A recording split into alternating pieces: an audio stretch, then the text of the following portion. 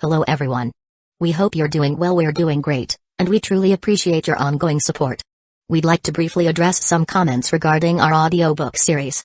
Rest assured, progress is ongoing. That said, your feedback is vital. If there's a novel you particularly enjoy and want to hear more of, please let us know in the comments. Each chapter requires a financial investment, so we can only continue series that receive strong audience interest.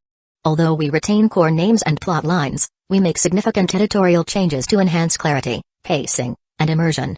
These are not simple recitations. We work hard to deliver a polished, thoughtful listening experience. Without sufficient feedback or engagement, we may need to discontinue a series. So if you're enjoying something, don't stay silent. Your input truly matters. Note, our default audio speed is 3x. If that's too fast, let us know. We're happy to adjust it. Interested in early access to unreleased audiobooks? Visit our Patreon. You'll get to experience new content before it reaches YouTube. Just to clarify, I'm a fan like you.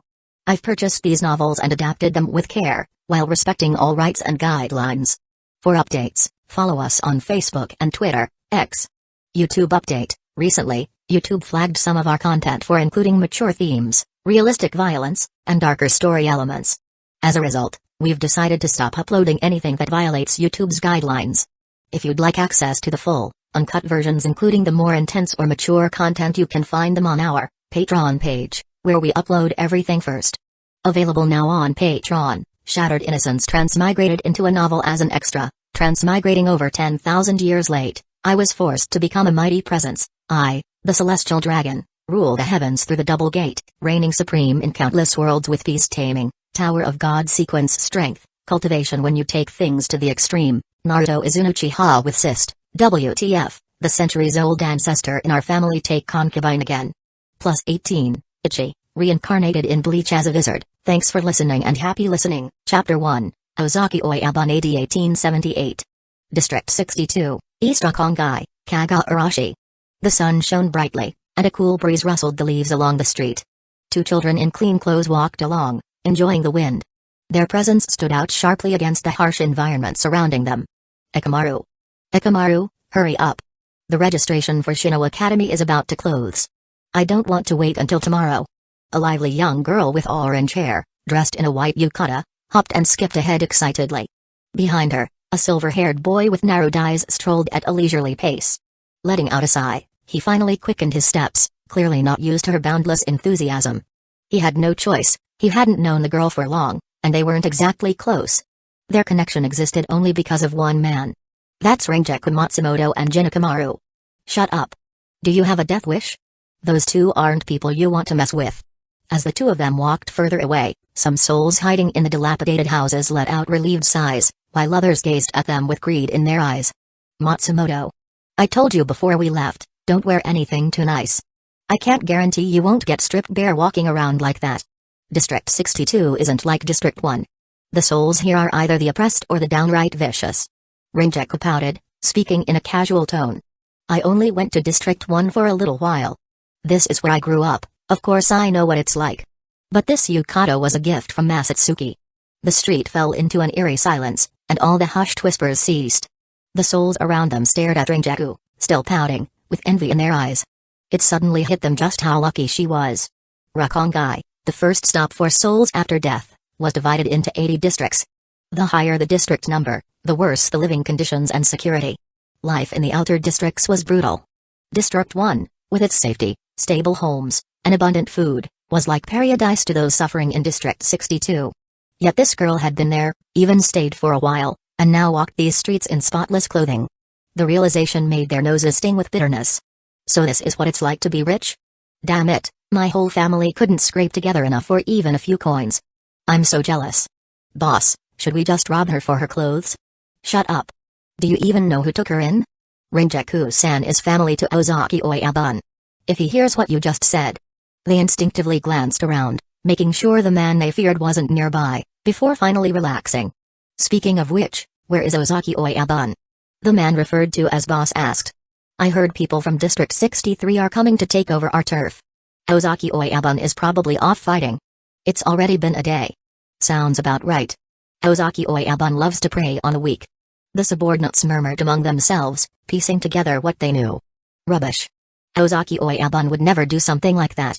Suddenly, their boss straightened up, eyes red and teary. He clenched his fists and shouted with emotion, "He must be out there protecting District 62. Damn it, such an important battle, and he didn't even take me with him." The subordinates exchanged silent looks. "You seriously don't know why he didn't take you? You're as weak as a chick. If you hadn't latched onto Ozaki Oyabun early and become his lackey, we would have taken you out ages ago. No way would you be the boss right now." "That's right. Ozaki Oyabun doesn't even see us as his own people. Let's go help him." The so-called boss cheered, clenching his fists.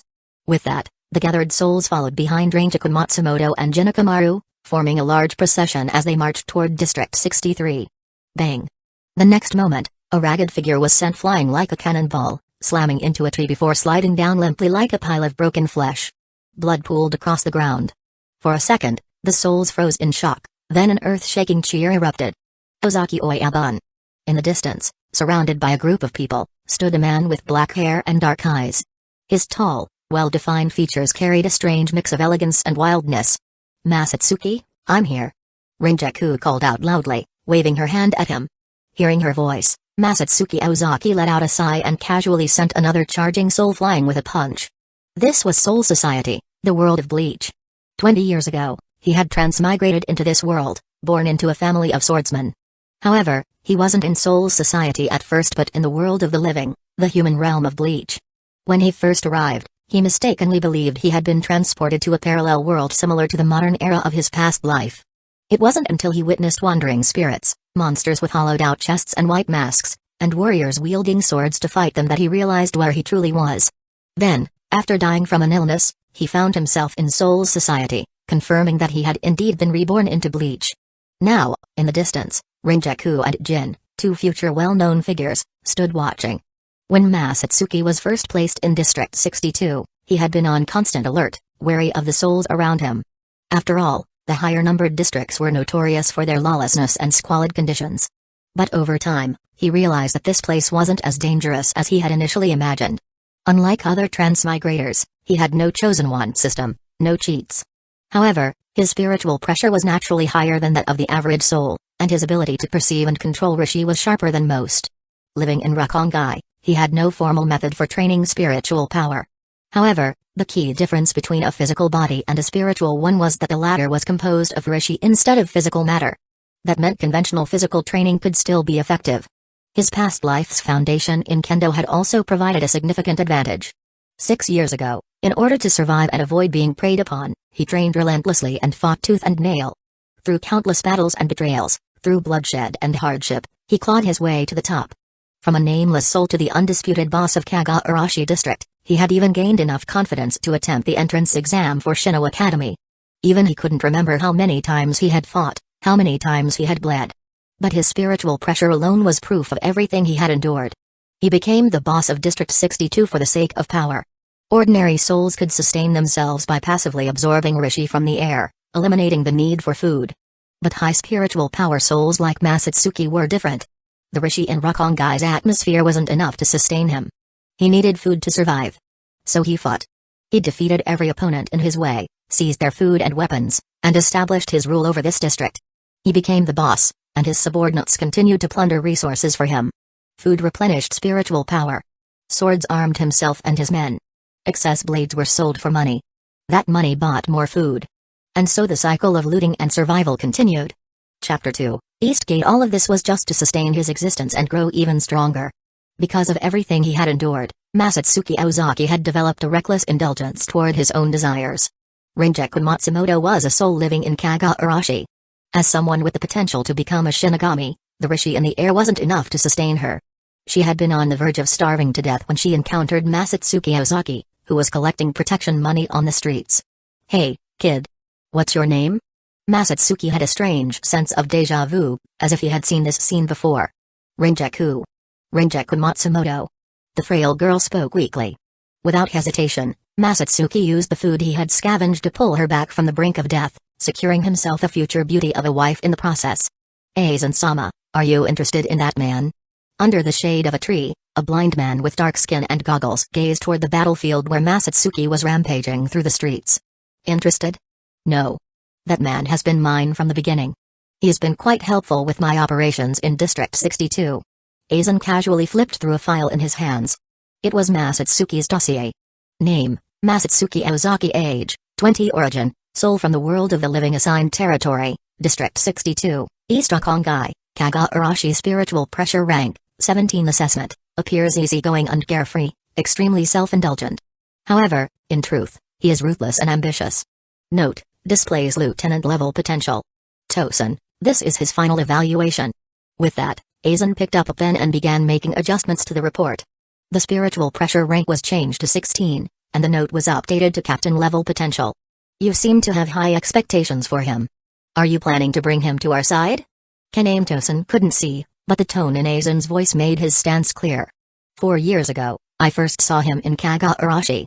Back then, his spiritual pressure rank was below 20, he was just another insignificant soul. Aizen glanced at the evaluation report and spoke in a calm, even tone. But in just 4 years, his spiritual pressure has reached 16th rank, the level of an average squad member. The most important thing is that he is a soul from the world of the living, yet he has survived in Rukongai. This level of talent is incredibly rare. He doesn't belong here. So, you're sending him to Shino Academy? Aizen's lips curled into a gentle smile, one that radiated warmth, naturally putting people at ease. Exactly. His talent shouldn't go to waste here. Seireitei is where he belongs. Masatsuki tightened his grip around a soul's neck, lifting him into the air. His gaze shifted toward a large tree in the distance. He couldn't see anything, but he knew someone was watching him from there. A surge of excitement stirred within him. Not because he was about to enter Shino Academy, no, that was merely a stepping stone. It was because he was one step closer to the Hueco. Ever since meeting Aizen in District 62 and catching his interest, Masatsuki had remained here, hunting down souls with Shinigami potential. He stripped them of their spiritual power, not only to trade for resources but to get closer to Aizen, searching for a way to seize the Hueco for himself. After all, the year was 1878. The Hueco experiment hadn't even begun yet. That miraculous artifact, the one capable of manifesting one's deepest desires and guiding their evolution, was still in its infancy. Aizen was still gathering materials for its creation. It would be another century before he successfully fused with it. Genryu's Ishigakuni Yamamoto remained the strongest Shinigami, still as formidable as ever. The most powerful Rankars at this time were limited to Stark, Lilinette, and Ulquiorra. Hueco had yet to invade Soul Society. And Ichigo Kurosaki? He hadn't even been born yet. In this era, the war between the Shinigami of the world of the living and the Quincy still rages on. The noble families of Soul Society continue their endless struggles for power, marked by assassinations and political intrigue. Meanwhile, the hollows of Hueco Mundo never stop seeking to fill the emptiness in their souls. Chaos and bloodshed reign across all 3 realms. Masatsuki Ozaki wasn't particularly ambitious. He only wanted to seize a Hueco to strengthen himself. Was that really too much to ask? Ignoring the blood pooling on the ground, he remained unfazed. Rangiku Matsumoto walked over to him with a calm expression. She was long accustomed to sights like this, where blood flowed freely. Living in District 62 meant there was no avoiding such things. Masatsuki, let's go already. The Shino Academy selection is about to begin. She bounced closer, brimming with energy, her voice ringing out cheerfully. Masatsuki tossed aside the last of his opponents and caught Rangiku as she leapt toward him, a smirk tugging at the corner of his lips. How could I forget? I just wanted to make a little extra cash before leaving. He chuckled, ruffling her hair. She wasn't quite grown yet, but she was already adorable. You say that like we'll definitely pass the exam just by showing up. Rangiku puffed up her cheeks in protest, bumping her head against his chin. And don't touch my hair. I spent ages getting it just right today. Masatsuki laughed, then hoisted her onto his shoulder. Alright, boys. Strip them clean. Don't leave them with a single thing. Yes, Ozaki Oyabun. His subordinates moved swiftly and efficiently. In less than 15 minutes, over 20 souls from District 63, who had came to seize territory, were left completely naked. Masatsuki took only their valuables before setting off with Rangiku and Jinakamaru towards Seireitei. As they walked, the scenery gradually changed. The streets became cleaner, the buildings taller, their design more intricate and refined. Compared to Rukongai, the grandeur of this district was an entirely different world. Then, boom. A deafening crash shook the air as smoke and dust filled the path ahead. A massive stone wall came crashing down from above. From within the haze, a towering figure with short black hair and a rugged build strode forward, his grin wide and unrestrained. You lot are here for the Shino Academy entrance exam, right? I'm Kaiwan, the gatekeeper of Seireitei's East Gate. If you want to get in, wait here. Once you pass the test, you can finally say goodbye to this place. Kaiwan, gripping an enormous sword, glanced at the hopefuls crowding the gate. With a casual smile, he pushed open the stone doors, revealing a group of Shinigami in black uniforms, presumably instructors from the Shino Academy. Seizing the moment, Masatsuki quietly slipped through the crowd and made his way to Kaiwan's side. He gave a discreet tug at the man's sleeve.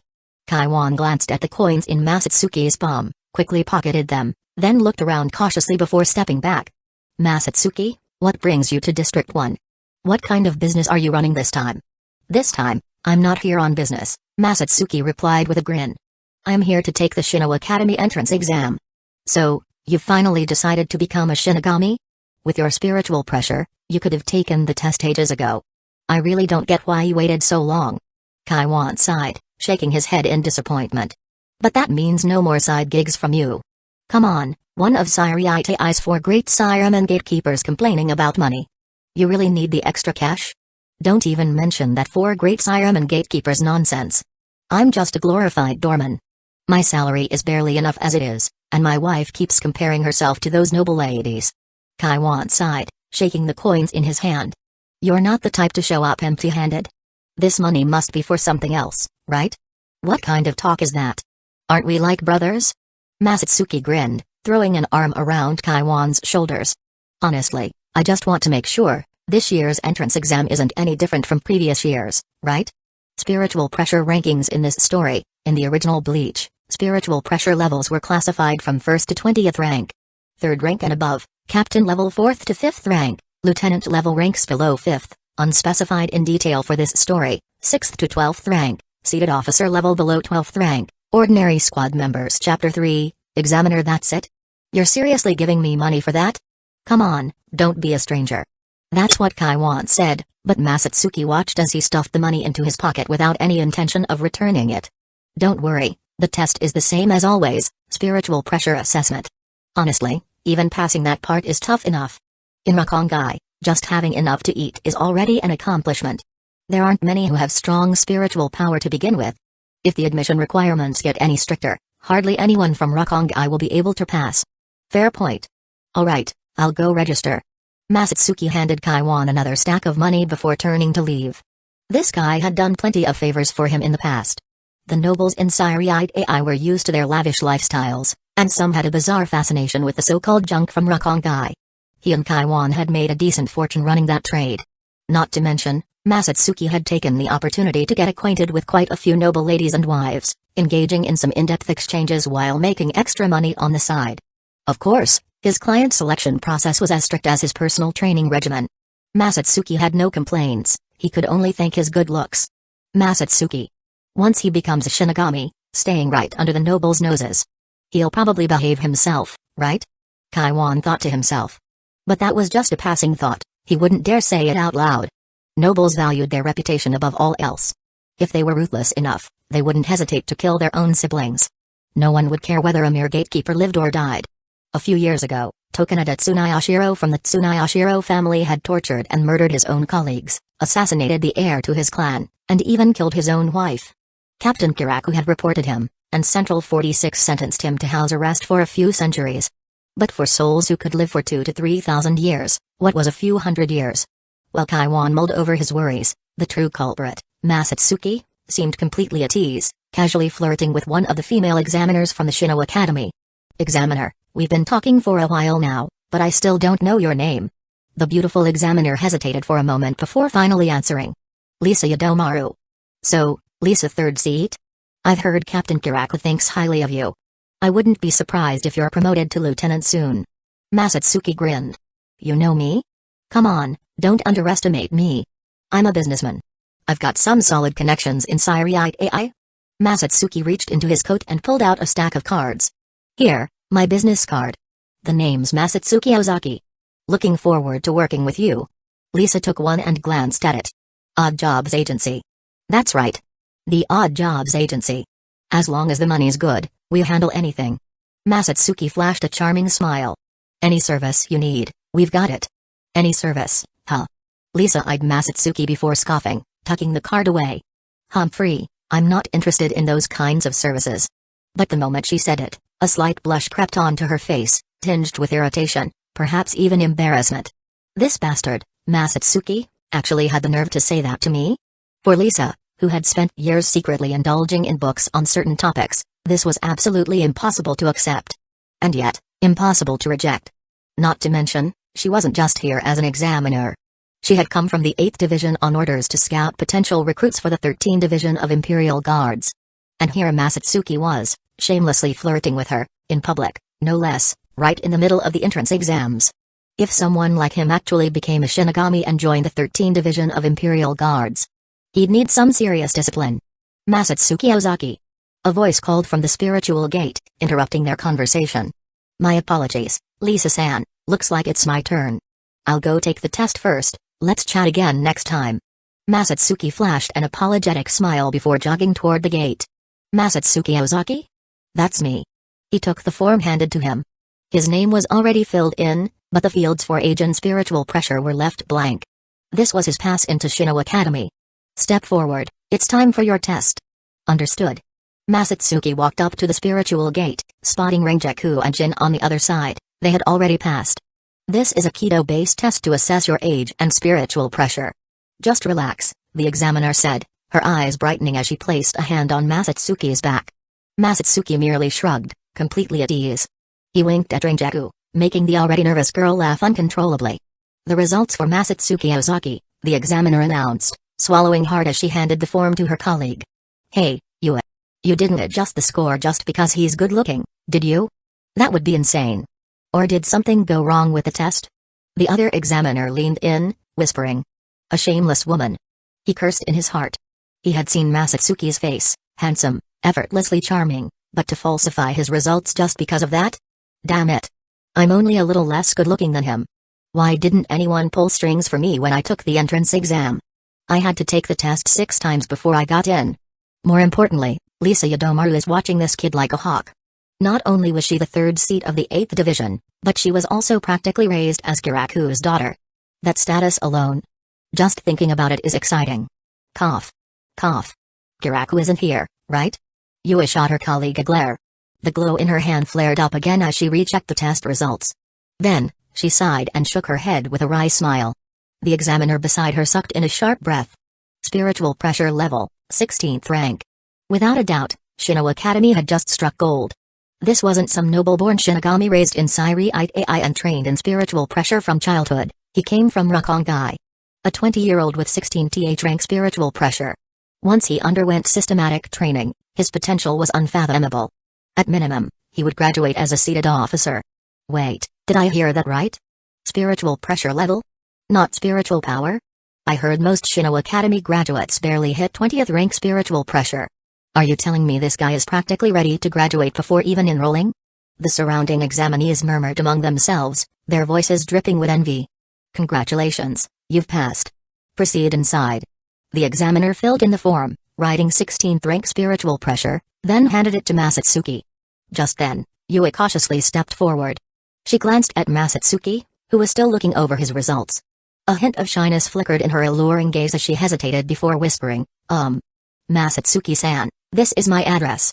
The examiner beside her froze. Yui-sensei. So this is what you're like? There are still other students watching, you know. Wait a minute, what the hell are you doing? Let go of that student. A teacher and a student tugging at each other in broad daylight, what kind of example is this? Well, I'll be a student at the academy from now on, and you'll be my instructor, Masatsuki said smoothly as he took the slip of paper. I'm sure there'll be many things I'll need to consult you about. As he spoke, he studied Yui's beautiful face, then casually gave her soft hand a squeeze before turning towards Seireitei. Chapter 4, Entering Shino Academy. The entrance exam concluded quickly, with fewer than 10 students passing. Across all 4 major districts of Rukongai, the total number of successful candidates barely reached 50. Led by the instructors, the students from the Eastern District who had passed the test traversed most of Seireitei, finally arriving at the Western Hokkaidoman Gate. Before them stood a massive, ancient-looking building, its architecture reminiscent of private academies from the world of the living's past. Inside the dojo, large plaques adorned the gray-white walls, with the character, founder, elegantly inscribed in flowing calligraphy. Shino Academy was originally known as the Founders' School, Established by the renowned Genri Uzishigakuni Yamamoto, the Academy's first headmaster and the legendary captain commander of the 13th Division of Imperial Guards. It was unclear whether the current headmaster was a devoted admirer of Yamamoto, but his gleaming bald head reflected the overhead lights so intensely that Masatsuki Ozaki had to squint. Seated in the main position, the bald headmaster maintained a strict and dignified demeanor, his voice full of authority as he declared, "Welcome to Shino Academy. I hope that over the next 6 years, you will learn what it takes to become an outstanding Shinigami." As he spoke, his gaze swept across the crowd, momentarily lingering on Masatsuki, Rangiku, and Jin. Though his expression appeared casual, he was clearly assessing them. All three were geniuses. If nothing unexpected happened, they would eventually distinguish themselves in the highly competitive ranks of the 13th Division of Imperial Guards. Masatsuki took a quick look around. The dojo housed not only students from the impoverished districts of Rukongai, dressed in tattered clothing, but also well-off students from Seireitei, their appearances reflecting their privileged upbringings. Among them, he spotted a familiar face. Sosuke Aizen, lieutenant of the 5th Division and a special calligraphy instructor at Shino Academy. It was said that his classes were always packed, with students even crowding the hallways just to hear his lectures. His brown hair, slightly tousled, formed soft bangs over his forehead. He wore a loosely draped shiakusho, with the Academy's white uniform beneath it, giving him an air of quiet refinement. However, he looked noticeably different from the composed and calculating figure Masatsuki remembered from the anime. At this stage, Aizen still carried a trace of youthful inexperience, lacking the full measure of his future poise. Even so, the charisma of a future antagonist was already beginning to take shape. As for the person sitting beside him, Sajan Kuichiki. Well, he had a certain delicate beauty. Seated with impeccable posture, he appeared fragile, as if a gentle breeze could knock him over. Though only a few hundred years old, he exuded a frailty reminiscent of someone nearing 2000. His body seemed perpetually weak, as if his very bones lacked the strength to support him. Truly enviable individuals. Masatsuki felt a tinge of emotion. Sajan Kuichiki was fortunate. As the heir of the prestigious Kuichiki clan, one of the 4 noble families, he possessed their innate talent, though his frailty rendered him ill-suited for combat. But Aizen. He was a true prodigy, a genius among geniuses. His talent was so overwhelming that it left him isolated, with no peers to match him. Deep down, he even wished he were just an ordinary Shinigami. That kind of ability. It was excessive. Even Masatsuki couldn't help but feel envious. He had clawed his way up from the very bottom, struggling to reach a mere 16th rank spiritual pressure level, while Aizen was already contemplating the limits of Shinigami existence, meaning he had likely achieved first rank spiritual pressure by now. And in the future, if he truly succeeded in breaking those limits, surpassing even Yamamoto, the strongest Shinigami, to reach an entirely new plane of existence. That was something beyond envy. At this point in time, Aizen was still quite young, carrying a sense of pride and innocence unique to youth. He concealed it well, but in his interactions with Masatsuki Ozaki, it occasionally surfaced without him realizing it. Sensing Masatsuki's gaze, Aizen maintained his signature gentle smile and playfully winked. "Masatsuki, we're going to be living here from now on. Looks pretty nice, don't you think?" Rangiku took the student uniform handed out by the instructor, spreading it out and running her fingers over the fabric. This was a material she had never seen in Rukongai. Even the best clothes in Rukongai couldn't compare to the standard issue uniforms given to every student here. She smiled happily. Why did souls from Rukongai strive to enter Shino Academy? Was it to become Shinigami and serve the nobles? Of course not. It was simply a chance at a better life, a way out. Even if they couldn't become nobles, just being an ordinary Shinigami meant rising above the common souls of Soul Society. The living conditions were far superior to those in Rukongai. Not to mention the abundance of rishi in the air, something Rukongai could never compete with. Who wouldn't want a better life? And with a good training environment and professional instruction at Shino Academy, cultivating their abilities would be far more efficient. Aizen wasn't lying after all. Masatsuki muttered to himself. Is that enough to satisfy you? He turned his head, grinning broadly. That's not nearly enough. It has to be even better. His current goal was simple, joining the Hueco experiment was out of the question for now, so his best option was to secure a top ranking in Shino Academy's graduation exam. If possible, he wanted to earn a seated officer position right away, climbing the social ladder and securing a better future for himself. Being a gang boss in Rukongai no longer interested him. Now that he had stepped into the ranks of warriors, there was no point in staying a mere thug. One word from a Shinigami, and those street thugs wouldn't dare defy him. As for providing certain services to noble ladies, he figured he didn't have to give that up just yet. Next, each instructor will take their students to their respective classrooms, the bald headmaster announced in a loud, authoritative voice. The dojo instantly fell silent. The instructors seated in the front row rose one after another, list in hand, and began leading their students toward the classrooms. Once inside, the teachers stood at the podium, outlining the curriculum for the next 6 years. By this point in time, Shino Academy was fully developed, and its Shinigami training system had matured. The core of their studies revolved around the 4 fundamental Shinigami disciplines known as sword art, hand-to-hand combats, flash steps and Kido, along with the practice of Kanso, soul burial. Zan referred to sword art, the art of wielding a blade, the Shinigami's primary method of attacking enemies. Ken was hand-to-hand combats, hand-to-hand combat techniques used by Shinigami. So was flash steps, the movement techniques that enabled Shinigami to traverse distances in an instant. Ki stood for Kido, the spell-based techniques that transformed spiritual power into various offensive and defensive abilities, and finally, Kanso, the fundamental duty of a Shinigami, guiding deceased souls to soul society. Masatsuki made up his mind to take his studies seriously. Though, sword art, hand-to-hand combats, flash steps and Kido formed the foundation of their training, mastery of these disciplines was essential for true strength.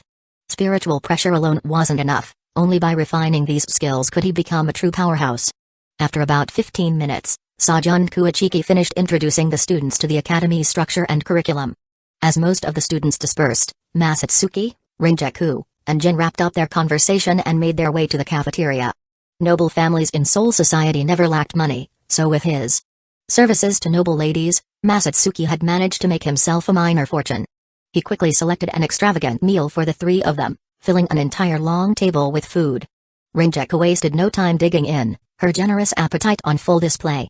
Her cheeks puffed up with food, making her look like a steamed bun. Jin, in contrast, was more reserved. He hesitated for a moment, watching Masatsuki and Rangiku eat before picking up his chopsticks, though once he started, his pace was just as fast as theirs. "Mind if I join you?" Zanpakuto approached their table, his gentle gaze falling on the 3 students devouring their meal. He sighed softly. Chapter 5, The First Business Deal. "So-san, don't like the food?" Masatsuki Ozaki glanced at Zanpakuto, who sighed softly, then shifted his gaze to the nearby table reserved for teachers. The long table was adorned with exquisitely carved food boxes, clearly from an esteemed household.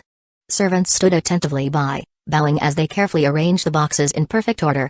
As the heir of the Kuachiki family, one of the 4 noble families, Zanpakuto embodied nobility in every aspect, even in something as simple as dining. The difference between a true aristocrat and someone like Masatsuki, a self-made rich man, was apparent at a glance. Compared to this refined young master, the so-called luxurious meal Masatsuki and his friends were enjoying barely deserved the title. "Well, Masatsuki, you can call me Kuachiki-sensei or Sajan-sensei, but So-san isn't quite right." Zanpakuto offered a warm smile and gestured invitingly. "Help yourself to whatever you'd like. Is this really the so-called perfect gentleman Zanpakuto? He's almost too kind. He wasn't as strict as his father, Jinrai Kuachiki, nor as cold and distant as his son, Byakuya Kuachiki."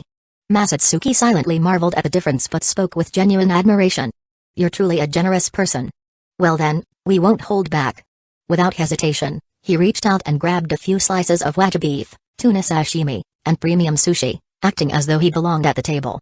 Rangiku Matsumoto stared at the food before swallowing hard, but unlike Masatsuki, she wasn't shameless enough to dig in the moment someone extended an offer. Jin Ikamaru let out a helpless sigh. He had long known Masatsuki was socially awkward.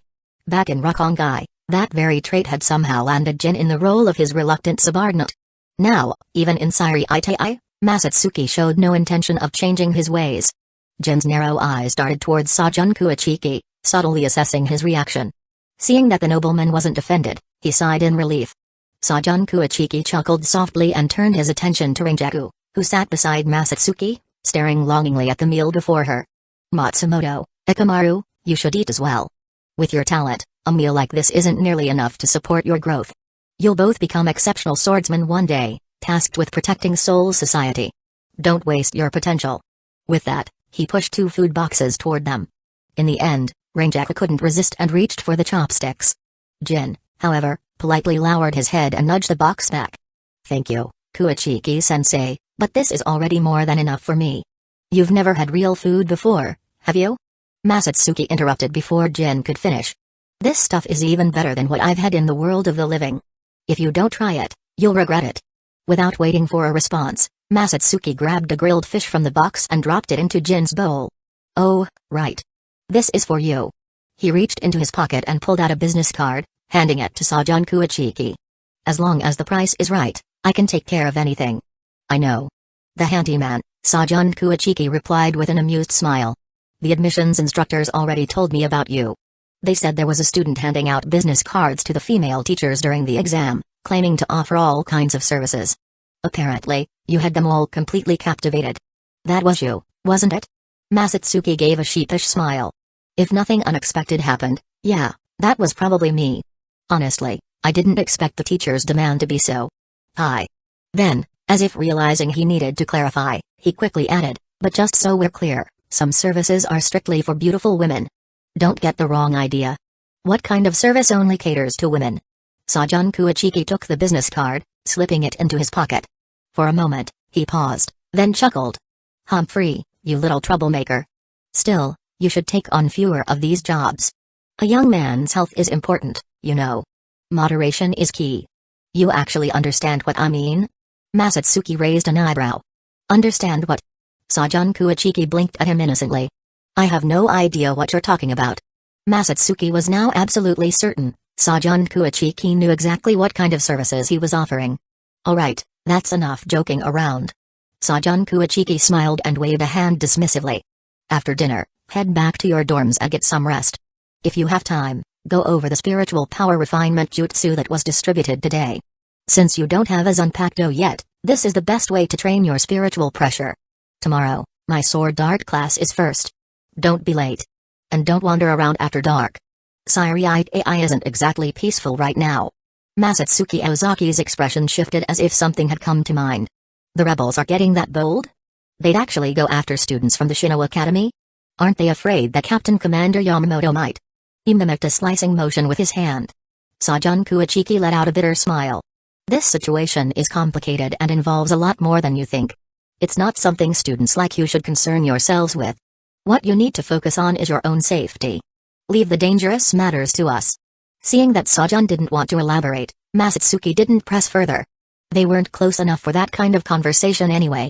Sajan slowly stood up, gathered his emptied food box, and turned to leave. Masatsuki left the cafeteria with Rangiku and Jin, taking a casual stroll with them before escorting them back to their dorms. Afterward, he made his way toward the faculty dormitories. He had a business deal to take care of, his first transaction at Shino Academy. The next morning, Masatsuki woke up in a large, soft bed. Sunlight streamed in, casting a glow on his defined features, sharp nose, deep, star-like eyes, and long black hair cascading down his back. His refined yet slightly unruly aura made him all the more captivating. He slowly sat up, stretching his bare body. His well-defined muscles flexed subtly, enhancing his masculine charm. Simply put, from every angle, he was undeniably attractive. "My spiritual pressure has increased." His sharp senses detected a subtle change within his spiritual body, and a smirk tugged at his lips. After last night's nearly 2-hour battle, waking up to find his spiritual body and spiritual pressure strengthened was no surprise. It made perfect sense. The fundamental difference between a physical body and a spiritual body was that the former was composed of kishi, while the latter was formed from rishi. While their organs functioned similarly, spiritual bodies had two specific points corresponding to the danshin and lower danshin in physical bodies: Seikatsu, chain of fate, and Hikkyushui, soul sleep, key nodes responsible for generating spiritual power. At the core of it all was the soul core, the very energy that sustained the existence of a spiritual body. According to the biological knowledge Masatsuki retained from his past life, dopamine secretion in the human brain was closely tied to physical activity. High-quality exercise was known to improve kidney function, increase cardiac output, raise blood pressure, and enhance overall heart performance. Over the years, he had always felt his spiritual body growing stronger through battle, and after practicing the spiritual power refinement jutsu, that sensation became even more pronounced. Of course, his ability to enhance his spiritual pressure so effectively had more to do with his natural talent. His extraordinary perception of rishi allowed him to absorb it even during movement, something most people couldn't do. "Masatsuki, are you awake?" A soft, teasing voice drifted from beside him. A delicate, rosy face peeked out from beneath the sheets. Beneath the covers, faint traces of blood could still be seen, proof of last night's intense battle. Chapter 6, Bansho Senran, all things in existence. Yui's eyes shimmered with warmth as she gazed at the tall, dark-haired man standing by the bed, her expression filled with contentment and shyness. She had never encountered a man so perfect, his appearance refined, yet his demeanor wild and domineering. The contrast between the two only made him more irresistible. Though last night had been her first time, due to both her personality and profession, she found herself completely captivated by the man before her. Masatsuki Ozaki walked over to the small table by the wall, picking up the half-empty bottle of sake he had been drinking. He took a swig, swished it around his mouth, then swallowed it all in one go. Smiling, he said, "Darling, I've got class. You go ahead and sleep in." Though he addressed her so affectionately, there was no real emotion behind it. In truth, he might forget about you entirely one day. She was beautiful, no doubt. Her status was an added bonus, and last night had certainly been enjoyable. But love? That wasn't in the equation. Masatsuki casually grabbed his uniform from the couch, a traditional kendo outfit, white on top with blue hakama. The first class of the morning was sword art. Sajun Kuichiki stood at the front of the dojo, a bamboo sword in hand, demonstrating basic sword techniques while methodically explaining each movement to the class. Masatsuki and the others knelt on the polished wooden floor, their own bamboo swords resting in front of them. The techniques Sajun taught weren't all that different from the kendo Masatsuki had learned in the world of the living. Seeing no need to focus entirely on the lecture, Masatsuki divided his attention, listening while simultaneously refining his spiritual pressure using the spiritual power refinement jutsu. Jin Ikamaru leaned in slightly, his body tilted at an odd angle. "Masatsuki, did you hear? Someone's coming to the Shino Academy in a few days as a guest lecturer for sword art." "A sword art class? So, does that mean Sajun-sensei is finally going to retire and go inherit the family estate?" Masatsuki's tone carried a hint of envy. He truly meant it. Only someone who had once lived as a noble could understand just how comfortable that life was. Back in the world of the living, he had indulged in luxury from a young age, so much so that excess eventually took a toll on his health. Now, he found himself in the humiliating position of catering to noble women just to get by. Retire? Not quite. The guest lecturer is only here for a temporary lesson. Do you know who it is? The noble kids are saying it's someone important. Masatsuki raised an eyebrow and lowered his voice. Important? How important? Well, from what those noble-born students are saying. It might be a captain from the 13th Division of Imperial Guards. Masatsuki was slightly surprised. It wasn't unusual for 13th Division of Imperial Guards captains to teach at Shino Academy. In the original timeline, after Aizen became a captain, he had regularly served as a calligraphy instructor here. However, guest lectures were usually reserved for graduates. When did first-year students start receiving such treatment? At that moment, Sajun Kuichiki seemed to have finished explaining the core points of the lesson. He halted his movements and turned his gaze toward Masatsuki. "Ozaki, are you not enjoying my class?" "How could that be?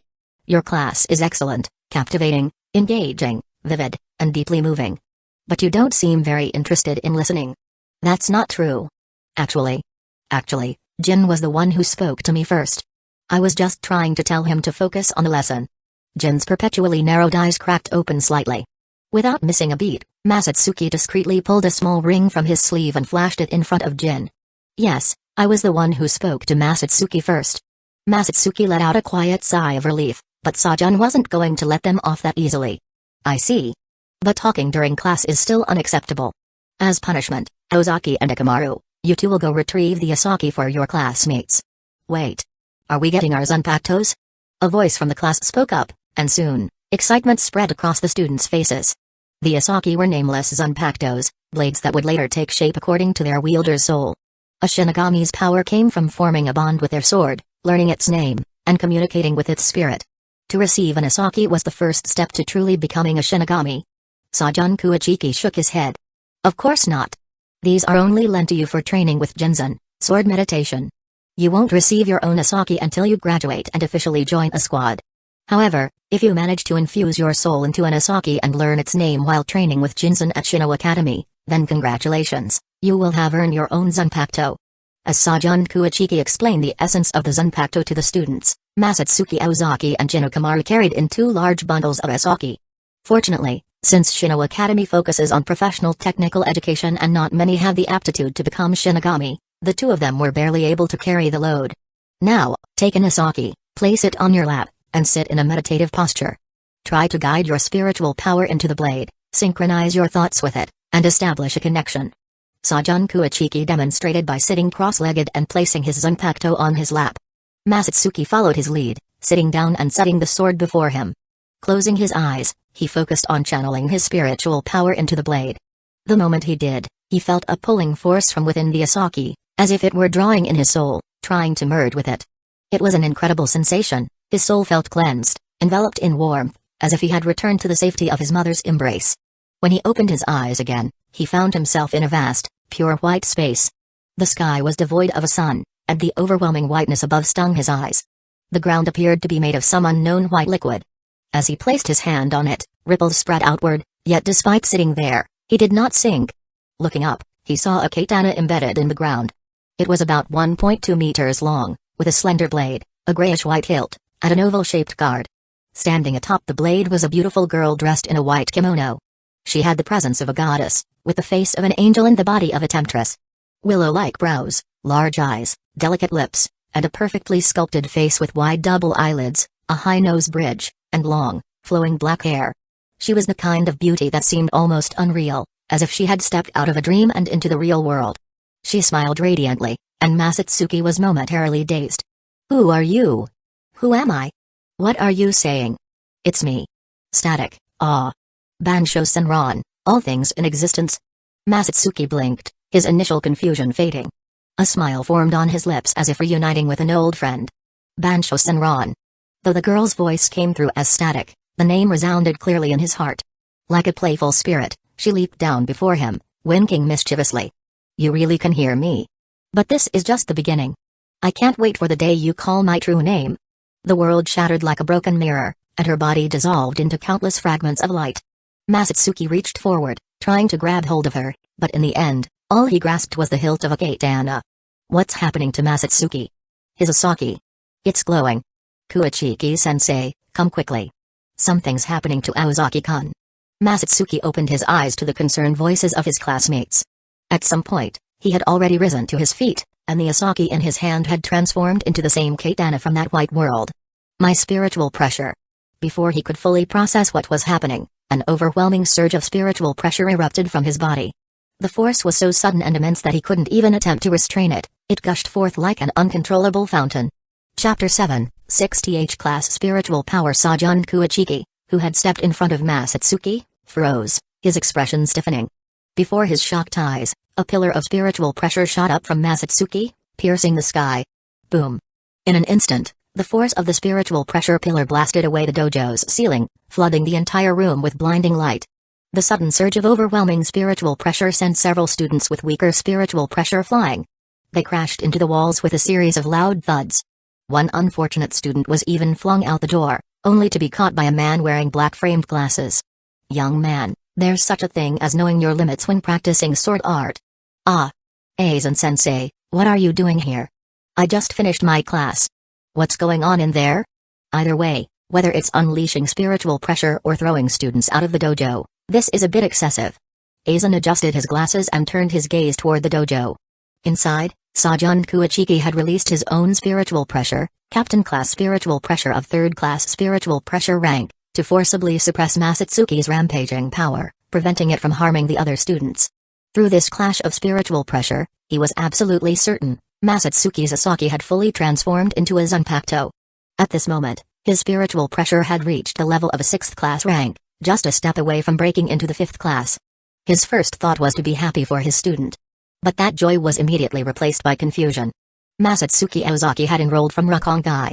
His records were clear. When he first entered Shino Academy, he had only possessed a 16th class spiritual pressure rank. Yet now, he had skyrocketed to the 6th class, surpassing most seated officers. Even achieving Shikai shouldn't result in such a drastic increase. Normally, when a Shinigami awakens their Shikai, their spiritual pressure rank rises by 1 level, or 2 at most if they're exceptionally gifted. But to leap 10 ranks in one go? That was unheard of. Aizen stood motionless, his fingers tightening around the frame of his glasses. His entire body seemed frozen, his eyes locked onto Masatsuki Ozaki. Unbeknownst to him, the usual gentle smile on his face had begun to distort, the corners of his mouth stretching wider and wider. To the students watching, the ever-kind and approachable Lieutenant Aizen suddenly looked like a monstrous demon. As a Shinigami born to commoners, Aizen had no knowledge of how to cultivate spiritual power before entering Shino Academy. Yet, due to his unparalleled talent, he had reached the level of a top-seated officer, 6th class spiritual pressure rank, within less than half a year of beginning his training. Even though he had concealed his true strength from others, he had always taken pride in it. The records of the Academy's most outstanding students throughout history were publicly available, and they made one fact clear: no one had ever surpassed his rate of progress. So, while he had long acknowledged that Masatsuki was growing at an astonishing pace, his starting point had been too low. Never, not even once, had Aizen considered the possibility that Masatsuki was a genius on his level. At times, Aizen had wondered if he had simply been born different from ordinary people, something beyond them, something superior. That thought had often left him feeling utterly alone. For a long time, he had subconsciously sought out someone who could stand at the same height as him, only to be met with disappointment, time and time again. And just when he had been ready to abandon that search, fate had played a cruel joke on him. This man. His talent is equal to mine. Perhaps, just perhaps, he could stand beside me. Once the thought took root, it refused to leave. For the first time in years, Aizen found himself overwhelmed by a complex mix of emotions. Even he wasn't sure what he was feeling. This man is too dangerous. I should eliminate him as soon as possible. No. Perhaps he's just a fleeting anomaly. In a few years, he might fade into obscurity. Why take the risk? The plan is approaching its critical stage. Any potential threat must be dealt with immediately. A storm of conflicting thoughts raced through Aizen's mind, disrupting his normally flawless reasoning. He exhaled slowly, as if trying to steady himself. He had always anticipated that someone like this might one day stand in his way.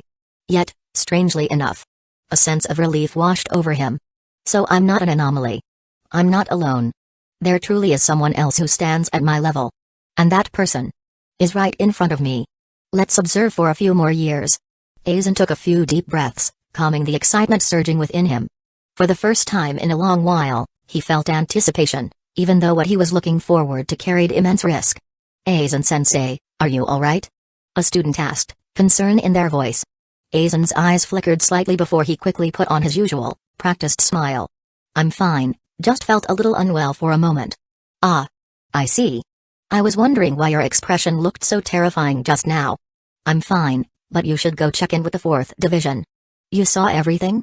The student nodded, and Aizen smiled. Thank you for your concern. I'll be on my way, then. Sajun-sensei, are you alright? Masatsuki had finally managed to suppress his spiritual pressure. He reached out, waving a hand in front of Sajun Kuichiki's face.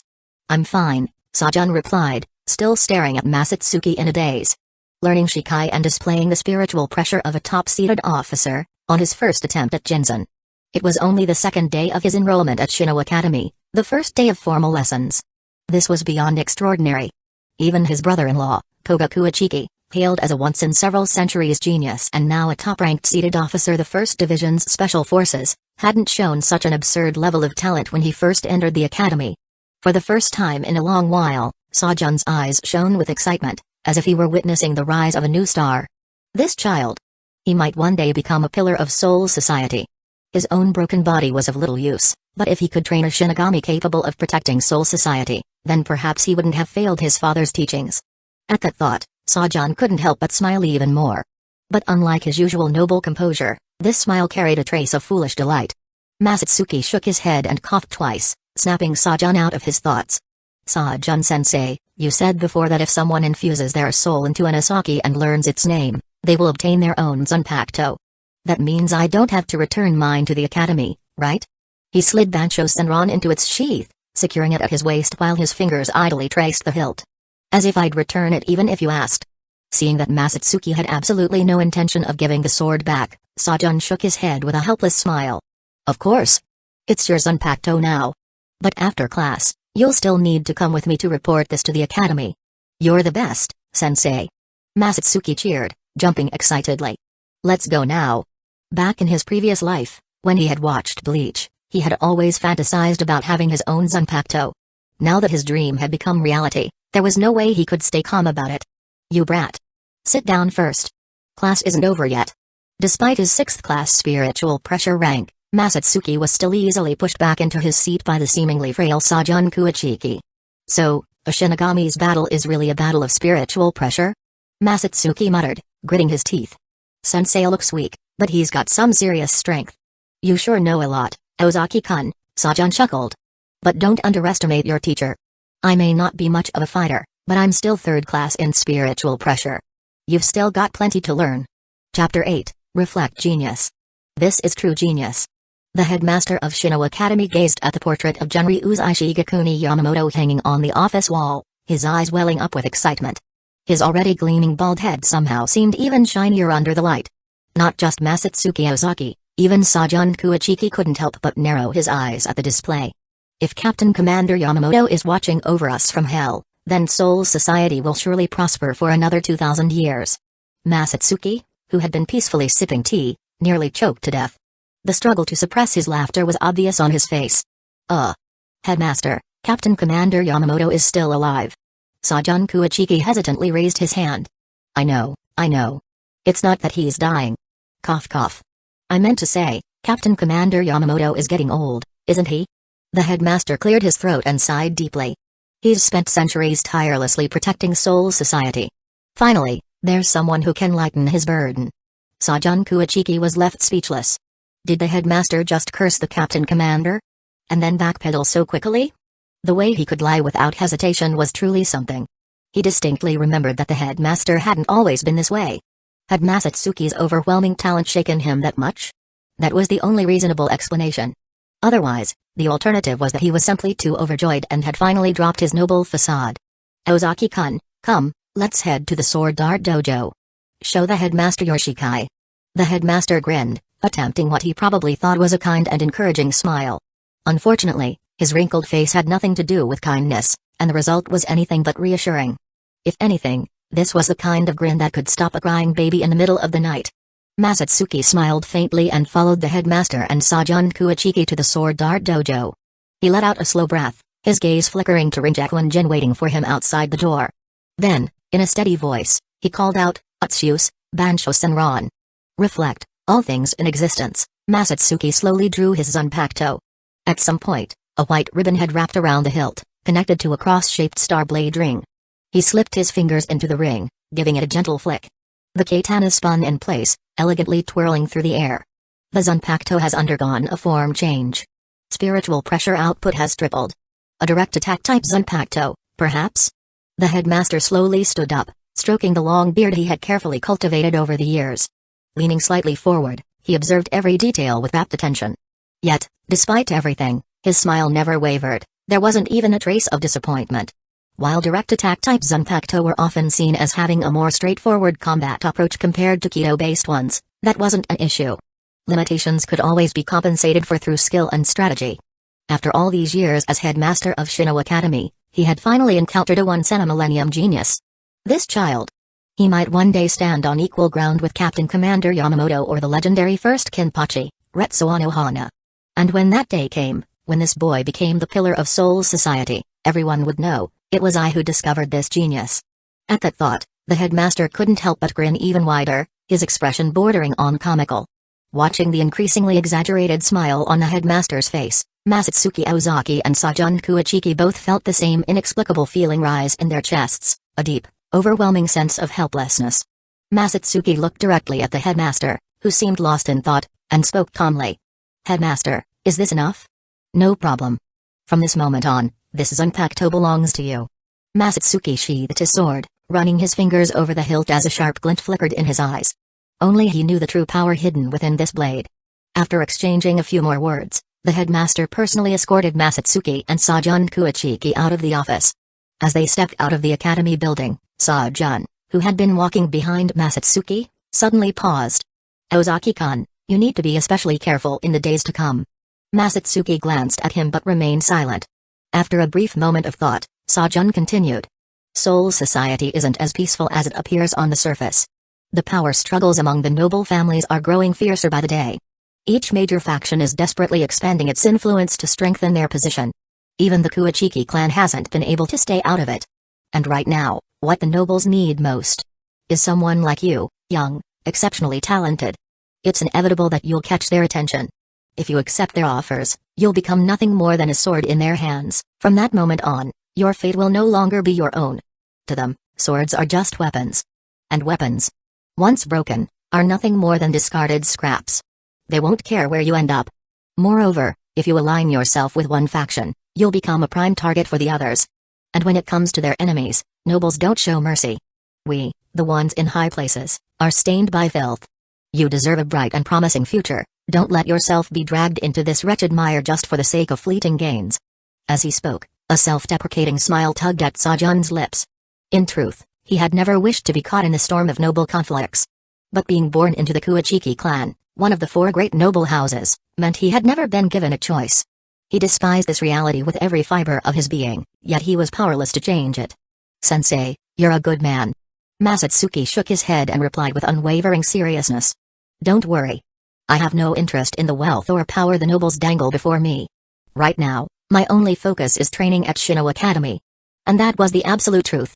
He had dealt with nobles before, enough to have a general grasp of Soul Society's current state, even if he wasn't privy to its deepest secrets.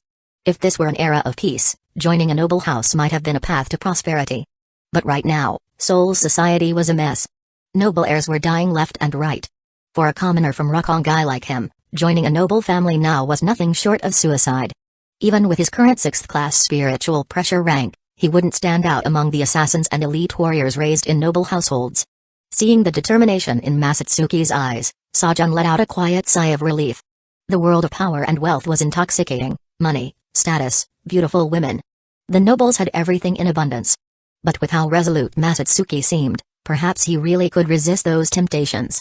After parting ways with Sajun Kuachiki, Masatsuki headed toward his dormitory. His sudden surge in spiritual pressure today was too great. There was no time to train with Yua-sensei. For now, he needed to focus on refining his control over his spiritual pressure. And while he was at it, he could use Jinzen to converse with Bansho Senran. Shino Academy's dormitories were divided into 3 categories. The first was the standard shared dormitory, 6 students per room for men, and 4 per room for women. The second was a private single-room dormitory, typically reserved for students with exceptional aptitude, giving them a better environment for training. Masatsuki and his 2 closest peers were assigned to this type. And the third? Rather than a dormitory, it was more like a luxurious mansion, private courtyards, personal servants, a residence fit for nobility. To live there, money alone wasn't enough. One also needed noble status. As he entered the dormitory area, Masatsuki was surprised to find a teacher waiting for him. Not only that, but his dormitory had been reassigned to the mansion district. Some things never changed. No matter where you were, a genius was always given special treatment. Chapter 9, Genryu's Ishigakuni Yamamoto. Masatsuki, I'm here. Rangiku Matsumoto couldn't hide her excitement as she looked at the rising star of the Shino Academy, sitting cross-legged on the sofa, hands constantly caressing his Zanpakuto. But soon, confusion clouded her expression. Masatsuki had only obtained his Zanpakuto less than a day ago, yet the bond between them was unusually strong, so strong that it felt a little strange.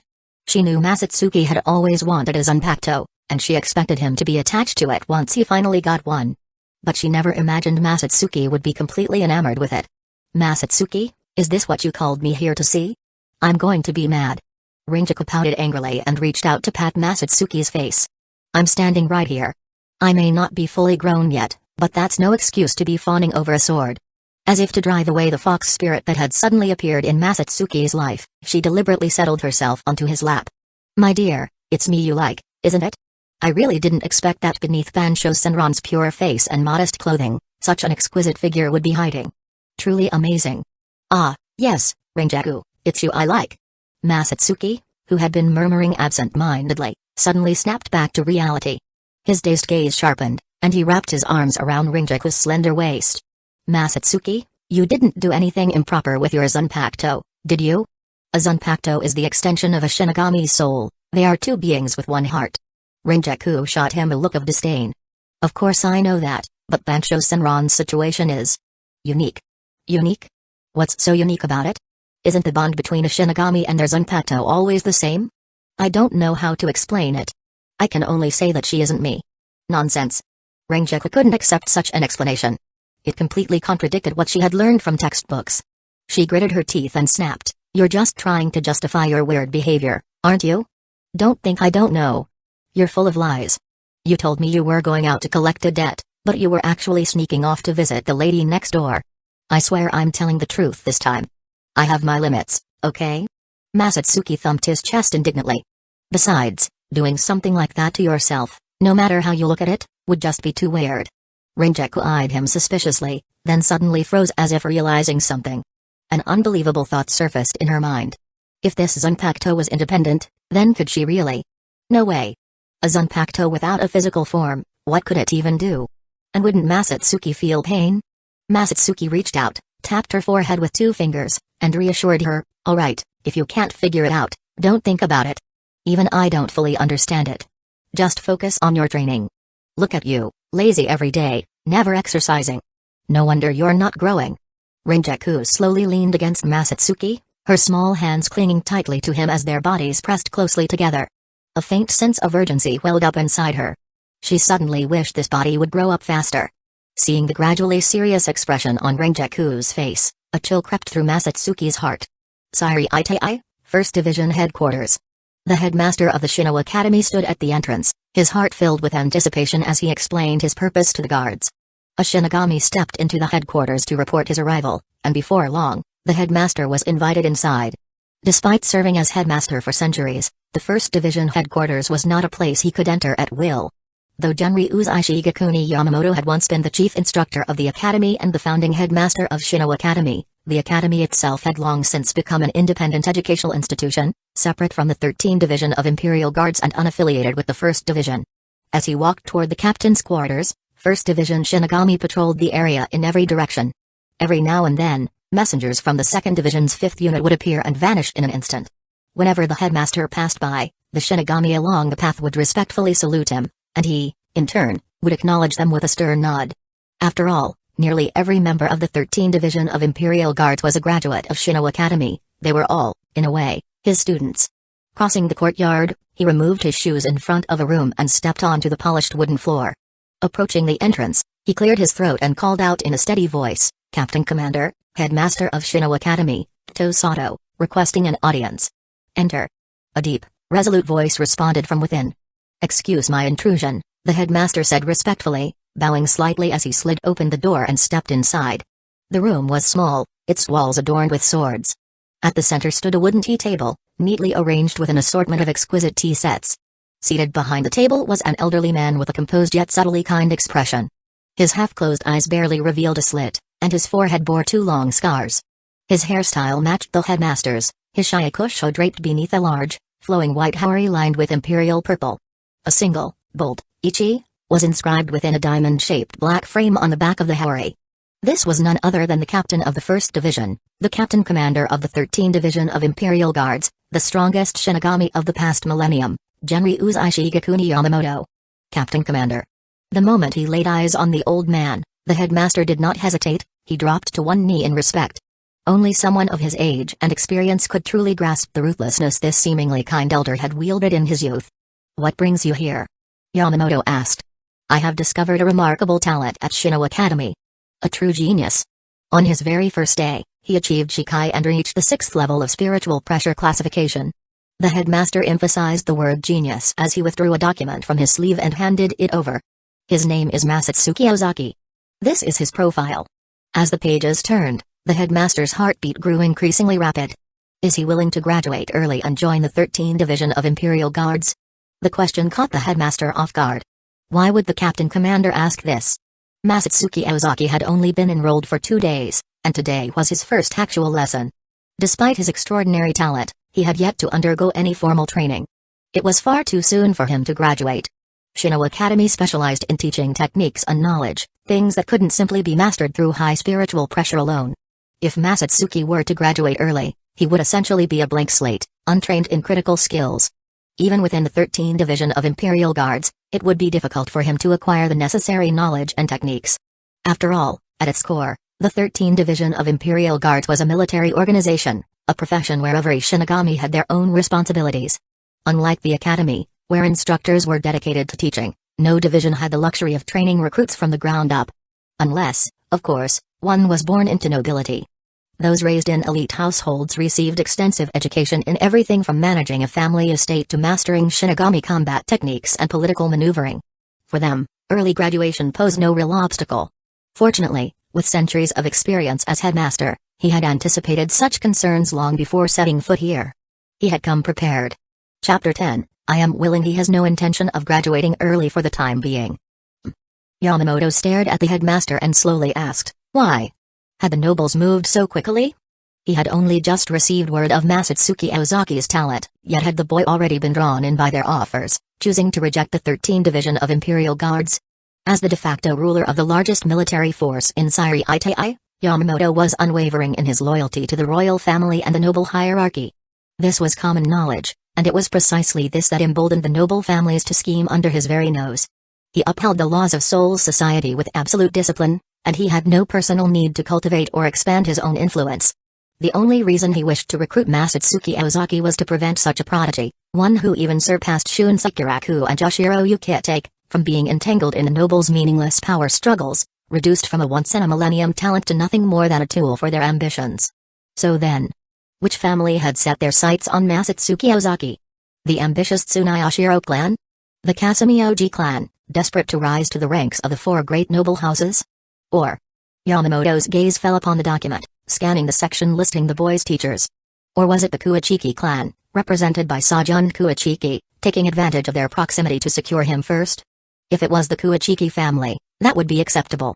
While they had been reluctantly drawn into noble politics, Jinrai Kuachiki was not only an old friend but also a symbol of noble integrity.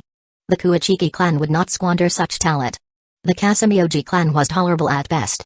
Their methods were relatively mild. But if Masatsuki fell into the hands of the Tsunayashiro clan, then he would be truly ruined. He believes he is not yet skilled enough and wishes to continue his studies at Shino Academy. The headmaster swallowed nervously and added, it seems he has no intention of leaving anytime soon. The atmosphere in the room grew inexplicably colder. No nobles have approached him? Realizing what Yamamoto was worried about, the headmaster let out a quiet breath of relief. Rest assured, Captain Commander. I have been monitoring Masatsuki Ozaki since his enrollment. The only individuals who have had close contact with him recently are 2 instructors and 2 friends from his hometown. I am familiar with Kuachiki-sensei's character. He would never cross the line. As for the other instructor, her relationship with Masatsuki Ozaki is purely professional. The headmaster nodded to himself. Well, purely a bond between souls. Yamamoto leaned back in his seat, silent in thought. The headmaster, sensing the weight of the moment, quietly approached the tea table and poured Yamamoto a cup of tea. His movements were practiced, clearly, this was not the first time he had performed such a task. Time passed in silence, long enough that the headmaster began to feel restless just standing there. Then, suddenly, Yamamoto spoke. Since the boy enjoys studying, have him come to the 1st Division after class. I will personally teach him what it means to be a true Shinigami. I will have the right Aitai notify him. You may return. The headmaster froze for a moment, then his eyes flashed with excitement. The Captain Commander. Personally mentoring Masatsuki Ozaki? Having him report to the 1st Division wasn't just about training. It was also about evaluation and protection. And after that evaluation was complete, the possibilities were too overwhelming to even dare consider. Why wasn't I born with such talent?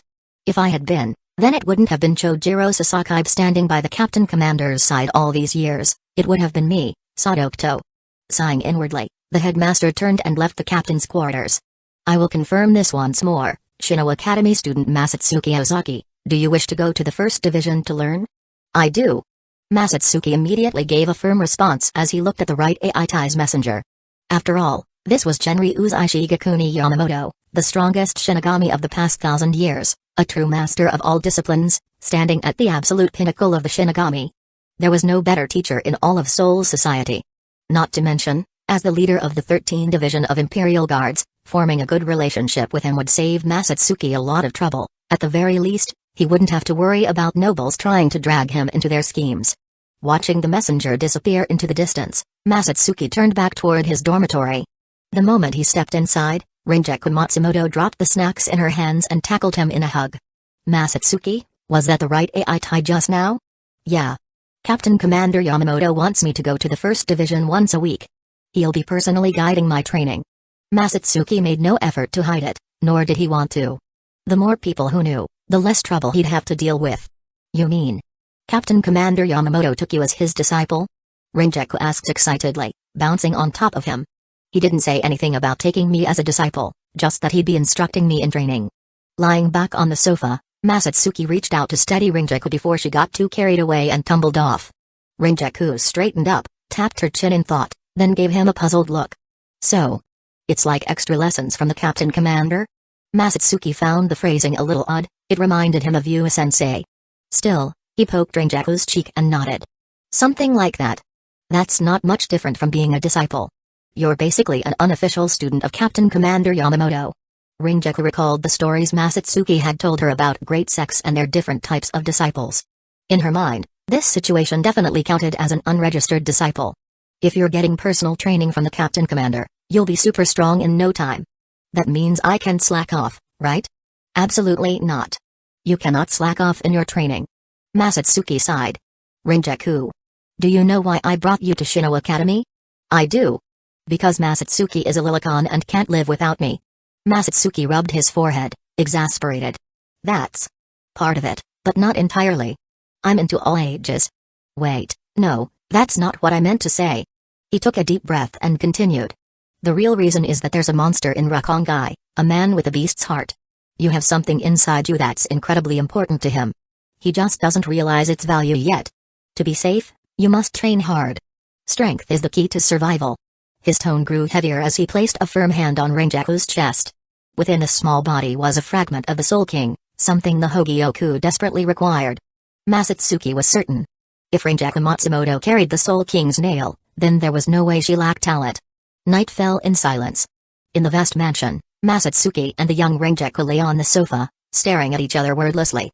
Having grown up in Rukongai, where she had endured nothing but hunger, cold stares, and rejection, Rangiku had never imagined that someone like her, who once had nothing, could possess something that a certain great villain considered priceless.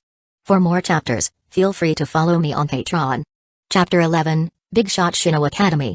Outdoor training ground. The sky was clear, and a gentle breeze brushed against the skin. Dust swirled over the vast training grounds. Rows of targets were lined up along the edges, and further beyond, a blue Kido barrier stretched across the entire area. Many students were already engaged in their routine Kido training, yet their gazes frequently drifted toward the lone figure standing at the center of the field. Masatsuki Ozaki, clad in the academy's blue and white uniform, stood with his palm aimed at a target. O Lord who reigns. Mask of flesh and bone, all things, spreading wings, bearing the name of man. Scorching heat and chaos, rolling across the sea to the south, step forward. Hado number 31, Shakuho. As he chanted, Rishi rapidly gathered in his hand, condensing into flames before surging forward. Boom. A thunderous explosion echoed, shaking the ground. As the smoke cleared, the target had vanished, leaving behind only a scorched crater. This was the scene witnessed by the gathered students. Ozaki is incredible. I haven't even mastered Byakurai yet, and he's already practicing Shakuho. The training students felt a mix of emotions, admiration, frustration, even envy, but they had to acknowledge Masatsuki's talent. Typically, souls from Rukongai, having grown up far from Seireitei, lacked early exposure to Shinigami training, making it difficult for them to keep pace with noble-born students. Unless someone possessed extraordinary talent in Kido, most Rukongai students struggled to match the progress of their aristocratic peers, even after graduation. But Masatsuki was different. Despite his notoriously chaotic personal life, his rapid mastery of spiritual pressure control was one thing, but his aptitude for Kido was unexpectedly high. TCH, big deal. Kido is nothing. A real Shinigami relies on their Zanpakuto. We've got sword art class this afternoon, I'll prove I'm just as good with a blade. The noble students scoffed, though there was an unmistakable bitterness in their tone. In truth, they were shaken. Most of them were still struggling with Hado number 12, Hidden Fire, yet Masatsuki was already launching high-level Kido with precision. No wonder the elders of their families had advised them to associate with him. This guy was something else. As they continued watching, Masatsuki fired off another perfectly executed Shakuho. Want to train together? Masatsuki dusted off his uniform and smiled as he approached Rangiku Matsumoto and Jinakamaru. Running a hand through his long hair, sweat trickled down his strikingly handsome face and pale neck, disappearing beneath his collar. The sheer impact of the scene was undeniable.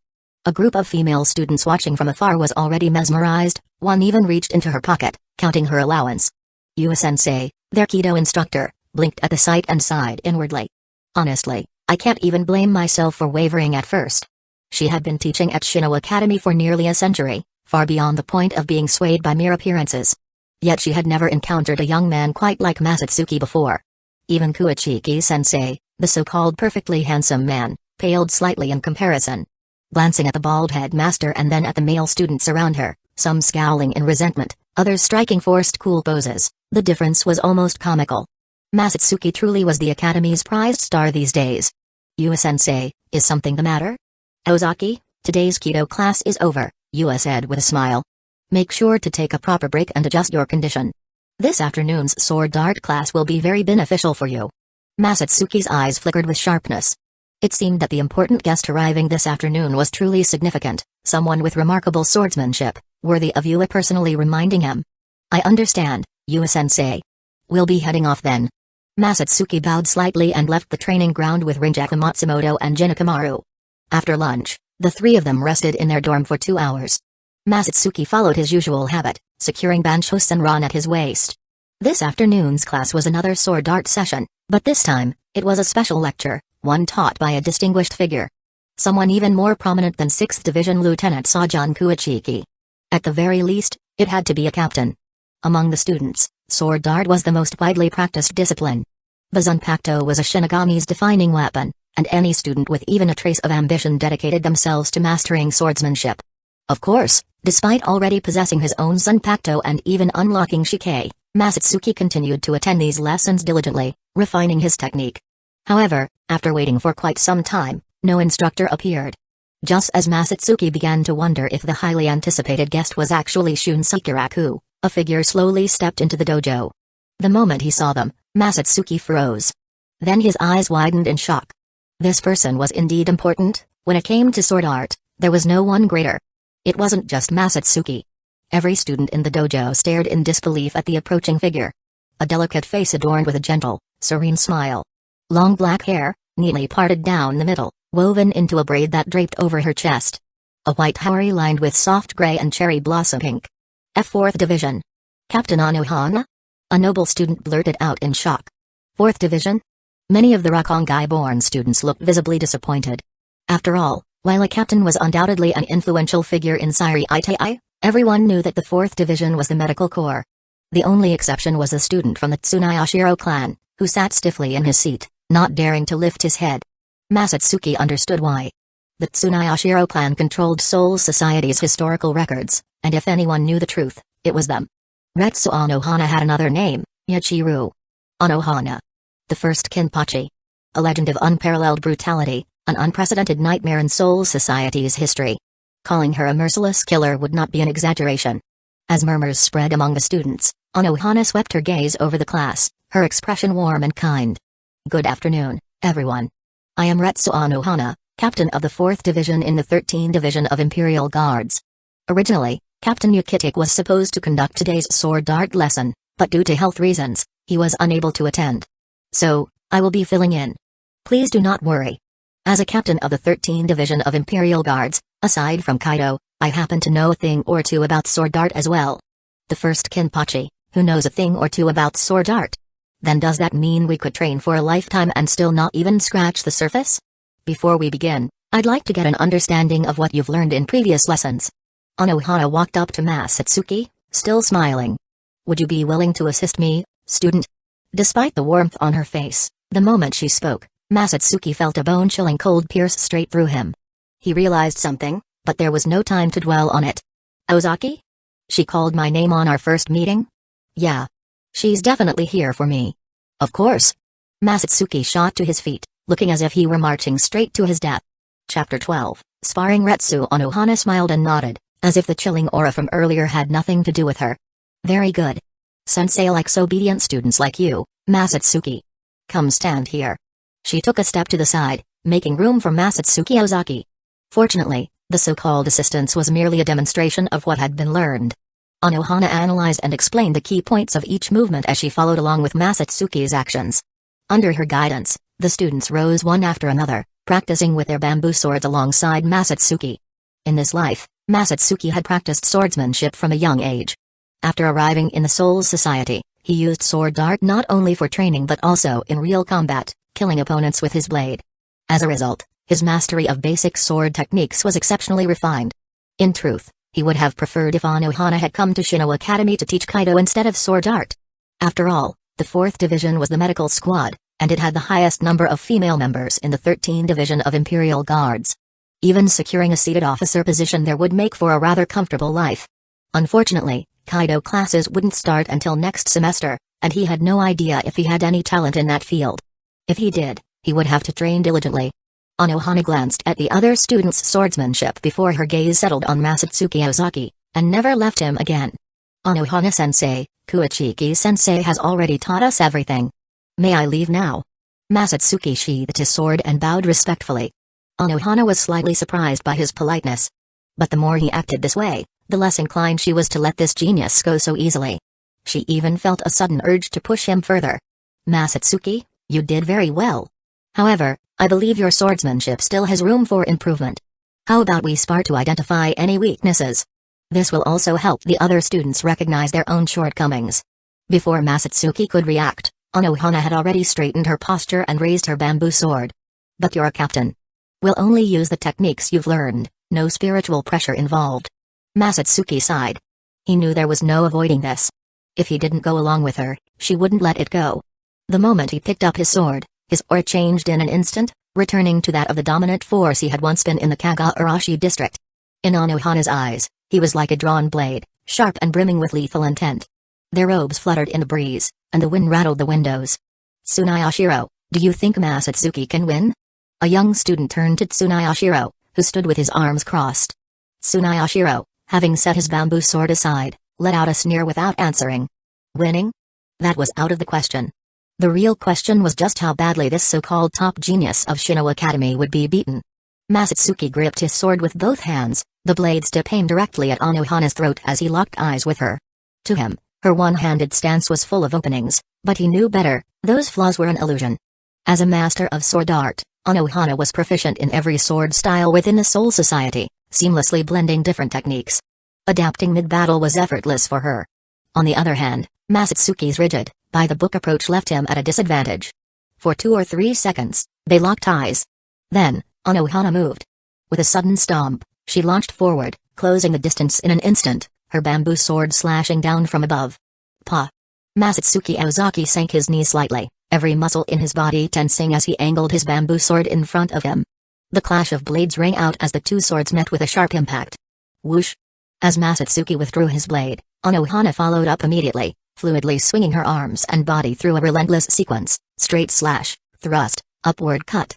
The sheer force behind her strikes propelled the bamboo sword forward, its afterimages streaking through the air as it came at Masatsuki with incredible speed. Masatsuki continuously retreated, blocking from all directions. The dojo echoed with the rapid succession of sharp impacts, the sound reverberating like an unrelenting storm. The students watching from the edges collectively drew in sharp breaths. To them, the exchange was a blur, they couldn't tell where the strikes came from, let alone how they were blocked. In less than 10 seconds, the two had already exchanged dozens of blows. Unlike modern kendo, the sword art practiced by the Shinigami was meant for real combat. Every strike was aimed directly at a vital point. During sparring sessions in class, injuries were common. Even with protective gear, many students ended up hurt and had to be sent to the infirmary after training. Of course, with Unohana's level of skill, such accidents wouldn't happen, at least, under normal circumstances. But today, she didn't care if they did. Aside from Tanjiro Garanji, who had joined the Zero Division, she was the most proficient Kaido user in the Soul Society. A few minor injuries? Easily healed. Seeing Masatsuki not only fend off her initial assault but also counterattack, Unohana gave the slightest nod of approval. She had held back just a little, but even so, Masatsuki's fundamentals were rock solid. His dedication to sword art training was clear. This was someone who had taken lives before. It would be good if he could maintain this level of effort. A small smile tugged at Unohana's lips. She was pleased. Since he was her student, it wouldn't be unreasonable to test his limits, would it? In the blink of an eye, she crossed several meters, reappearing right in front of him. With unerring precision, her blade shot straight for his forehead, unstoppable, razor sharp, without a single wasted motion. Perfection in technique. Masatsuki's blank, almost dazed expression made Unohana feel a twinge of disappointment. Not quite on that child's level, after all. She could already picture it. Masatsuki struck down, unconscious, collapsed on the floor. What a shame. Her blade drove forward, striking squarely against his forehead protector with a burst of white energy. And yet, Unohana's disappointment vanished in an instant. What a good child. Across the dojo, students who had shot to their feet, ready to carry Masatsuki off to the infirmary, froze in place. Rangiku Matsumoto and Jinakamaru let out quiet sighs. Standing before them was Masatsuki, his face showing a hint of resignation. With one hand gripping the hilt and the other steadying the blade, he had angled his bamboo sword against his forehead, blocking the full force of her strike. Unohana's eyes narrowed slightly, a faint smile forming. "Masatsuki, you're still holding back, aren't you? That makes me very happy." She wasted no time, pressing forward with another strike, this time even heavier. Masatsuki wanted to slap himself. He should have just dropped to the ground and surrendered. Now, Unohana's attacks were coming faster and harder. A single misstep, and he'd be bedridden for days. The tension in the dojo rose as the students watched, realizing the fight had escalated beyond a simple spar. Rangiku and Jin frowned slightly. Coming from Rukongai, they had seen real battles before, and this level of intensity, it wasn't just practice. If Unohana didn't hold back, Masatsuki could end up seriously injured. Bang! Bang! Bang! Bang!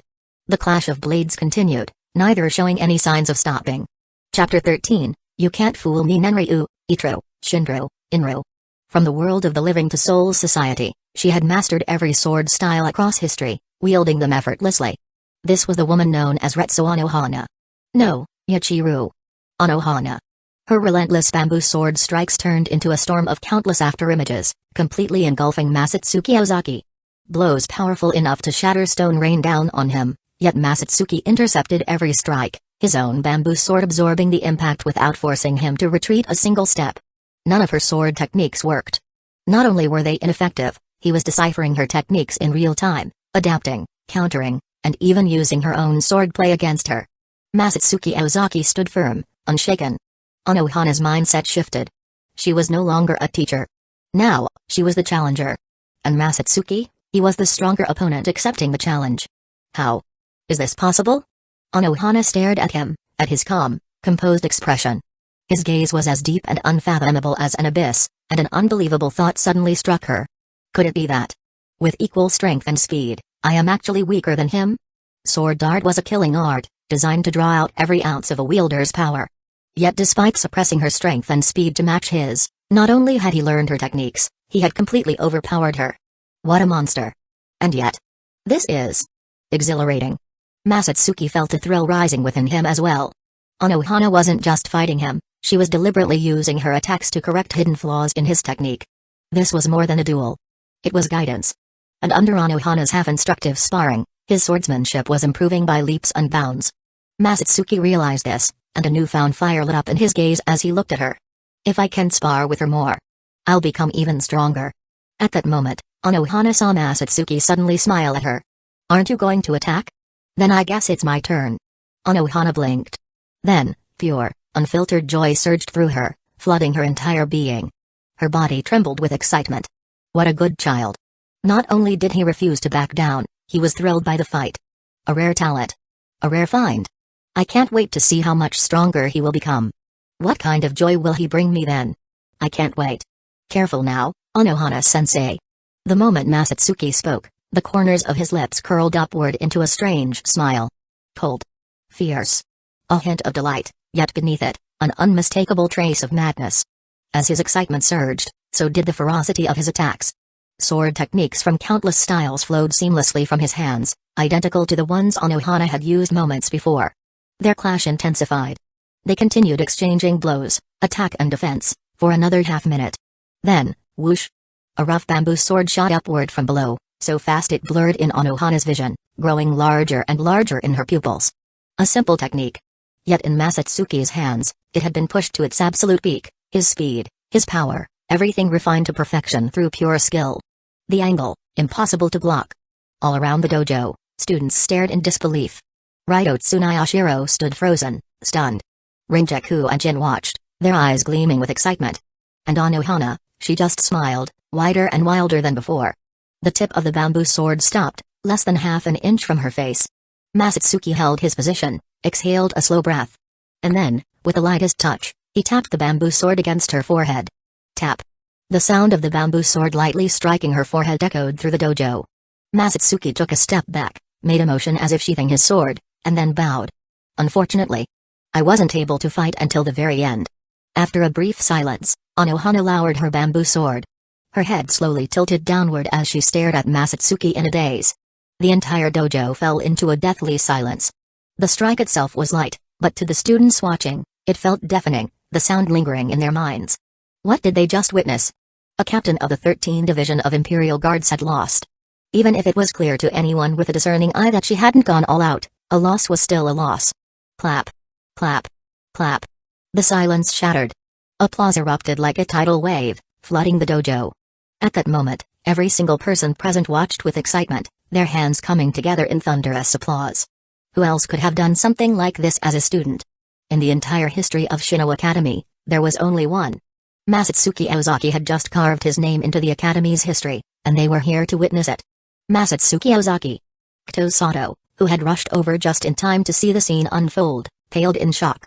The moment he heard that Retsu Unohana was substituting for Joshiro Ukitake, he had hurried over, fearing that she might lose control and go on a rampage, ruining the young talent he had set his sights on. But once again, that very same student had completely upended his expectations. Unohana-sensei, are you alright? Despite his own situation, Masatsuki was more concerned about Unohana. After being lightly tapped on the forehead, she had been standing there, absently rubbing the spot where he had struck her, lost in thought. That vacant look, it wasn't normal. Or rather, it was a little too dangerous.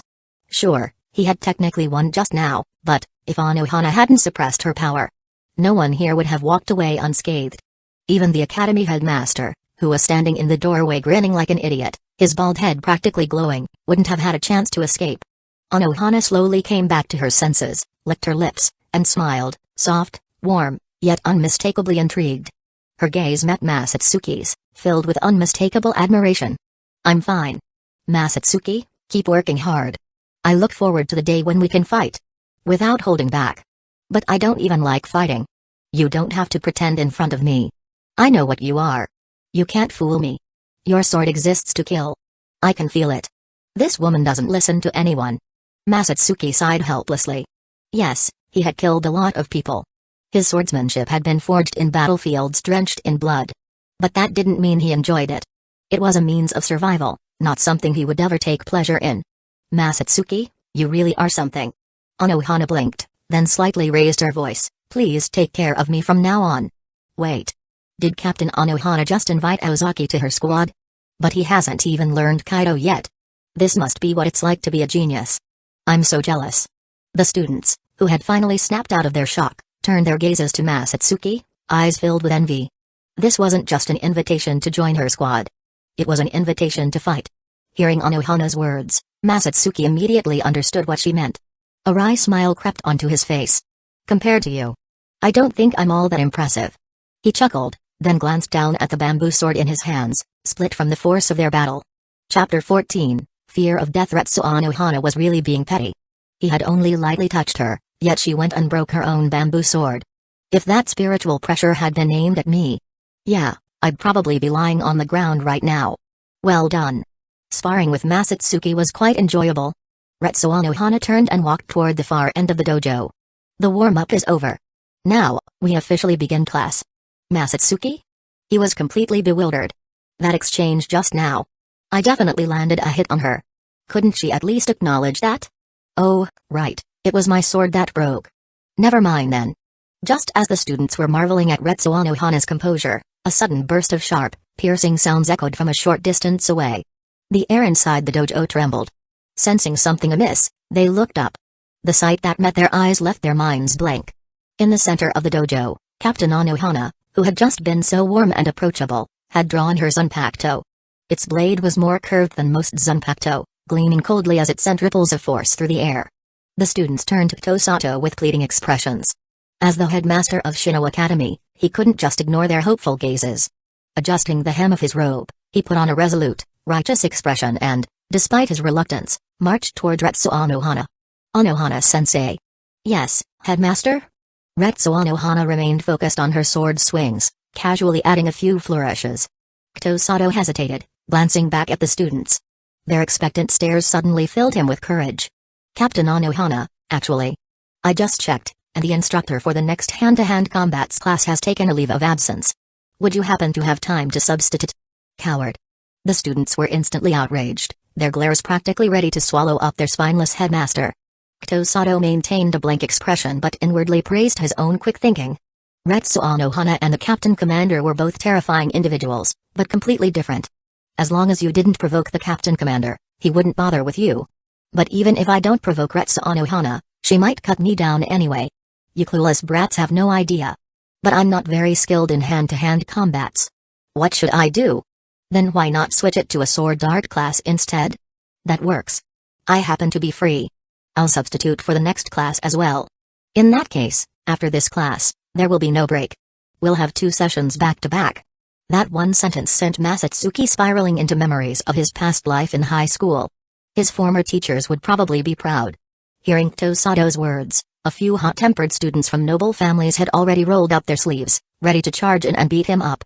Fortunately, the law-abiding students, led by Yashiro Shioin, quickly restrained them before they could act impulsively. Taking advantage of the moment, Tosato used flash steps to escape from the dojo. Retsu Unohana pointed her Zanpakuto at the group. The sharp, intimidating presence she had displayed while sparring with Masatsuki faded, and her usual gentle demeanor returned. Alright, class continues. You've all mastered the basics of sword art. There's no point in repeating set forms, so the next phase of training will be a little different. From now on, each of you will spar with me in turn. This will allow me to assess your skills and identify any weaknesses. The students froze. After witnessing Masatsuki Ozaki's fight with Retsu Unohana earlier, they had no doubt about her overwhelming strength. Underestimating her was no longer an option.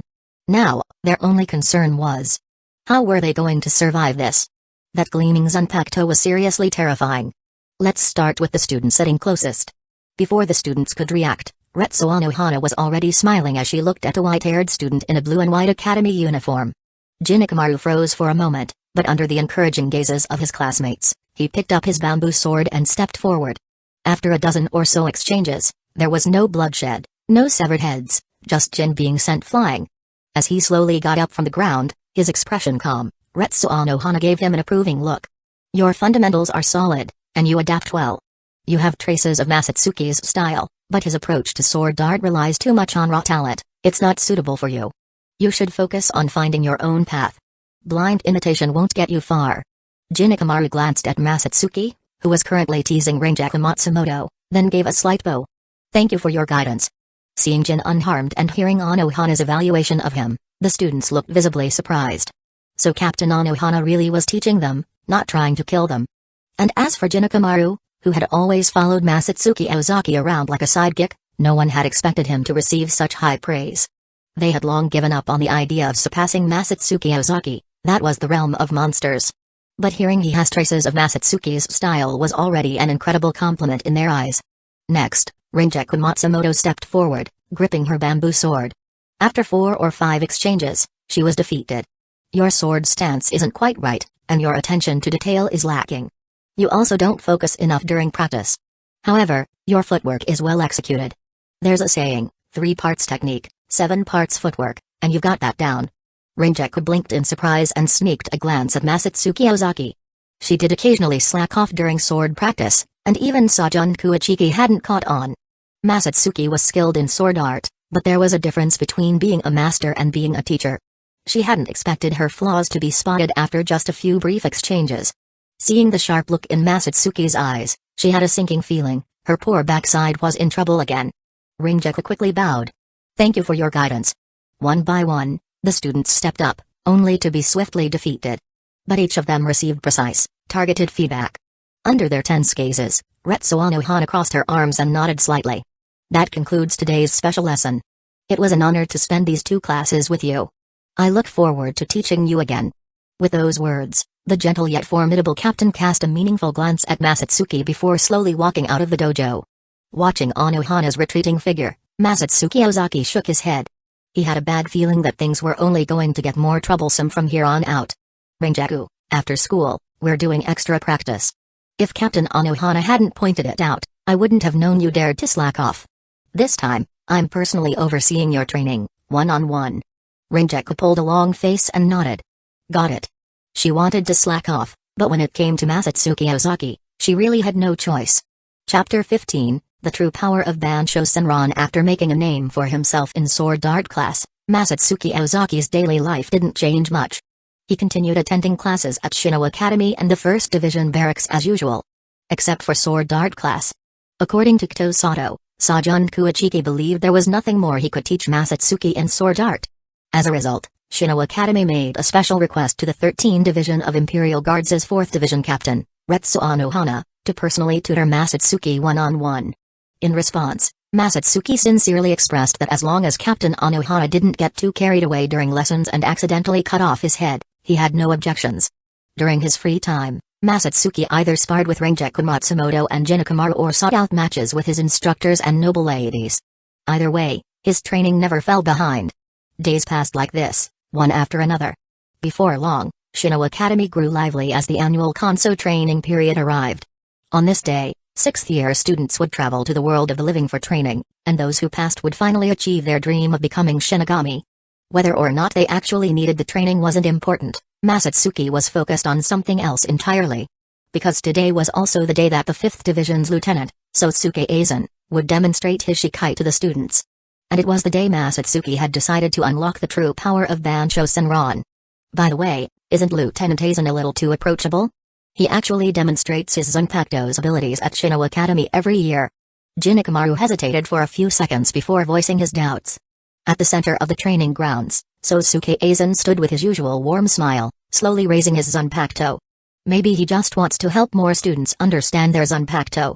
Masatsuki's face remained expressionless, but his gaze never left the sword in Aizen's hands. Aizen wasn't doing this out of goodwill. He was simply playing the long game. By showing his Shikai to future Shinigami, he could place them under hypnosis from the very start, eliminating the risk of any unexpected threats down the line. Masatsuki's instincts were sharp. The moment he entered the training grounds, he noticed Aizen's gaze occasionally flicking toward him. He was well aware of his own limitations, his strength wasn't enough, and he wasn't nearly as intelligent as Aizen. He had no qualifications to play tricks in front of someone like that. Masatsuki had thought about how best to handle interactions with Aizen. Aizen was too sharp, there was no way to slip anything past him. In situations like this, the more you tried to do, the more mistakes you would make. A plan that might seem flawless in his own mind could be riddled with holes from Aizen's perspective. Recognizing his limits, obeying when necessary, and not scheming before he had the power to back it up, this was the only way to ensure survival. Besides, with Bansho Senran at his side, Aizen's Shikai might not even work on him. Masatsuki ran his fingers along his Zanpakuto's hilt. Bansho Senran vibrated slightly, as if encouraging him. Kyoraku Suigetsu, Mirror Flower, Water Moon. Aizen pointed his blade downward, and his Zanpakuto sank into the ground like a fish slipping into deep water, sending ripples across the training grounds. In an instant, the area was shrouded in mist, currents of water flowing around them. The students felt their vision blur, their surroundings shifting, positions of their classmates completely rearranged. Shatter, Kyoraku Suigetsu. Kudekero, Kyoraku Suigetsu, a quiet command. The students rubbed their eyes, and the illusion vanished. Aizen smiled as he began explaining his Zanpakuto's ability. By refracting light through mist and water, it causes enemies to turn on one another, a complete lie, without a doubt. After finishing his demonstration, Aizen walked off, disappearing into the distance under the watchful eyes of the students. That evening, Shino Academy dormitory. After finishing his training, Masatsuki took a quick shower and stepped out of the steamy bathroom. His gaze fell on Bansho Senran, resting beside his clothes, and for a moment, he found himself lost in thought. He drew his Zanpakuto and murmured, "Reflect, Bansho Senran." This would be the first time he used Bansho Senran's true power. The blade floated midair, its tip pointing downward. Kyoraku Suigetsu.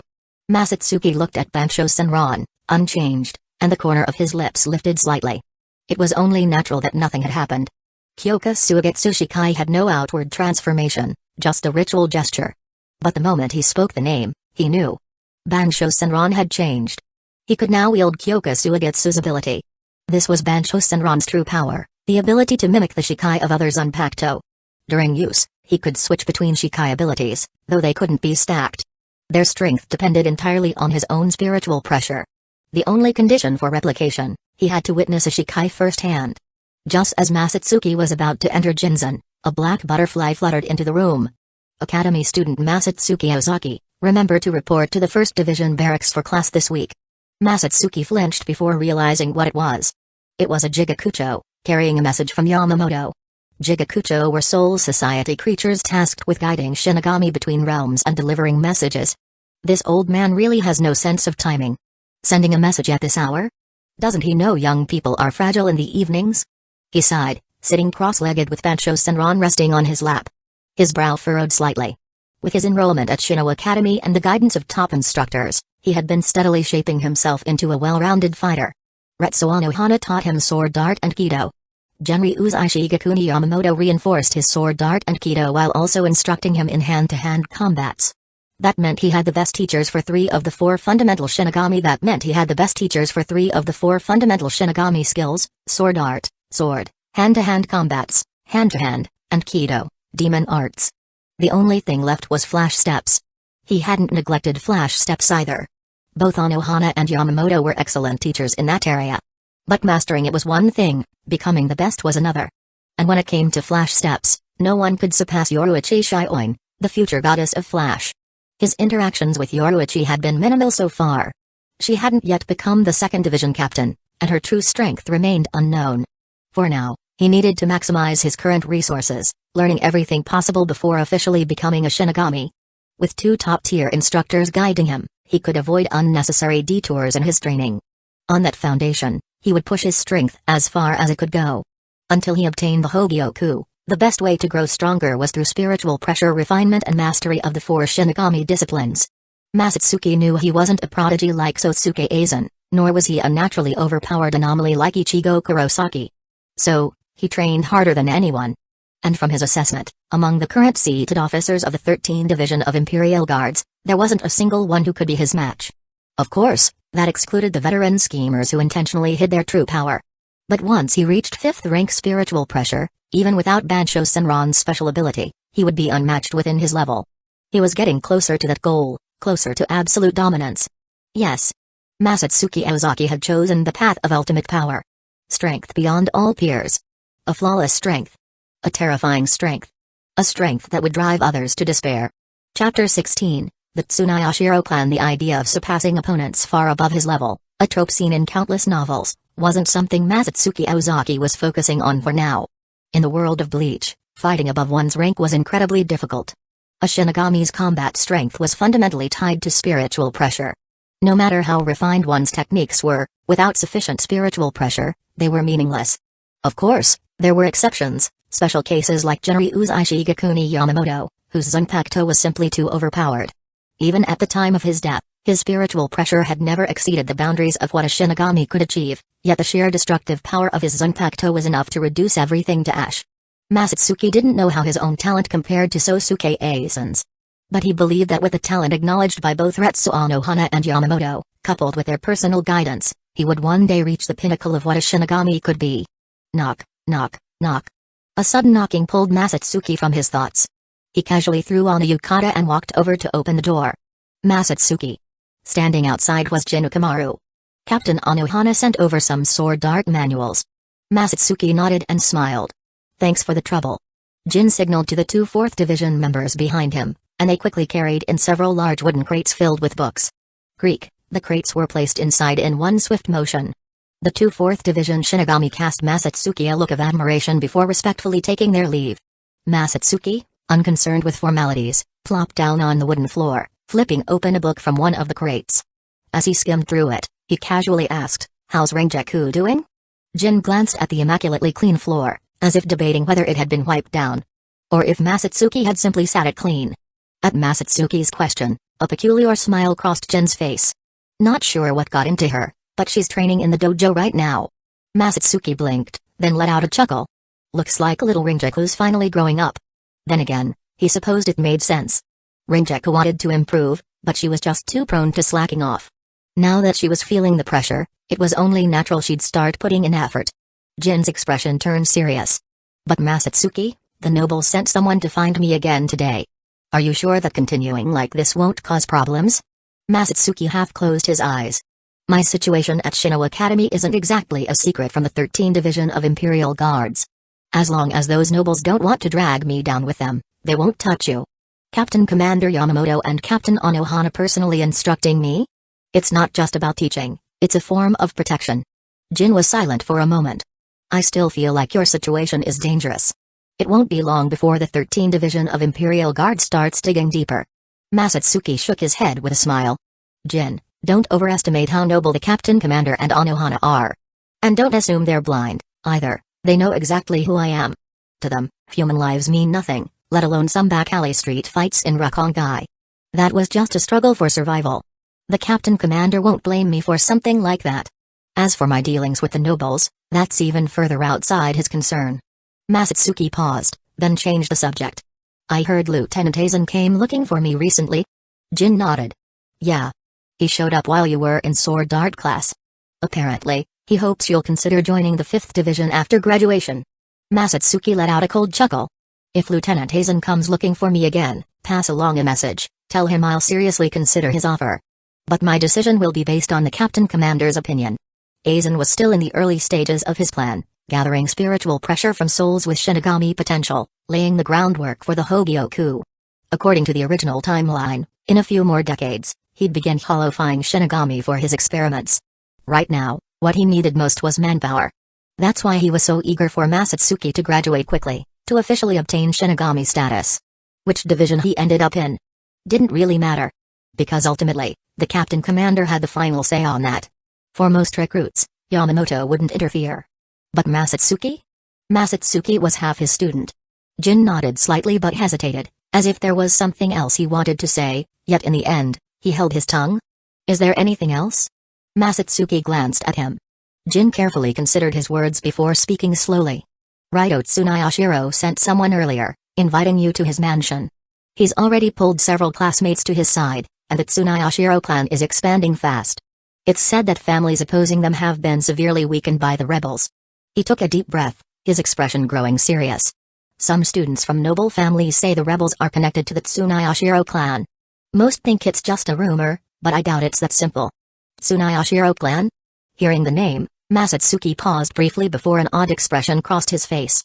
Whoever opposes the Tsunayashiro clan ends up targeted by the rebels. There's no way the two aren't connected. No wonder the old man Yamamoto made a point of transferring Kogaku Ichiki to lead the 1st Division's special forces. To counter one of the 4 great noble clans, he deployed another noble house of equal standing. Makes sense. The Tsunayashiro clan seeks to expand its power, while the Kuichiki clan, as the model for all Shinigami, is responsible for upholding the laws of soul society. One's very existence naturally hinders the other's ambitions, making their conflict inevitable. The old man Yamamoto is a monster who has lived for over 2,000 years. Though he confines himself to soul society's rules, he knows exactly how to use them to his advantage. If he can't act personally, he'll let the nobles fight among themselves. You're right. The Tsunayashiro clan is probably... Jin trailed off, his tone carrying a trace of unease. Masatsuki chuckled, cutting straight to the point. They're just a bunch of power-drunk fools. Right now, they're like rabid dogs, showing off their fangs and biting whoever they please. Jin glanced at Masatsuki. After 2 years together, he had long realized that Masatsuki was reckless and utterly lawless. But even so, hearing him mock the esteemed Tsunayashiro clan with such blatant contempt still left Jin feeling exasperated. You're awfully calm about this. He sighed, shaking his head. The rebels may have been suppressed by the 13th Division of Imperial Guards, but if the Tsunayashiro clan decides to make a move on us... Raito Tsunayashiro is already using his clan's name to recruit classmates and expand his influence at Shino Academy. If he sets his sights on us, we'll be in serious trouble. If we keep refusing, we might even be made an example of. The rebels don't care whether we're students or not. His expression grew uneasy. Masatsuki, should we report this to the 13th Division of Imperial Guards? Masatsuki fell into thought. The Tsunayashiro clan was a real headache. That family was full of lunatics, especially Tokunada Tsunayashiro, the worst of them all. He didn't even take Yamamoto or Unohana seriously. If he decided to do something reckless, nothing was off the table. I'll handle this. Everyone has a backer, after all. At times like this, Masatsuki couldn't help but appreciate having a certain cheap teacher. Chapter 17, Sensei 2 days later. Masatsuki, dressed in a clean school uniform and carrying Bansho Senran, arrived at the 1st Division's captain's lounge, only to find Yamamoto sitting comfortably, sipping tea with a warm smile. It was obvious, he was in a great mood, fully expecting Masatsuki's arrival. Masatsuki chuckled. Being well received had its perks. Good morning, Captain Commander, he greeted. Good morning. Go to the dojo and get your sword, Yamamoto replied with a smile before standing up and heading into the sword art dojo. He pulled a bamboo sword from the rack. Oh. Masatsuki shuddered slightly as he grabbed a bamboo sword of his own. Just. Don't hit my face. He took a defensive stance, raising the bamboo sword in front of him, primarily to shield his face. A dozen moves later, Masatsuki let out a pitiful scream as he was sent flying several meters, landing flat on his back. Yamamoto slowly lowered his bamboo sword, his expression tinged with disappointment. He hadn't even used much force. This kid had been training under him for almost half a year, yet he still couldn't take a hit properly. Not that Yamamoto felt any sympathy. Considering how often this brat tested his patience, the fact that he hadn't outright crushed him was a testament to his years of self-restraint. After thinking for a few seconds, he nodded. I have a general grasp of your situation. In less than half a year, you've reached a lieutenant-level spiritual pressure. Not bad. I had high expectations already, but your talent still surpasses what I anticipated. Your sword dart has improved rapidly. There's nothing more I can teach you about swordsmanship. From now on, I'll be teaching you how to integrate your Zanpakuto with your spiritual pressure in combat. Masatsuki Ozaki sprang up in one fluid motion. Wait, Captain Commander.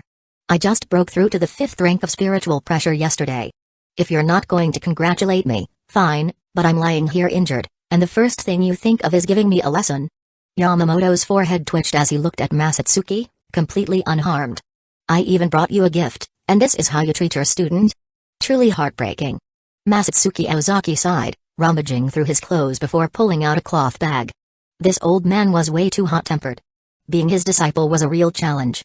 Yamamoto took the bag with a stoic expression, but when he peeked inside, his brows lifted slightly in surprise. It was filled with tea leaves.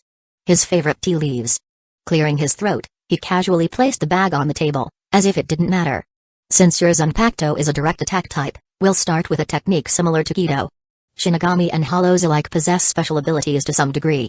Unless you have a body as strong as mine and a spiritual pressure just as powerful, engaging an unfamiliar enemy in close combat is a reckless approach. Captain Commander, I know you're strong, but isn't it a bit much to brag so openly? Under Masatsuki's watchful gaze, Yamamoto swiftly raised his bamboo sword and brought it down in a single, powerful strike. A silver-white wave of energy erupted from the blade, sweeping past his side and streaking toward a training dummy reinforced countless times by Kido. The next moment, an incredible sight unfolded. The dummy was sliced cleanly in two, the cut perfectly smooth. Did I miss? Yamamoto smacked his lips in disappointment. Masatsuki was startled by the scene. Captain Commander, don't scare me like that. Also, was that Getsuga Tensho just now? Getsuga Tensho? Yamamoto gave him a slightly surprised look. I didn't expect you to know the Shiba family's technique. Seems like you're quite close with them. But no, that wasn't Getsuga Tensho. It's just business, strictly business. Masatsuki waved his hand dismissively. You know how it is. Kyoraku is still young, juggling family responsibilities while looking after her little brother. It's not easy. I was just lending a helping hand, out of the kindness of my heart. Our relationship is purely professional. Yamamoto let out an exasperated snort. He knew exactly what kind of person this kid was. In some ways, he was like a more troublesome version of Shunsei Kyoraku, except even more insufferable. If he didn't have real strength, he'd have been cut to pieces in Rukongai long ago. Slowly, Yamamoto said, the technique you just saw is called sword pressure. It's a common combat skill among Shinigami, where you release spiritual pressure through your Zanpakuto to strike an enemy. I'll explain the method now. Pay close attention. Yamamoto took his time explaining the intricacies of using sword pressure. Got it all? Yes. Masatsuki immediately dropped his playful attitude and answered respectfully. Yamamoto nodded in satisfaction. This was why he was willing to teach Masatsuki Ozaki. The kid was usually carefree and lazy, but when it came to training, no one was more focused or hardworking than him. Masatsuki tried a few times, successfully channeling his spiritual pressure into his Zanpakuto. However, no matter how many times he swung, all he managed to do was make Bansho Senran glow brighter and leak spiritual pressure from the blade. He couldn't get it to release an actual cutting wave. Yamamoto simply told him he was already doing well, no one could master this move right away, and instructed him to keep practicing. You can leave now. You have 1 week to learn it. If you don't, I'll personally make you experience the taste of a shattered bone. Masatsuki, however, didn't move.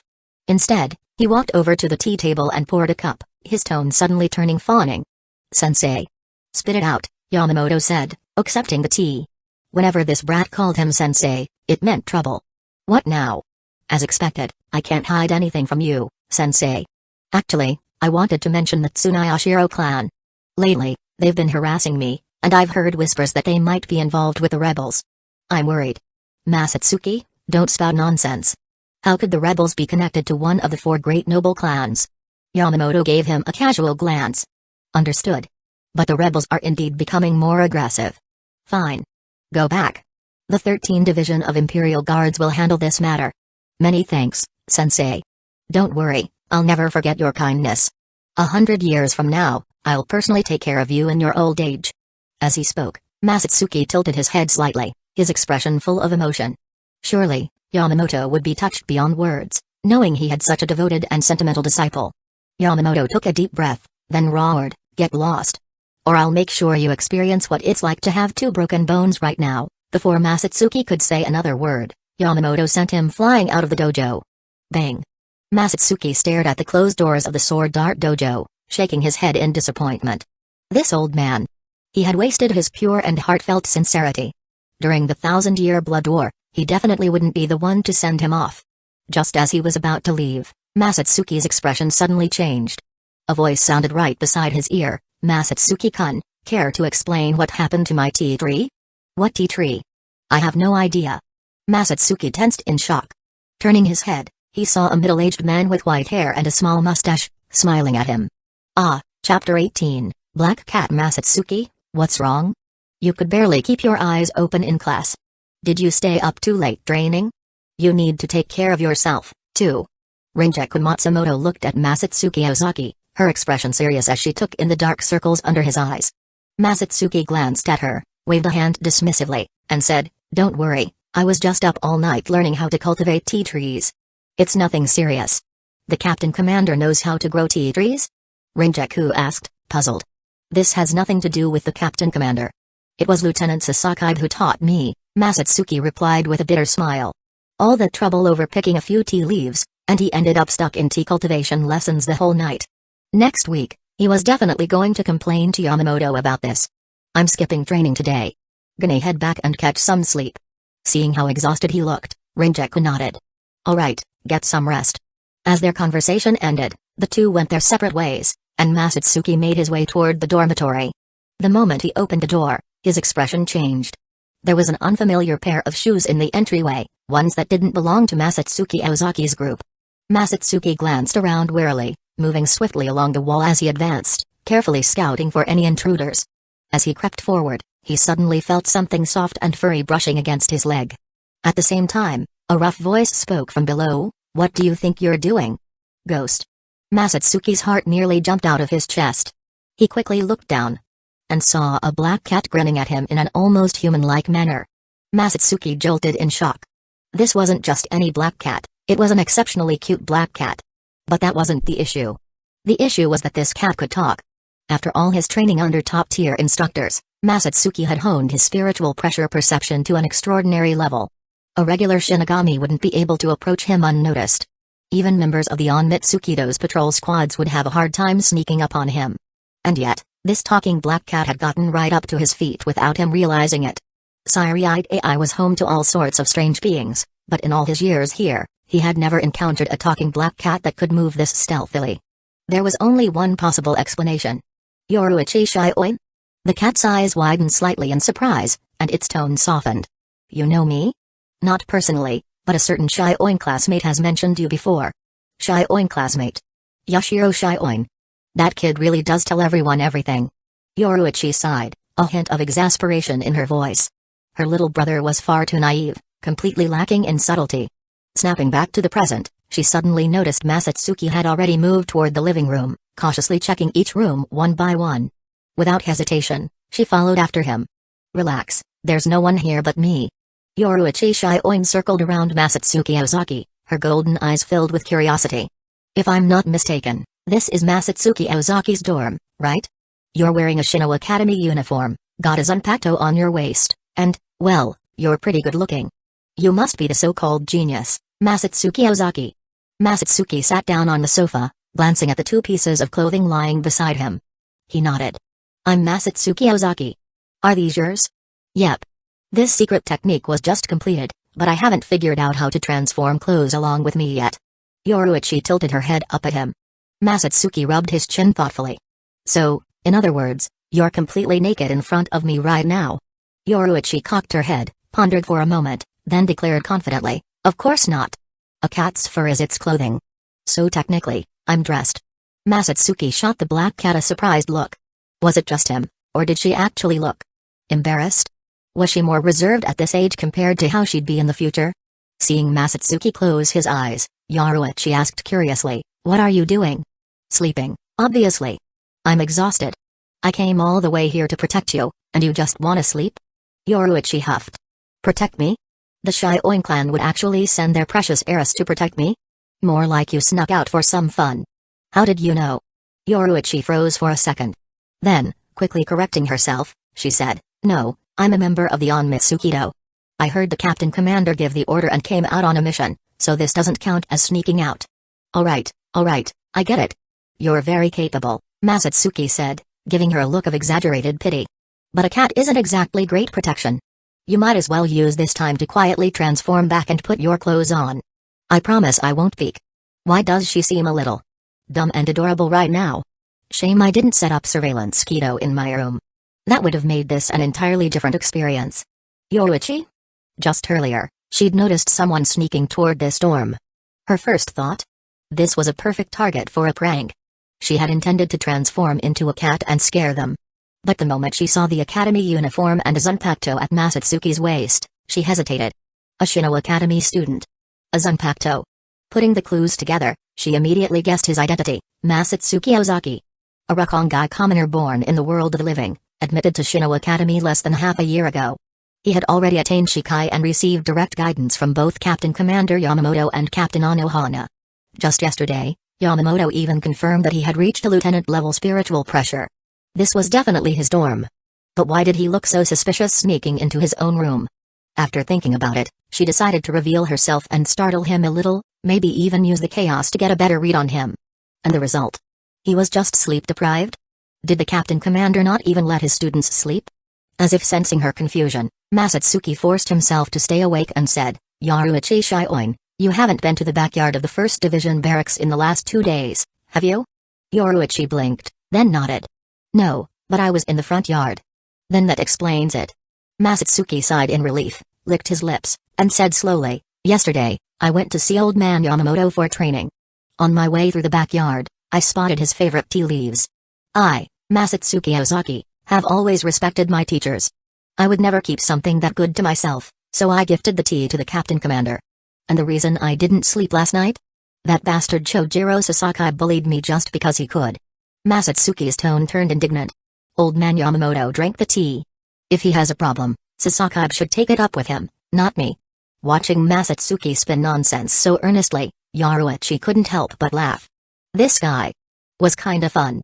As she continued observing him, she suddenly realized, this brat had already passed out. Yoruichi raised a paw and gave his cheek a few taps, but Masatsuki only furrowed his brows and remained asleep. Did he seriously just knock out? This guy's guard was way too low. What if I'd been lying? What if I really came to kill him? He didn't even try to stay on alert, just went straight to sleep. Chapter 19, Are You Shy? She was about to say something when Masatsuki Ozaki suddenly sat up. Someone's coming. The moment he spoke, Yoruichi also sensed an approaching spiritual pressure. She glanced at him in surprise. As the heir of the Shioin clan, Yoruichi had been trained in stealth and detection from a young age, with spiritual pressure perception being one of her strongest skills. She had always believed that among her peers, no one could surpass her in sensing presences. But just now, Masatsuki had reacted faster than she had. This guy really never stops surprising people. In the distance, the voices of patrolling instructors could be heard. "Lieutenant Omida. Have you seen anyone or any animals approaching this area?" Reporting to the lieutenant, "I haven't seen anything." Despite the reply, Omida didn't seem convinced. A few seconds later, he knocked on the door of Masatsuki's dormitory. "My lady. Are you in there?" Yoruichi's expression darkened. "Damn, it's Maranoshin. Why did that guy come looking for me?" "Maranoshin?" "Maranoshin Omida, head of the Omega family and a lieutenant of the 2nd Division. Ugh, using stealth to retreat is impossible now." "So you really did sneak out," Masatsuki chuckled, rubbing his eyes. "Retreat? What is this, a battlefield? More or less. This is a war for freedom." Masatsuki snorted. "A war? More like she's just having fun. You go handle it. I'll get dressed." "Why should I?" "Wait, hold on." Before Masatsuki could react, Yoruichi had already returned to her human form and was pushing him toward the entrance. "If you so much as glance back, You're dead. Sensing the shift in atmosphere, Masatsuki smirked. Oh? Are you embarrassed? Ridiculous. As if I'd be embarrassed over something like this. Still grinning, Masatsuki extended 2 fingers and traced a line in the air. With his movement, an invisible rishi membrane slowly expanded, fully enveloping Yoruichi. Her eyes lit up at the sight. As a member of the Onmitsukido, she immediately recognized the technique, Bakudo number 26, Present Hiding Mask. Kyoraku created a layer of rishi that bent light, rendering the target invisible. Since most Shinigami preferred direct combat with their Zanpakuto, this kind of Kido was rarely studied. Yet Masatsuki not only knew it but had flawlessly cast it without an incantation. The more Yoruichi observed him, the more impressed she became. This kid would fit right in with the Onmitsukido. Exceptional spiritual pressure detection, precise concealment techniques. The only problem was his face, way too recognizable. Someone like him would draw too much attention. But that wasn't a big deal. The Onmitsukido wore masks during missions anyway. Masatsuki walked to the entryway and opened the door. A towering man, easily 2 meters tall, stepped inside. He had a broad, stocky build, a brown crew cut, and an arrogant expression. A thick, gaudy gold chain hung around his neck. Masatsuki looked him up and down and was instantly hit with the overwhelming aura of a nouveau riche. The burly man asked, "Masatsuki Ozaki? That's me. Do you know me?" Masatsuki asked, puzzled. "I'm Marinoshi Omida, lieutenant of the 2nd Division of the 13th Division of Imperial Guards. The reason we're here is largely because of you." Omida let out a hearty laugh. "For your sake, Captain Commander Yamamoto personally ordered us to increase 2nd Division patrols around Shino Academy." "I see. No wonder there are so many strong spiritual pressure around campus today. I appreciate the trouble, Lieutenant Omida. You noticed?" As expected of the Captain Commander's disciple. "Is something the matter?"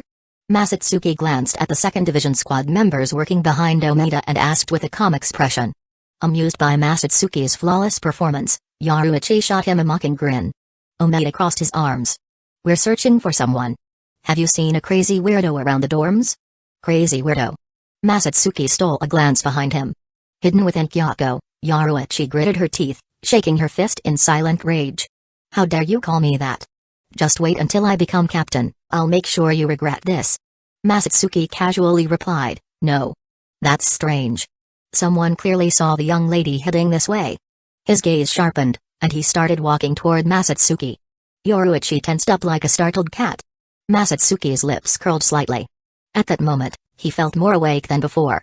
Not only was he not nervous, but a part of him thought it wouldn't be so bad if Yoruichi got caught. Actually, it might even be entertaining. After all, what did he have to lose? Catching sight of Masatsuki's smug expression, Yoruichi rolled her eyes. Under their watchful gazes, Omida stopped in front of the shoe cabinet. A pair of familiar-looking shoes sat neatly on top. He reached out, picked them up, and after a brief pause, his eyes narrowed. "My lady sneaks out of the manor at night, infiltrates the private residence of a Shino Academy student, and then..." He hesitated, as if realizing just how absurd that theory sounded. After all, Yoruichi Shioin was the princess of one of the 4 great noble clans, the future captain of the 2nd Division. Why would she sneak into a student's dorm and... what exactly was she plotting here? But then, recalling Yoruichi's usual antics, Omida glanced at Masatsuki's face again. Suddenly, it didn't seem that far-fetched. "Masatsuki-kun, she didn't hurt you, did she?" He looked at Masatsuki with genuine pity. "How little faith do you have in your own lady?" "No," Masatsuki answered flatly. "You have seen her," Omida declared with certainty. "Shit." Masatsuki cursed internally. He hadn't expected this thick-browed, small-eyed, thick-lipped musclehead to be so cunning. "Masatsuki Ozaki-kun, you wouldn't mind if I searched your dorm, would you?" Omida rubbed his hands together with a knowing grin. "As you know, the rebels have been causing trouble lately. The young lady's status is far too important. If she were to run into danger, it would be a disaster." Masatsuki sighed and glanced behind him, giving Yoruichi a look that screamed, "You're on your own now. Please, go ahead, Lieutenant Omida." Omida didn't call for his squad and instead entered alone, conducting a meticulous search. Somehow, Yoruichi had managed to vanish completely. Masatsuki himself couldn't even sense her presence anymore. The moment Omida stepped inside, the Kyoraku Masatsuki had cast dissipated. Yet even with the spell gone, Yoruichi was nowhere to be seen. Not even a trace of her spiritual pressure remained. Omida searched every inch of the dormitory, he even checked the bathroom, but in the end, he found nothing. Chapter 20. A nice place. There are indeed traces of the young lady's presence, but she's nowhere to be found. Could she have already left? Marikyo Umeda's gaze sharpened. Without hesitation, he set out to search the surrounding area. Yoruichi Shioin hadn't even had time to take her shoes, so she couldn't have gone far. The rebels were growing desperate, acting recklessly without restraint. Given Yoruichi's noble status, letting her roam freely was out of the question. She needed to be found, immediately. Under the watchful eyes of Masatsuki Ozaki and Yoruichi, Umeda swiftly left the dormitory. Once he was gone, Yoruichi let out a relieved sigh, then shot Masatsuki an annoyed look. "This is all your fault, you've ruined my reputation." Masatsuki chuckled. "You acted on your own, so how is this my fault? Besides, do you even have a good reputation to begin with?" Yoruichi's eye twitched slightly as she recalled Umeda's words from earlier. Masatsuki smirked. "What, not convinced? Want me to call Umeda back so he can tell me just how good your reputation really is?" "Ahem, no need for that. I'm a magnanimous person, I'll let it slide." Yoruichi crossed her arms, feigning generosity. Masatsuki didn't push the subject further and instead asked lazily, "Umeda searched the entire place but couldn't find you. Where were you just now?" Yoruichi raised her wrist. "See this silver bracelet? It conceals spiritual pressure. And this cloak I'm wearing lets me turn invisible without using Kido." She twisted her body slightly, showing off with a smug grin. "Our Shioin clan is known as the Tenshai Heisaban, guard of the heavenly gifted armaments, and has amassed countless divine weapons. These are just two of the more insignificant ones. I was wondering who made this cloak." "Made? This is a divine artifact, who could possibly make it?" Yoruichi shook her head, amused. "That guy Kisuke likes tinkering with gadgets, but most of the stuff he makes is pretty useless." "Kisuke?" Masatsuki's interest piqued, a smirk playing at her lips. If this was the same Kisuke Urahara, then he was one of the masterminds behind the Hogyo coup. "Kisuke Urahara? He's my childhood friend." Yoruichi arched a brow as if she had stumbled upon something amusing. "What, jealous? Jealous? Please. I've barely known you for long." "No, scratch that, we don't even know each other." "Who says we don't? You just helped me trick Umeda, didn't you? That makes us more than acquaintances, we're accomplices now." Yoruichi grinned. "Don't bother denying it. Your expression has already given you away. Was this woman completely living in her own world?" Sure, Masatsuki had his own thoughts just now, but they were definitely not about whatever Yoruichi was imagining. Masatsuki felt a twitch at the corner of his mouth. With just a few words, Yoruichi had thrown his innocence out the window. "What are you even saying? You should probably leave soon. I'd rather not wake up in the middle of the night with your childhood friend chopping off my head." Yoruichi burst into laughter, full of confidence. "That idiot Kisuke is just a prankster. He wouldn't get jealous over you." Then, she grinned and declared, "Masatsuki, after you graduate, join the 2nd Division." "What's in it for me?" Masatsuki cast her a sidelong glance, smirking. "In a few years, I'll be taking over as the captain of the 2nd Division, Yoruichi mused. "I'll make you 3rd seat the moment you join." Masatsuki went silent. He reached out, placed a hand on Yoruichi's forehead, then on his own. "No fever. So why are you talking nonsense?" Yoruichi's face flushed slightly. She had almost forgotten how strong he was. Forget a seated officer, he was bound to become a lieutenant sooner or later. As she recalled more details about Masatsuki's abilities, her eyes lit up with an idea. She leaned in with a teasing smile. "Our 2nd Division has plenty of beautiful women, you know. And there's this one girl, petite, absolutely adorable, who'll be joining soon. She's so cute that even I'm a little smitten. And wouldn't you know it? She's exactly your type. If you join the 2nd Division, I can introduce you to." "Petite and adorable? My type? Slander. Blatant slander. If word got out, what would the other girls think? What if they stopped liking me?" This was outrageous. Masatsuki put on his most sincere expression. "Captain, please let me join the 2nd Division." Yoruichi chuckled. "You really want in that badly? I'd march through fire for you, Captain." Masatsuki grasped her hand, his face radiating pure devotion. "Excellent. I'll take you in," Yoruichi declared with an air of generosity and confidence, squeezing his hand firmly. "Once I become captain, I'll make you 3rd seat. For now, get some rest. I'll pick you up tomorrow." Masatsuki blinked. "Pick me up? Where are we going?" Yoruichi smirked. "You like training, don't you? I know a place you'll absolutely love. See you tomorrow." With a flash, she was already at the window.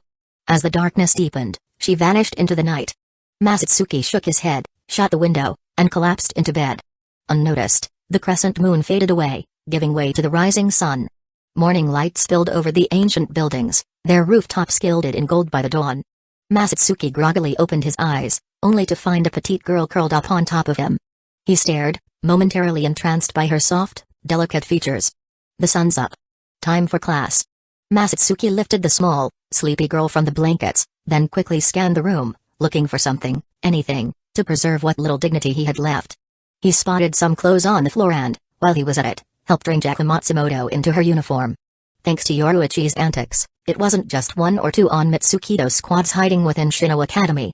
Nearly a quarter of the 2nd Division had been deployed, filling the academy's halls.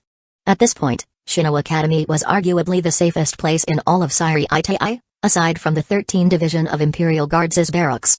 Normally quiet and empty, the academy now had patrol squads lurking around every corner. The 2nd Division members were experts at staying hidden. Other than the captains and lieutenants, who doubled as academy instructors, hardly anyone could detect them. After hearing the news, Raido Tsunayashiro stopped attending class altogether, too afraid that he'd either fail to recruit someone or end up losing his life in the process. Masatsuki didn't bother with such trivial matters.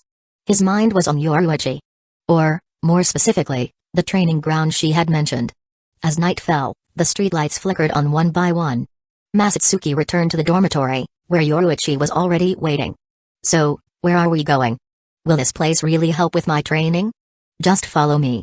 I promise you'll love it.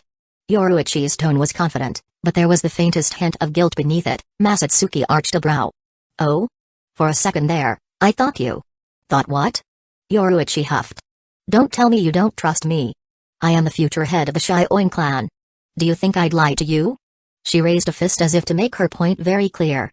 Chapter 21, Training Ground. Masatsuki Ozaki and Yoruichi Shioin made their way across half of Seireitei, eventually arriving at the base of Sokioka Hill. One look at the place was enough to leave Masatsuki stunned.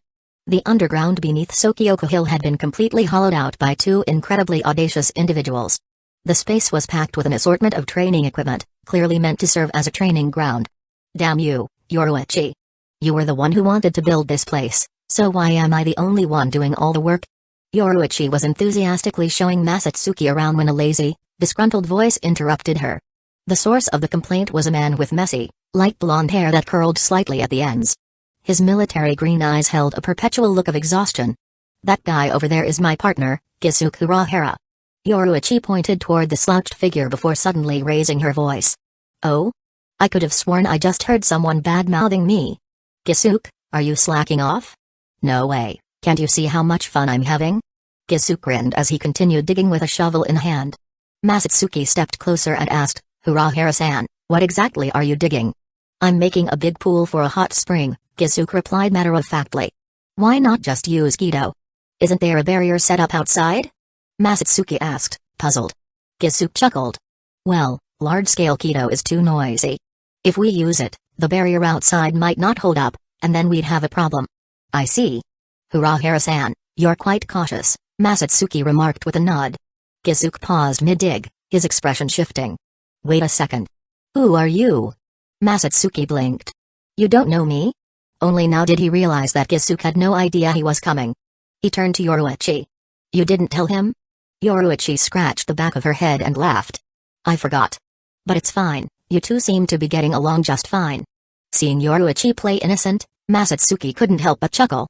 Guess I'll introduce myself, then. Nice to meet you, Urahara-san. I'm Masatsuki Ozaki. Kisuke froze for a moment before exchanging glances with Yoruichi, whose smirk radiated unmistakable pride. His voice turned wary. Masatsuki Ozaki. As in, the Captain Commander's disciple? I suppose I am that Masatsuki Ozaki, but I'm not the Captain Commander's disciple. Masatsuki smiled before changing the topic. So, Urahara-san, you built this underground training ground? I have to say, it's impressive. Everything needed for training is here. More importantly, the space is huge, you don't feel constrained in battle. For techniques like flash steps, having ample space was essential for proper training. Practicing in a cramped area meant missing out on important details. Kisuke rubbed his chin thoughtfully. So, Yoruichi just decided to hand over all my hard work. Yup. Yoruichi answered without hesitation, showing not the slightest guilt about claiming his efforts. Come on, the whole idea had been hers in the first place, Kisuke was just doing the manual labor. Ever heard of intellectual property?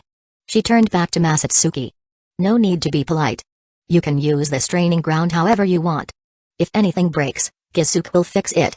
Just try not to use Kido above level 70 until he finishes upgrading the protective barriers. Understood, Masatsuki replied, glancing at Yoruichi again with a renewed sense of appreciation. He was already planning how to incorporate this training ground into his schedule. It was more than just a place for flash steps practice, there was potential for so much more. Masatsuki asked sincerely, then, will you train with me? Yoruichi smirked. You really do have a thing for me, huh? You're so straightforward, I'm starting to feel a little flustered. No, I just want to steal your flash steps and spiritual pressure concealment techniques. Ideally, we'd spar once a week. The captain commander says I have some talent, so I won't trouble you for long. Yoruichi was impressed. Masatsuki's composure was remarkable, completely unfazed by her teasing. Many of the female officers in the 2nd Division couldn't even handle her advances, yet he didn't so much as blink. No wonder there were rumors that the captain commander favored him, even considering making him a 3rd disciple. Well, I don't like the word steal, Yoruichi waved a hand dismissively, but since you're being so honest, I suppose I'll allow it. Hey, have you two forgotten that I'm the one who built this training ground? Kisuke Urahara raised his hand lazily. Thank you, Urahara-san. We can train together, Masatsuki said without missing a beat. Of course, he had his own motives, but some things could be worked on over time. However, the chance to learn flash steps from the goddess of flash was an opportunity he couldn't afford to pass up. Yoruichi seemed touched by his words, while Kisuke's eyes lit up in realization. After a moment, he grinned. No need to thank me, Ozaki-kun. But forget about training, I'm much older than you, and you need the exercise more. With Masatsuki around, Yoruichi wouldn't be pestering him, meaning he could slack off. Yoruichi got a training partner. Masatsuki got a sparring partner. And he got to laze around. A perfect 3-way win. Genius. He was an absolute genius. Alright then, Masatsuki muttered, picking up his Zanpakuto. After a brief pause, he asked, can I start training now? So soon? Kisuke looked surprised. Not even gonna take a tour first? The captain commander gave me a week to master sword pressure, Masatsuki said, shaking his head. I already lost a day yesterday thanks to someone. If I don't get it down in time, the old man's gonna hit me with a Nikatsu. A hand-to-hand combat technique known for breaking bones, Nikatsu? Does Soul Society even have something like that? Yoruichi raised a brow before grinning slyly. Oh, I see now. That's what you're into? Who would have thought? Masatsuki glanced at her short frame, his face blank and expressionless. She looked youthful, petite, yet surprisingly well-toned, every part of her was perfectly proportioned. Yoruichi folded her arms and laughed. Disappointed? Too bad. Hand-to-hand combats is one of my strong suits. Masatsuki, unwilling to entertain her smugness, shifted his gaze to Kisuke. Well, at least there's someone weaker than me. Urahara-san, you're looking a little scrawny. Kisuke accepted the remark without a hint of offense. In fact, he even lifted his thin arms and legs in mock display, as if to say, I'm lazy. I'm not a good sparring partner. Go train with Yoruichi instead. A flicker of amusement passed through his eyes before he turned and strolled away. Seriously, all that guy knows is how to slack off, Yoruichi sighed, shaking her head in exasperation. Come on, let's spar. I'm curious to see just how strong Shino Academy's so-called greatest prodigy really is. As he watched Kisuke leave, Masatsuki found himself lost in thought. He pressed his lips together, saying nothing. Yoruichi narrowed her eyes. Hey, you're not into both men and women, are you? What? Of course not. Masatsuki snapped back instantly. You don't seem like it, Yoruichi mused. So, does that mean you're underestimating me? She let out a small huff before smirking. Listen, kid. Sword pressure? I mastered that ages ago. Once we're done sparring, I'll personally teach you. Sound good? Chapter 22, Training Genius Midnight. The protective barrier around the training ground flickered at steady intervals, a sign that it was functioning normally. The air was still, the silence broken only by the occasional clash of blades. Masatsuki Ozaki stood atop a massive boulder, gripping Bansho Senran in one hand, his breath ragged. Opposite him, Yoruichi Shioin wielded a short sword, her stance relaxed and effortless. Kisuke Urahara lay sprawled out in a spot with a good view, lazily watching the fight unfold. The rhythmic clashes of swords rang out like a fast-paced melody, growing more rapid as the battle intensified. Shadows blurred together, flickering in and out of sight, until one of them landed a direct hit. A palm strike to the abdomen sent Masatsuki flying several meters before he crashed onto the ground. The surge of spiritual pressure from the impact ruffled Kisuke's short blonde hair. I lost. As shadows veiled his face, Masatsuki found himself staring up at Yoruichi. The vibrant, short-haired woman stood over him, flashing a triumphant, energetic grin. Seeing the look of satisfaction on her face, he didn't feel discouraged in the slightest. After all, this was expected. She might look young, but in reality, she was over 100 years old, a true captain-level combatant. Meanwhile, he was just a Shino Academy student ranked at 5th class spiritual pressure power. There was no comparison. Masatsuki, you've got a long way to go. Yoruichi reached out and pulled him to his feet, leading him toward Kisuke. The two of them strolled through the rocky terrain, undisturbed by the wind, dust settling softly around them. You hit way too hard. For a second there, I thought I was gonna die. Masatsuki winced, clutching his stomach. Damn. That hurts. Go easy next time. I was going easy. Otherwise, you wouldn't just be lying on the ground for a few minutes. Yoruichi grinned, casually draping Masatsuki's arm over her shoulder. You're too fragile. That barely counts as an injury. See that guy over there slacking off? He sparred with me once and ended up bedridden for 3 days. But look at him now, good as new. No wonder he refuses to fight you, Masatsuki muttered, sighing. I'm starting to regret this. You can't regret it, Masatsuki-kun. I worked hard to get out of it, you know.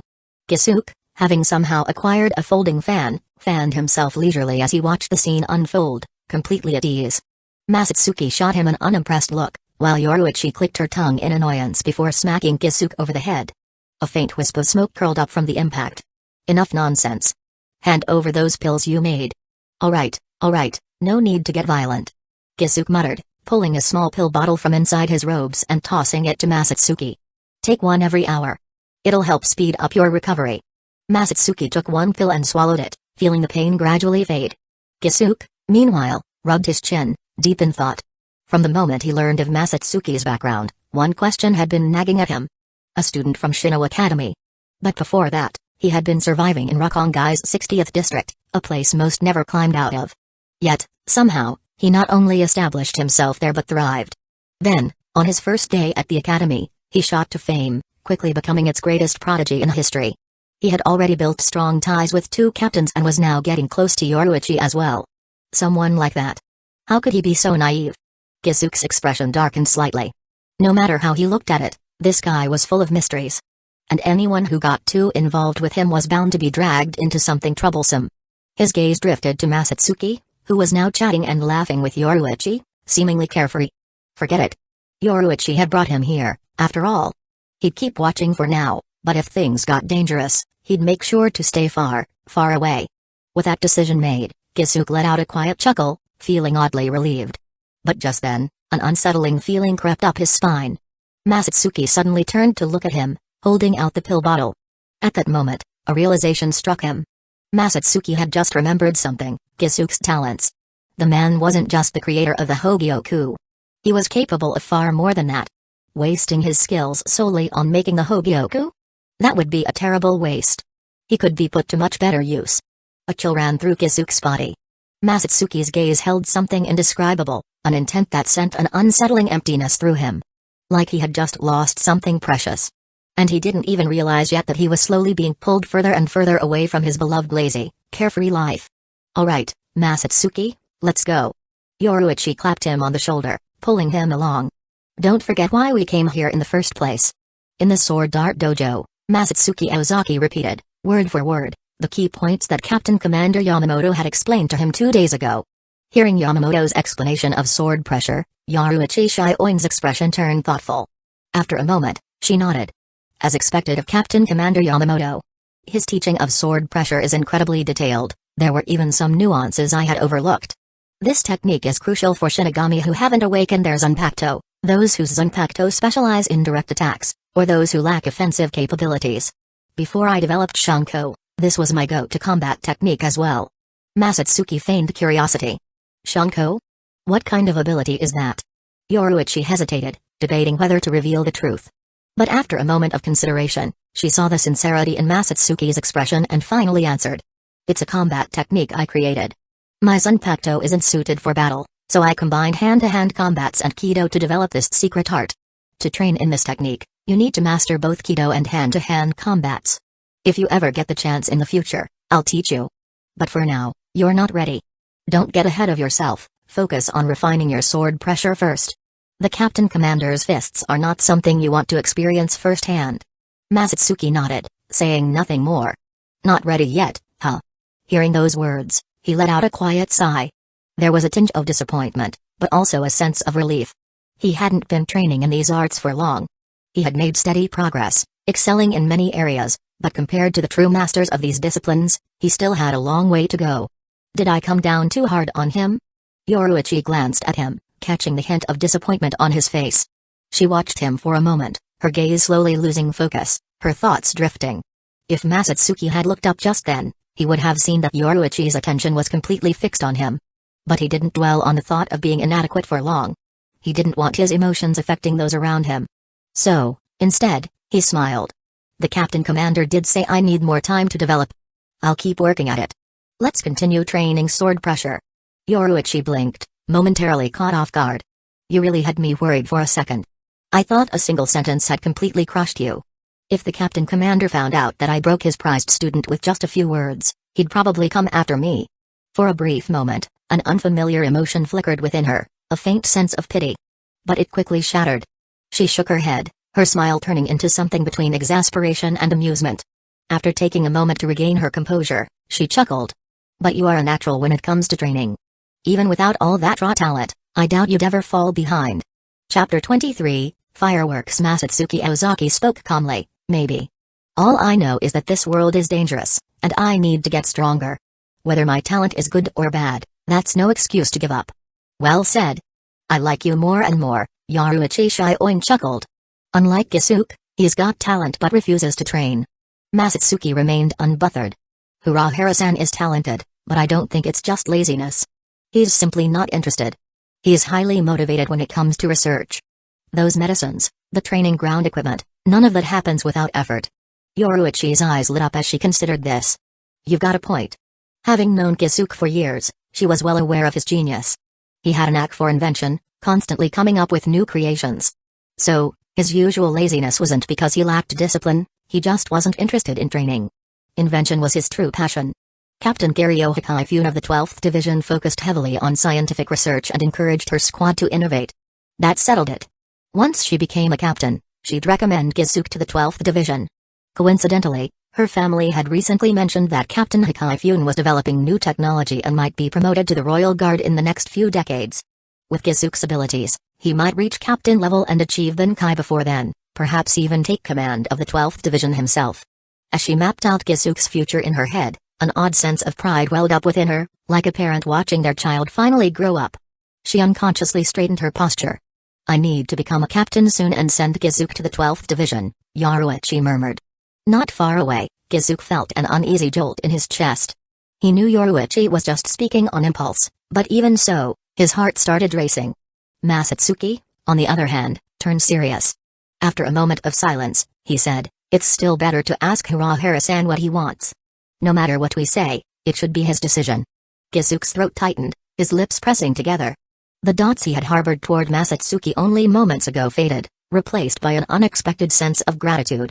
No need, Yoruichi said after a pause. I've known him for years, I understand him better than you do. He'll love the 12th Division. She hesitated briefly before adding, he's been secretly doing research at home. He probably thinks I don't know. After a long silence, she grinned. This time, it's not a prank, he's going to love it. Gisuke remained quiet. Sure, he liked to slack off, but he couldn't deny that he had a deep interest in this kind of work. Masatsuki smirked. You're not becoming a captain anytime soon, so maybe focus on the present first. Then, with an amused glint in his eyes, he added, speaking of which, aren't we getting off track? Weren't you supposed to help me practice sword pressure? If this keeps up, I might have to ask Urahara-san for help instead. No way. I've never been a teacher before, you're not going anywhere. Masatsuki stood to leave, only for Yoruichi to grab his arm. Beneath Sokioka Hill, under the night sky, two young Shinigami, neither yet 200 years old, spent the night training, tirelessly honing their combat techniques. By the next morning, Masatsuki successfully unleashed his first sword pressure attack. Noticing Yoruichi fast asleep, he draped a piece of clothing over her before stepping away to find a secluded spot. Drawing Bansho Senran from his waist, he swung his blade repeatedly at the surrounding rocks. Arcs of blue spiritual pressure burst from the sword like the energy waves described in martial arts novels, slicing through the stone. After inspecting the clean cuts left in the rock, Masatsuki nodded in satisfaction. Yoruichi had proven to be an excellent teacher. In just one night, she had not only answered his questions and demonstrated sword pressure but had also guided his spiritual power flow, helping him experience firsthand how to properly wield the technique. TSK. Watching the wild girl sleep soundly after an intense night of training, Masatsuki Ozaki adjusted her clothing and muttered under his breath, "What a shame. She's really pretty." Though his voice was barely audible, Yoruichi Shioin still heard him loud and clear. But instead of getting angry, she chuckled. There was something playful in her smile, a hint of charm that resembled a noble lady experiencing the first stirrings of romance. Yoruichi had always been the one teasing others. Back when she first joined the 2nd Division in her 20s, she had made a sport out of flirting with the female squad members. Countless had been utterly infatuated with her. But as she grew older and matured, she reined it in. Still, she had always been the one doing the teasing. Who would dare flirt with her? Aside from Kisuke Urahara, most men only saw her as the esteemed heir of the Shioin clan. And as for the women, many didn't even seem to think of her as a woman at all. Time passed, and at some point, she had even started questioning what kind of person she really was. Hearing Masatsuki's offhand remark was refreshing. It vaguely reminded her of the years when she used to dress up with care. Seriously. Aside from my parents, when was the last time someone actually called me pretty? For a fleeting moment, she wondered if she really had turned into some kind of oddball. Masatsuki, oblivious to her thoughts, shrugged. Must have been a great dream. You look so happy, I wish I could feel that way all the time. His words were sincere, laced with a quiet envy that was hard to place. Yoruichi's smile deepened. With the slightest movement, she cracked her eyes open, watching Masatsuki with playful interest. To be honest, this guy's got a good face. And he's pretty amusing too. Her usual manner was casual, but at that moment, her posture grew more languid. She hugged her clothing loosely around herself, making no effort to hide her perfectly toned, elegant figure. Masatsuki spared a glance at her striking silhouette, then swiftly turned around and left the training ground without a word. Kisuke, what do you think of that kid? Yoruichi asked, finally opening her eyes. What can you tell from just one night? But first impressions aren't bad, Kisuke Urahara's voice drifted out from behind a rock. Yoruichi sat up, slipped on her jacket, and grinned. Oh? Not bad, huh? Looks like the man Kakaku and I both have our eyes on has passed your test. Kisuke shook his head in exasperation. If not for their connection, they probably wouldn't have even met Masatsuki in the first place. Yoruichi poured herself some tea, then casually poured a cup for Kisuke as well. Now that I think about it, she mused, smirking. I should have opened my eyes just now and kissed him. His reaction would have been priceless. He'd probably sue you for harassment, Kisuke remarked dryly, scratching his head as he took a sip of tea. And if Kakaku found out, she'd stuff you into a fireworks cannon. That way, I'd finally get to see a cat-shaped firework. Yoruichi narrowed her eyes, a confident glint flashing in them. That kid? He wouldn't report me for harassment. She smirked. If anything, he might actually enjoy it. Then, taking a slow sip of her tea, she chuckled. Besides, fireworks are pretty fun to watch, don't you think? Chapter 24, Battle. Following a familiar path, Masatsuki Ozaki arrived at Shino Academy, cloaked in black. The garment was a tenshihizo, sacred treasure, borrowed from Yoruichi Shioin. As he approached, something felt off. There was a distinct scent of blood lingering in the air. Most academy students wouldn't have noticed, but Masatsuki had killed enough people to recognize it immediately. Stealthily concealing his presence, he leaped onto the rooftop, his senses sharpening as he picked up on powerful clashes of spiritual pressure in the distance. A flicker of surprise crossed his eyes. Shinigami were fighting, and not just a few of them. This was only a few streets away from Shino Academy. Who would be reckless enough to start a battle here? Looking down, he saw two opposing groups of Shinigami locked in fierce combat. Both sides were led by high-ranking seated officers. Judging by their uniforms, Masatsuki quickly deduced that these were members of the 13th Division of Imperial Guards battling against rebels. But why? What could have emboldened the rebels to attack here of all places? This was Shino Academy, not just home to commoner students but also to the children of noble families. If any of them were harmed, the outcry would be immense. The Tsunayashiro clan was powerful, but its elders weren't fools. It made no sense for them to make enemies so recklessly. Pulling his hood lower, Masatsuki couldn't help but think of Yoruichi. Could this really be because of her? She was certainly valuable enough to warrant such action. But would the Tsunayashiro clan really risk enraging the Shioin clan to this extent? They probably would. As he recalled fragments of his past life's memories, Masatsuki arrived at an unsettling realization. In the original timeline, Yaruichi had been forced to leave Soul Society. Strangely, the position of 2nd Division Captain had not passed to the Shioin heir, Yashiro, but instead to Suifeng. For 1,000 years, the captaincy of the 2nd Division and the command of the Onmitsukido had always remained within the Shioin family. There had never been an exception, until Yashiro's generation. Whatever the cause, one thing was clear, the Shioin clan's influence had been in decline. Declining enough that they could no longer hold on to their rightful seat of power. Masatsuki refocused, carefully analyzing the battlefield. Then, from the shadows, he spotted 2 figures lurking, silently observing the chaos from a distance. Both were clad in black, their faces obscured, but Masatsuki quickly formed a guess about their identities. As the battle grew more chaotic, one of the masked figures suddenly surged forward, his body enveloped in Kido. With a single step, he vanished into the fray. A flash of steel. Before the rebel could react, he was already falling, cut down in an instant. Who goes there? Several Shinigami cried out in alarm as a black-clad figure suddenly appeared on the battlefield. Everyone present, whether from the 13th Division of Imperial Guards or the rebels, were trained warriors, with even high-ranking seated officers among them. Yet this man had appeared out of nowhere, cutting down a Shinigami in an instant before anyone even noticed. What kind of power is this? As all eyes locked onto him, the black-clad man let out a soft chuckle. Reversing his grip on his Zanpakuto, he pointed the blade downward. There was no release command, but Masatsuki Ozaki knew. His Shikai is already active. Aizen? Masatsuki recognized that stance instantly. And if that was Aizen, then the figure lurking in the shadows could only be one other person, Kanemto-san. He was certain. He had practiced that stance himself many times. There was no mistake. Reflect, Bansho Senran. Without drawing attention, Masatsuki activated his own Shikai within its sheath, seamlessly switching to the power of Kyokasugetsu. He gripped the hilt tightly, relieved that his Zanpakuto's release caused no visible disturbance. It worked. The battlefield remained unchanged, and Masatsuki felt a rush of excitement. The 13th Division of Imperial Guards Shinigami and rebels turned to look at Aizen in confusion, then glanced warily at their own comrades. And in that instant, cold sweat drenched their backs. The comrades they had trusted just moments ago, when had they become enemies aiming to take their lives? A Zanpakuto with spatial abilities. The thought surfaced in their minds. But instincts honed by years of battle left no room for hesitation. In the chaos, swords were raised, Shinigami struck down those standing closest, treating them as foes. Screams erupted once more. The streets were soon drenched in blood, flesh torn apart, only to dissolve into rishi and vanish. As the battle raged on, Masatsuki made a startling discovery. 2 lieutenant-level Shinigami were hidden among the rebels. Aizen, meanwhile, walked through the carnage at a leisurely pace, occasionally flicking his blade, cutting down any Shinigami who dared stand in his way. His movements were precise, deliberate. Ordinary soldiers no longer interested him. His true targets were seated officers and lieutenants.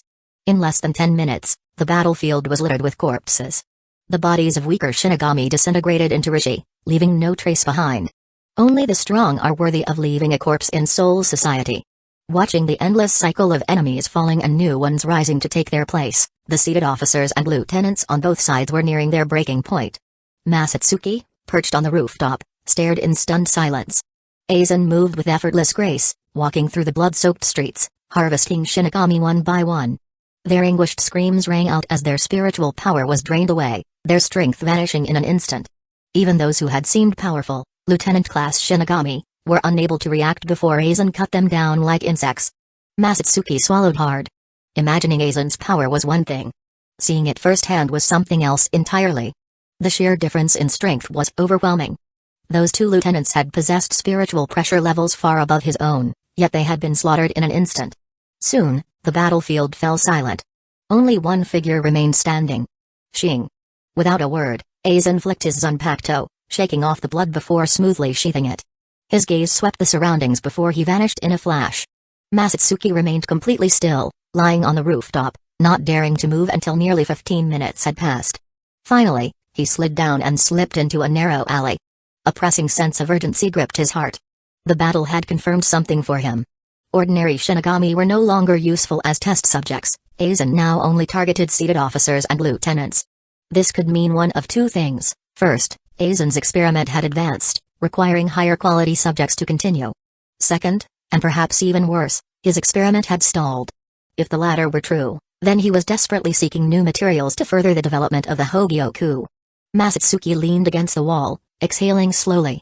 He believed the second theory was more likely. Aizen hadn't acquired Matsumoto Rangiku's soul. He was unaware of the existence of the Soul King's fragment. Which meant the Hogyoku was still incomplete. And Aizen was now frantically searching for a way to satisfy it. Masatsuki clenched his fists. Matsumoto Rangiku's face surfaced in his mind, and for the first time in a long while, an unfamiliar feeling surged through him, urgency. Despite all his efforts to harden his heart, to remind himself that this world was cruel, some emotions refused to be silenced. Cautiously, he crept toward the edge of the alley, peering out to confirm the battlefield was truly empty. Only then did he rise, dusting off his cloak. In the next instant, his figure blurred, vanishing into the night with a single step of flash steps. Chapter 25, Hand-to-hand combat. Straining back at Shino Academy, Masatsuki Ozaki breathed a sigh of relief upon seeing Rangiku Matsumoto attending class without tissue. Ozaki-san, skipping class is not a good habit. A brand new ruler lightly tapped Masatsuki on the head. Kuachiki-sensei. Masatsuki slowly turned his head, awkwardly asking, "What brings you here? Did you forget? This is my history class. Now hurry inside, the lesson is still ongoing," Sajan Kuachiki said, sounding exasperated but not truly reprimanding him. Seeing that Sajan had no intention of punishing him, Masatsuki entered the classroom and slumped into his seat, quickly returning to his usual lazy demeanor. Jinikamaru sat nearby, completely absorbed in his thin history textbook. Rangiku, on the other hand, multitasked, sometimes glancing at Masatsuki, sometimes at her book, and sometimes at Sajan Kuachiki. Yashiro Shioing remained as absent-minded as ever, which made Masatsuki, his supposed brother-in-law, somewhat concerned for him. As for Tsunayashiro, who loved forming cliques in class, well, his seat was there, but he was nowhere to be seen. Rumor had it that the second division had taken him in for questioning. Whether he'd return in one piece was anyone's guess. Among the people Masatsuki knew, the one who had changed the most was Sajan Kuachiki. Normally diligent and responsible, always carrying a gentle smile, today Sajan seemed distracted. He would occasionally space out, then furrow his brows as if something troubling was on his mind. Masatsuki shook his head. The feuds among nobles were far too complicated, and dangerous. That kind of trouble was beyond the reach of a commoner like him. Best to stay out of it. If he were strong enough, things might be different, but right now, there was no way for him to get involved. If even Sajan Kuachiki was struggling, what could he, a lieutenant-level Shinigami with only 5th-class spiritual pressure, possibly do? Over the next few days, Masatsuki dedicated himself to practicing sword pressure while also learning flash steps and spiritual pressure concealment techniques from Yoruichi Shioing. With the battle over, Shino Academy settled into a brief period of peace. Whenever Masatsuki snuck out, he no longer ran into large-scale conflicts. Strangely, Kusagakure hadn't shown up at the training grounds all week. Whatever he was busy with, no one seemed to know. On the weekend, Masatsuki made his usual visit to the 1st Division barracks. Genryu's Ishigakuni Yamamoto stood with his back to the entrance, leaning on his cane, exuding an air of deep mystery. Such a high-level display of coolness. Masatsuki sighed. The old man was always kind to him, but he had never taught him how to act cool. Everyone knew that in the world of Shinigami, fashion sense was directly proportional to strength. "How is your sword pressure training coming along?" Hearing the approaching footsteps and the steady tapping of the cane against the floor, Yamamoto finally spoke. "I've already mastered it. With the captain commander personally overseeing me, how could I afford to slack off?" Masatsuki quietly moved closer. As expected, he caught the brief flicker of amusement in the old man's expression before it quickly disappeared. Yamamoto glanced at him. "Show me." Yamamoto snorted and slowly turned around. Masatsuki didn't hesitate. He drew Bansho Senron and, with a swift motion, slashed through the air. A blue wave of sword pressure tore through the space between them, rushing toward Yamamoto. The old man looked at the incoming attack with mild surprise. Then, with a single finger, he tapped the tip of the spiritual pressure blade. Crackle! The powerful slash, capable of cleaving through boulders, met Yamamoto's fingertip, and stopped dead in its tracks. Not only did it fail to push forward, but it didn't even leave a single mark. Yamamoto extended another finger. With a light press between his index finger and thumb, cracks began to spread across the sword pressure from the point of contact. Crack! The sword pressure shattered without making a sound, dispersing into Rishi and vanishing without leaving a trace. Yamamoto observed Masatsuki Ozaki, who was gripping his Zanpakuto. After a brief silence, he said slowly, "Not bad. I didn't expect you to reach this level in just a week. Masatsuki grinned. That's thanks to the Captain Commander's excellent teaching. Sit down. Have some tea. Yamamoto walked over to the tea table, nodding slightly as he gestured for Masatsuki to take a seat. Masatsuki plopped down but immediately furrowed his brows. Something felt off. Aside from their first meeting, when had the old man ever been this nice to him? And now he was even offering tea? Something was definitely up. Could it be? My dealings with Aizen have been exposed? No, that shouldn't be possible. Aizen is meticulous, even if I made a mistake, he wouldn't. Then what else could it be? What else have I done? Did one of those noble ladies come looking for me? Masatsuki's hand froze mid-sip, his gaze shifting toward Yamamoto. Time seemed to slow as he debated whether to come clean or wait for Yamamoto to make the first move. Seeing Masatsuki sitting so obediently, Yamamoto chuckled. So, you've got the guts to do something this big, but not the courage to admit it? You even dared to get involved with the Shino clan's eldest daughter. He fixed his gaze on Masatsuki and said, Tell me, when did it start? Masatsuki finally caught on. 3 years ago. That was my first time. Yamamoto raised an eyebrow. He had assumed it had only started this week, he hadn't expected it to go back that far. Do you realize the consequences of this? Masatsuki's expression changed in an instant. He clutched his chest dramatically, looking as if he might cry. They said they'd take care of everything. That I didn't have to worry. Sensei, this isn't my fault, you have to stand up for me. They? Who else knows about this? Masatsuki sniffled, shook his head pitifully, and remained silent. After a long pause, Yamamoto sighed. Forget it. No matter what you did, this must never be spoken of, especially not to the Shino clan. Masatsuki blinked. The Shino clan? What do they have to do with this? Sure, he'd done a lot of things, but he hadn't even started messing with the 4 great noble clans. You do have some conscience, at least, you're even trying to cover for Yoruichi Shino. Yoruichi? Ah. Oh. I see. Right, yeah, it was her, Masatsuki blurted, finally realizing the misunderstanding. He quickly waved his hands in denial. Sensei, we're just normal friends. There's nothing going on between us. Shut up, Yamamoto snapped.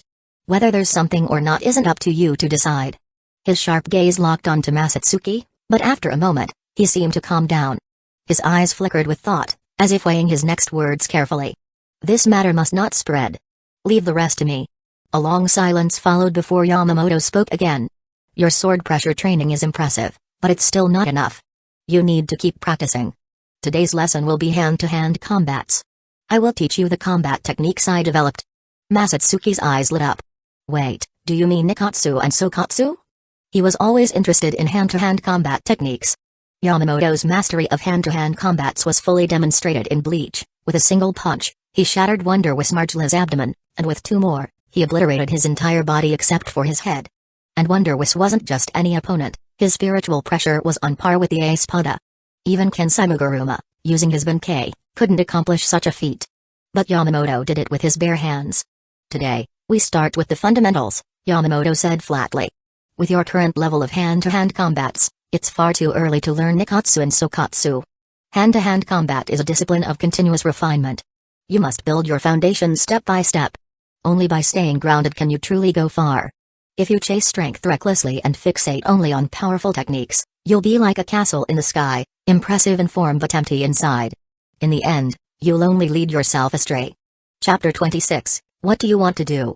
Seeing that Yamamoto was about to start another lecture, Masatsuki Ozaki quickly raised his hand to stop him.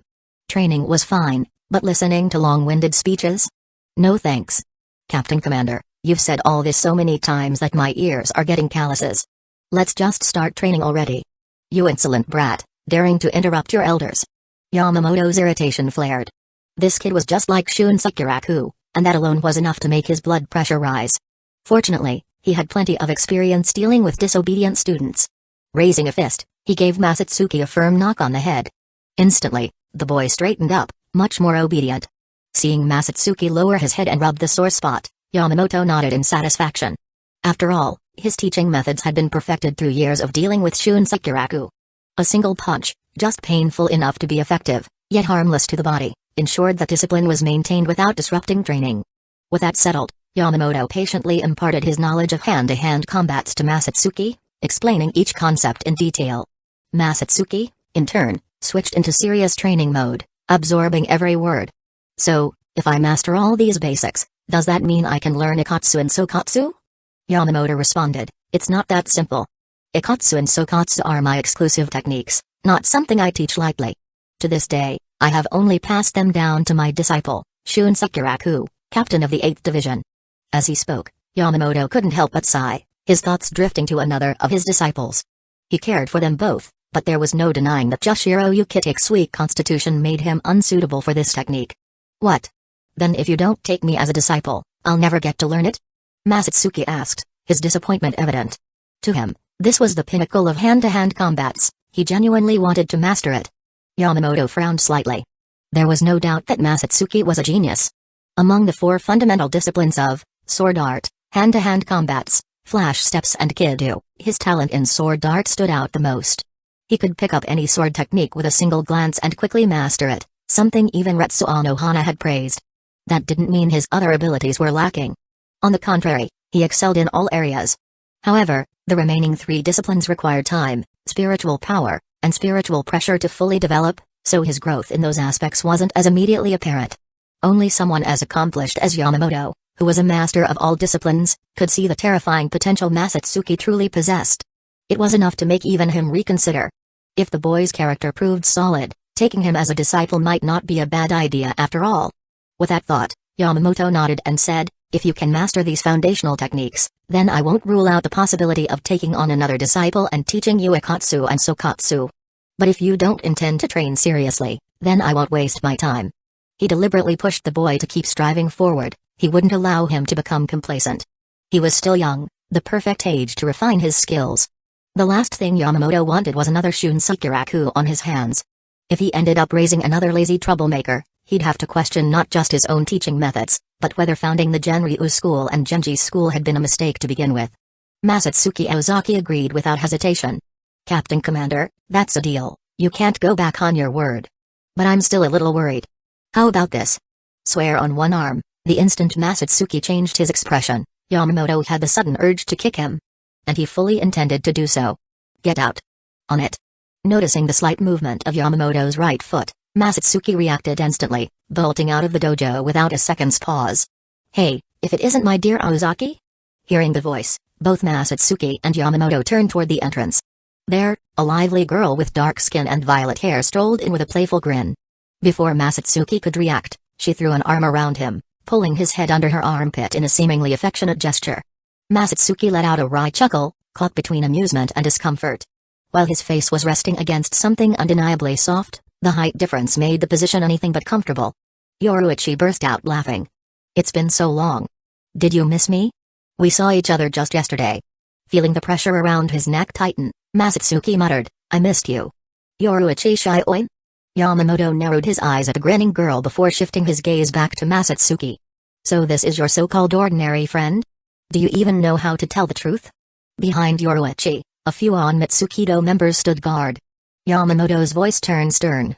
Masatsuki Ozaki, head back for now. We have important matters to discuss. Yoruichi released Masatsuki and patted his shoulder with a smirk, then leaned in to whisper in his ear. I've got business with the old man. You go on ahead, I'll meet you at our usual spot tonight. Masatsuki's eyes lit up. If Yamamoto was the strongest hand-to-hand combats user in the Souls Society, then Yoruichi was undoubtedly second. What better sparring partner could he ask for? I'll go wait for you, then. A vein twitched on Yamamoto's forehead. Masatsuki Ozaki, what exactly are you planning? After leaving the 1st Division barracks, Masatsuki didn't return to the Shino Academy. Instead, he made his way straight to the secret training ground beneath Sokioka Hill. Descending underground, he scanned the vast, seemingly endless training area, making sure he was alone. Once certain, he located Gisukura-hara's supply cache, helped himself to a hearty meal, and restored his energy. It wasn't until nightfall that Yoruichi arrived. The moment she stepped into the underground training ground, she spotted Masatsuki, shirtless, fists bare, relentlessly pounding away at a Kido-reinforced wooden training dummy. Still not enough. Masatsuki glanced down at his bloodied knuckles before casting the healing Kaido technique he had recently learned from Retsu Unohana. Yoruichi let out a chuckle. Is that so? From where I'm standing, you're starting to look more and more like the Captain Commander.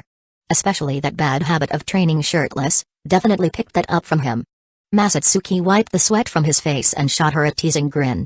Oh? And how exactly do you know the Captain Commander likes to train shirtless? Yoruichi stuck out her tongue and scratched her cheek. Back when I was learning hand-to-hand combats, I snuck into the 1st Division's barracks to steal a few moves. So, what do you think? Who's stronger, you or the Captain Commander? Yoruichi rolled her eyes. What kind of dumb question is that? Obviously, the Captain Commander. Did she look like someone who could survive a punch from Yamamoto? Masatsuki gave an awkward laugh, glancing at the slightly pouty Yoruichi. For some reason, her expression made him feel odd. My bad, I didn't phrase that right. What I meant was, disregarding spiritual pressure, just based on technique alone, how does your Shunko compare to the Captain Commander's Ikatsu and Sokatsu? Yoruichi thought for a moment before shaking her head. That, I really don't know. I've seen the Captain Commander use them, but I've never practiced them myself or experienced them firsthand. Hard to judge. I see. In that case, I'll let you experience it firsthand someday. Then you can decide for yourself. Masatsuki said with a hint of regret. Yoruichi Shioin? Chapter 27. I don't know. Masatsuki Ozaki poured Yoruichi Shioin a cup of tea before taking a seat across from her and explaining the hand-to-hand combat techniques he had learned from Yamamoto. At first, Yoruichi remained calm, sipping her tea as she listened. But before long, her eyes widened in surprise. She nodded occasionally, looking like an eager student absorbing every word. I see. So the moves I secretly learned before were just the form, not the essence. Captain Commander Yamamoto's power generation techniques are truly incredible. With this method, spiritual pressure and the spirit body synchronize perfectly, allowing for an explosive burst of force. Using this training as a foundation, hand-to-hand combats may look no different from ordinary techniques, but the hidden power within. It might even surpass most Kido. In terms of sheer explosive force, my Shunko is actually a little inferior. Hearing Yoruichi analyze it so thoroughly, Masatsuki's attention was immediately drawn in. Could this be the kind of genius capable of creating new combat techniques? She had already grasped the full potential of Yamamoto's hand-to-hand combat's principles so quickly. Yoruichi tilted her head, resting her cheek against her palm, and smiled playfully. And you're just going to share such an important secret technique with me, just like that? Masatsuki scoffed. The old man only said Ikatsu and Sokatsu were off-limits, not the rest. Besides, didn't you say you'd teach me Shunko? Is that something you can just pass on? If it is, I'll teach it to the old man, and we'll all win. I wouldn't trust just anyone with it, but if it's the Captain Commander, I wouldn't mind, Yoruichi said, blinking innocently. The only problem is, I doubt he'd even care about my techniques. Masatsuki had been watching her closely and noticed that she said this so casually, without a trace of hesitation. His mind raced. Now this was interesting. What would happen if Shunko was combined with Sokatsu? Yoruichi was still smiling. Masatsuki, how much of this hand-to-hand combat technique have you mastered? Shouldn't it be your turn to teach me now? Masatsuki had only learned it today. Giving pointers to a hand-to-hand combat's master like her wasn't exactly an easy task. Scratching his head, he suddenly glanced at Yoruichi and smirked. I've got most of it down. The rest is just a matter of practice. Yoruichi rolled her eyes. If he wanted a sparring partner, he should just say so. Did he really think she didn't know what kind of person he was? Seeing through him instantly, Yoruichi smirked. No matter the technique, proficiency is key. If you're not skilled enough yourself, you'll only make mistakes when teaching others. In that case, I'll spar with you. Masatsuki grinned and cupped his hands.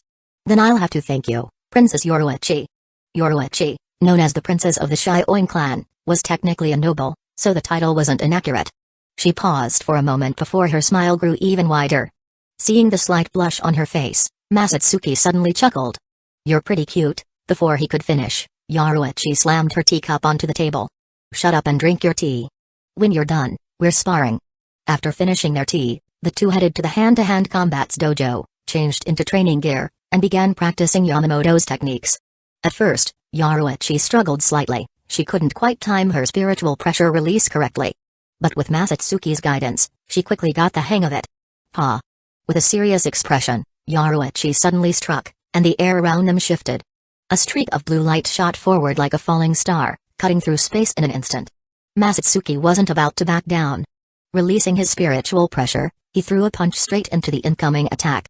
A deafening explosion rocked the dojo as both of them were blasted backward. Twisting midair, they landed smoothly on the ground. Despite the overwhelming force of her strike, Masatsuki had managed to block it. Yoruichi swallowed hard, now fully understanding why he was called a genius. After a long silence, she finally exhaled and said, Not bad, but your spiritual pressure control is lacking. You're wasting way too much energy. Masatsuki nodded, recalling how Yamamoto executed hand-to-hand combats. On the surface, the old man's strikes looked plain, there was no visible spiritual pressure, nothing flashy. Unlike himself, who was practically glowing. Yoruichi let out a chuckle. That's enough for today. It's getting late, go rest up. You've got classes tomorrow. The two of them sat back down at the tea table. Yoruichi's gaze lingered on Masatsuki. He glanced down at himself, puzzled. What was she looking at? It's not like he was injured or anything. Yoruichi suddenly spoke. Aren't you curious about what I talked to the Captain Commander about today? You said it was important, so obviously it's not my place to ask. But if you want to tell me, I'm all ears. Masatsuki Ozaki shrugged. Yoruichi pouted. I never thought you'd care so little about me. I must have misjudged you. Masatsuki replied flatly, if you want to talk, then talk. If not, I'm going to bed. No, wait. Yoruichi grabbed his arm and locked eyes with him for a moment before finally sighing in defeat. It's about me succeeding as the captain of the 2nd Division. What do you think? Soon enough, you'll have to call me Captain Yoruichi. Masatsuki's face remained blank. Oh. Yoruichi squinted at him, puffing out her cheeks. You're not even a little surprised? Wasn't it just a matter of time? What's there to be surprised about? Masatsuki pinched her cheek. Yoruichi made no effort to resist. Then, all of a sudden, she said, Masatsuki Ozaki. Masatsuki raised an eyebrow. What does Captain Yoruichi need from me? Looking straight into his eyes, Yoruichi asked, You've already outgrown the Shino Academy, haven't you? How long are you planning to stay cooped up in that place? Masatsuki was caught off guard. He had never expected Yoruichi to bring this up. Stunned, he replied, I don't know. Originally, he had planned to follow the standard 6-year curriculum and graduate as usual. But after what he had witnessed Aizen doing last time, he started having second thoughts. Now, he was conflicted. Yoruichi seemed to pick up on his hesitation. She fell silent for a moment, contemplating her words before finally speaking.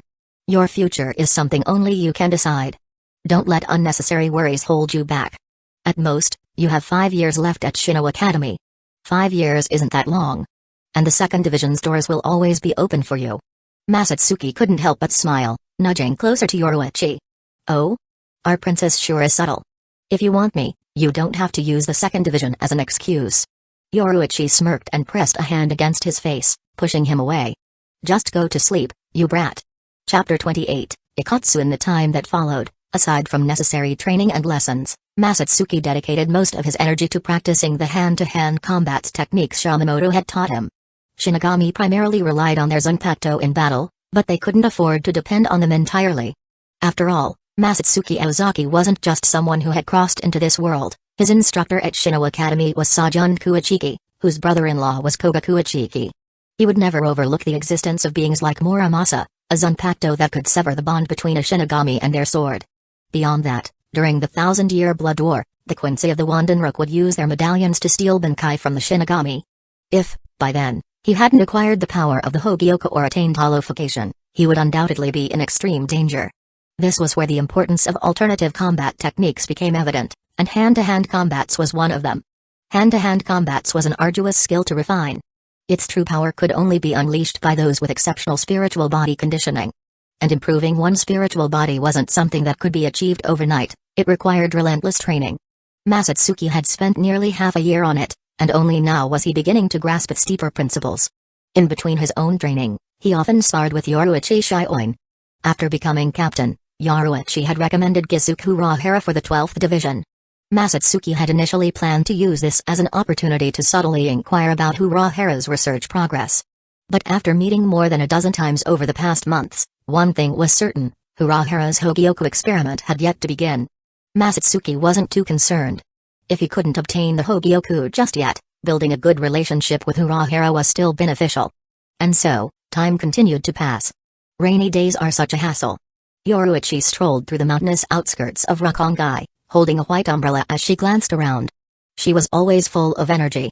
Rather than walking through the rain, she much preferred those sunny days when she could chase after a certain someone with flash steps.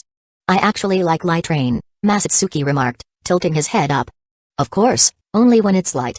As long as the ground isn't filthy, the scent of damp earth is rather pleasant. He smiled as he looked at Yoruichi's white hair.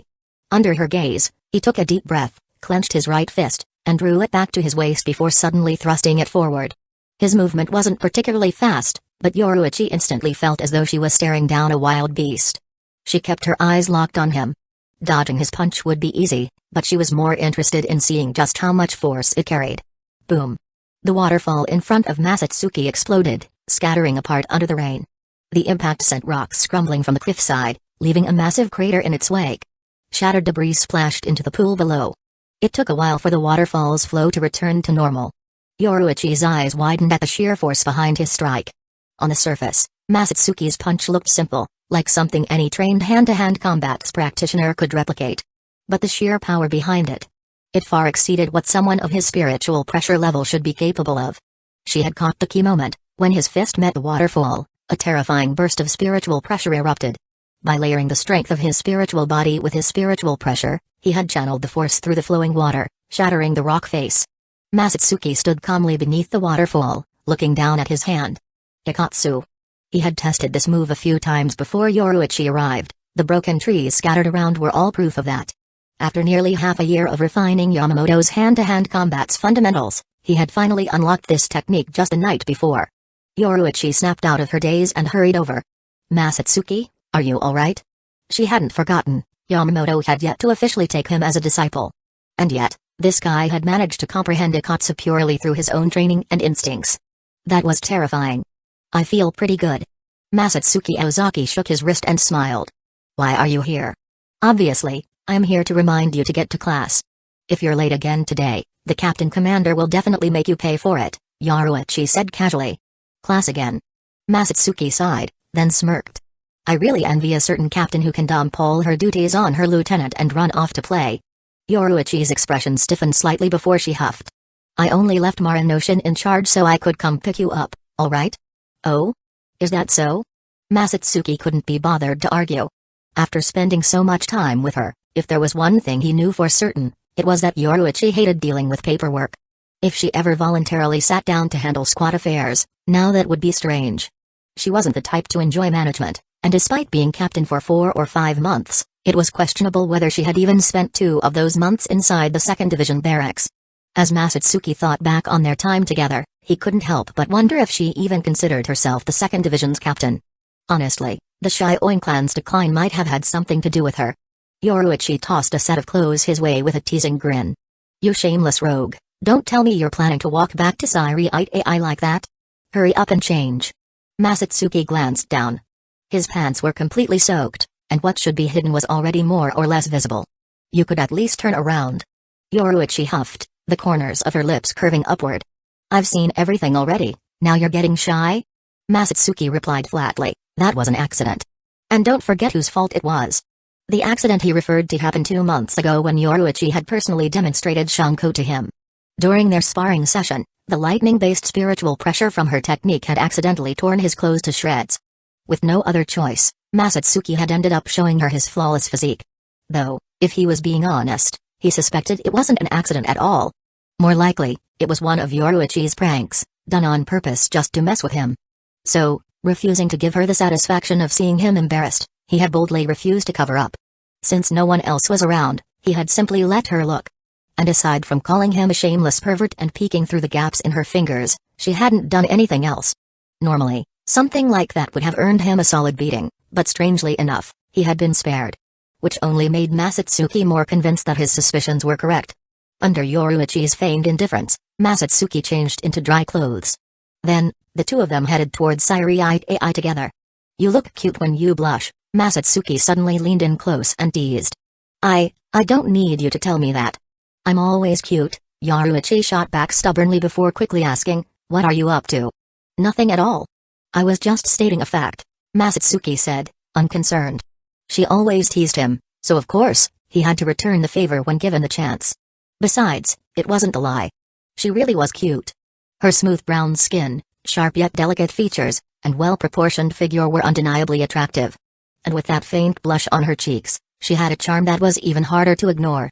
Yoruichi stiffened slightly before nudging him with her elbow, a hint of shyness in her expression.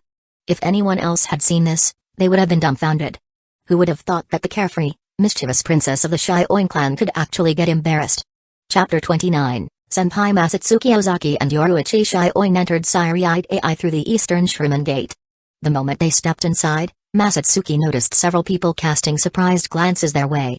Wasn't that the princess of the Shioin clan? The newly appointed captain of the 2nd Division? Normally, she was known for her mischief, yet today, she was strolling quietly beside a handsome man. The most striking part? They appeared to be the same age and seemed rather close. Upon entering the 1st Division barracks, the squad members barely reacted. They had long since grown accustomed to this sight. Before Yoruichi had become both the head of the Shioin clan and the 2nd Division's captain, some of them had even covered for the two. But now, there was no need. The Shioin clan wasn't like the Tsunayashiro clan. The Tsunayashiro operated under a council of elders, riddled with factions and internal power struggles. The Shioin, on the other hand, were ruled solely by their head. If Yoruichi wanted something, not even the elders could stop her. If she wanted to openly flirt in broad daylight, no one would bat an eye. If she wanted to marry Masatsuki and bring him home, no one could say a word. The senior squad members watching them walk by felt a mix of emotions. Seeing the younger generation flourish, avoiding the detours they themselves had taken over centuries, filled them with both relief and just a tinge of envy. Following the familiar stone path, Masatsuki and Yoruichi made their way to the 1st Division dojo. As soon as they arrived, Masatsuki noticed something. Someone had beaten them there. 3 pairs of straw sandals sat neatly on the wooden floor outside the dojo entrance. After nearly a year of training under Yamamoto, he was quite sure of one thing: the old man wasn't some mutated alien with 3 legs. From inside, muffled voices could be heard, their tone suggesting a rather pleasant conversation. "Looks like we picked the wrong time," Masatsuki muttered, stopping by the dojo's paper doors with Yoruichi beside him. A little ways off, 2 Seireitei members, their wide-brimmed straw hats casting shadows over their eyes, remained motionless, their sharp gazes fixed on the corridor. More and more squad members gathered nearby, drawn by curiosity, yet the Seireitei guards paid them no mind. Some squad members pressed close together, practically glued to their team leader, all eyes locked on the 2 figures sitting side by side. The position was uncomfortable, but no one dared move, they were too busy absorbing the sight in front of them. Internally, the squad members were reeling. So, the captain can actually be this quiet? Our young lady has finally grown up. Wait, hold on, Captain Yoruichi actually likes men? All eyes turned to the female squad member who had blurted that last part. Flustered, she scratched her head sheepishly. The 2 figures sitting together were undeniably striking. The man had a dangerously handsome face, lips curled into a smirk with an unmistakable hint of mischief. The woman, beautiful with soft, expressive eyes, had tucked her short hair neatly behind her ears, giving her an unexpectedly sweet and approachable air. For the squad members, it was almost unbelievable. Their captain, the bold, carefree, larger-than-life Yoruichi, was sitting there looking delicate? Girlish, even? How was this possible? Want to go for a walk? Yoruichi suddenly suggested, glancing toward the courtyard. If we stick around and overhear something we shouldn't, that'd be trouble. Good idea, Masatsuki agreed. That old man never bothers setting a schedule anyway. That wasn't my fault, Yoruichi Shioin said with a habitual shrug. That was the time they set. Masatsuki Ozaki nodded slightly. I never blamed you. The lesson was over anyway, and you showed up at just the right time. There was no avoiding it. Even though it was a simple matter, it involved the succession of both the 2nd Division captaincy and the position of Commander-in-Chief of the Onmitsukido, Yoruichi said, shrugging again. There was no way around the captain-commander, we had to discuss it with him. I'm just wondering why you've changed so much, Masatsuki mused, studying her face. Captain and Commander-in-Chief don't exactly seem like jobs that suit you. You look exhausted. Maybe you're right, Yoruichi glanced at him, then smirked faintly. But it's my responsibility. She wouldn't deny it, her clan had given her a carefree, privileged life for years. Now, it was simply time to repay that debt. Are you and Yashiro twins? Masatsuki asked after a moment. That kid looked just like her, but the more time he spent with the 2 of them, the more he noticed Yoruichi's unique charm. Of course not. We're decades apart. If we were twins, he wouldn't be such a clueless brat, he's nothing like me. Yoruichi spoke as if it were nothing, but she pursed her lips slightly, as if she didn't appreciate being compared to her younger brother. Did she really seem that clueless? A hint of dissatisfaction flickered across her face, making her embarrassed expression look even more genuine. The surrounding Seireitei members, who had been quietly watching, suddenly felt awkward. Well, it's not like you two look completely different, Masatsuki remarked. He wasn't sure how she acted around others, but in front of him, she was occasionally pretty silly. Just as the two were about to get up for a walk, Yamamoto's voice rang out from inside the dojo. "Are you two done chatting out there? If so, get in here already. Looks like our walk will have to wait. I'm heading in." Masatsuki scratched his head and gave Yoruichi an apologetic smile. "Go on." Yoruichi nodded, then paused for a moment before setting her paper umbrella aside and silently watching the rain fall. As soon as Masatsuki stepped into the dojo, he saw Yamamoto seated with two younger men, sipping tea as if they were having a casual tea gathering. One of them had a roguish glint in his eyes, long brown hair tied into a ponytail with two ornate hairpins, a pink harry embroidered with floral patterns draped over his shoulders, and a hint of stubble on his chin. The other had a far gentler gaze, white hair pulled into a neat ponytail, strikingly handsome features, and a white harry draped over his shoulders. Judging by their appearance and attire, Masatsuki immediately recognized them: Kyoraku, captain of the 8th Division. Joshiro Ukitake, captain of the 13th Division. Through the gap in the paper door, Yamamoto caught sight of Yoruichi's silhouette outside and let out a displeased snort. "So, you're the so-called genius student the old man won't stop talking about?" Kyoraku set down his teacup and turned to Masatsuki with a grin. "I'm Kyoraku. I guess that makes me your senpai." Yamamoto shot him a glance, about to say something, but before he could, Masatsuki spoke without hesitation. "Kyoraku-senpai, it's an honor. I'm Masatsuki Ozaki, your junior. Pleased to meet you." Joshiro Ukitake blinked in surprise. For a moment, he saw a familiar shadow in this young man, one that stirred unpleasant memories. Was this really the type of student their teacher preferred? Meanwhile, Shunsei's interest was piqued. The moment he had heard Yamamoto had taken a personal interest in a student, he had been curious to see what kind of talent had managed to catch the old man's eye. Unfortunately, with all the recent turmoil caused by the rebel factions, he hadn't found the time to drop by. Today's meeting, however, was turning out to be quite the surprise.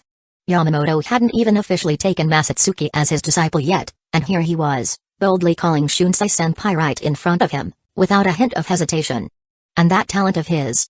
It really was something else. From what he had heard, Masatsuki had only reached 5th rank spiritual pressure half a year ago. But judging by what he was sensing now, it wouldn't be long before he ascended to the next level. Chapter 30, Discipleship. Hello, Ozaki-kun.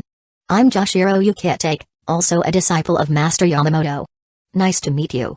Ukitake greeted him with a warm smile. Masatsuki Ozaki returned the smile. Ukitake-senpai, it's a pleasure. I look forward to your guidance. Hearing the word senpai, Ukitake felt an unexpected sense of joy.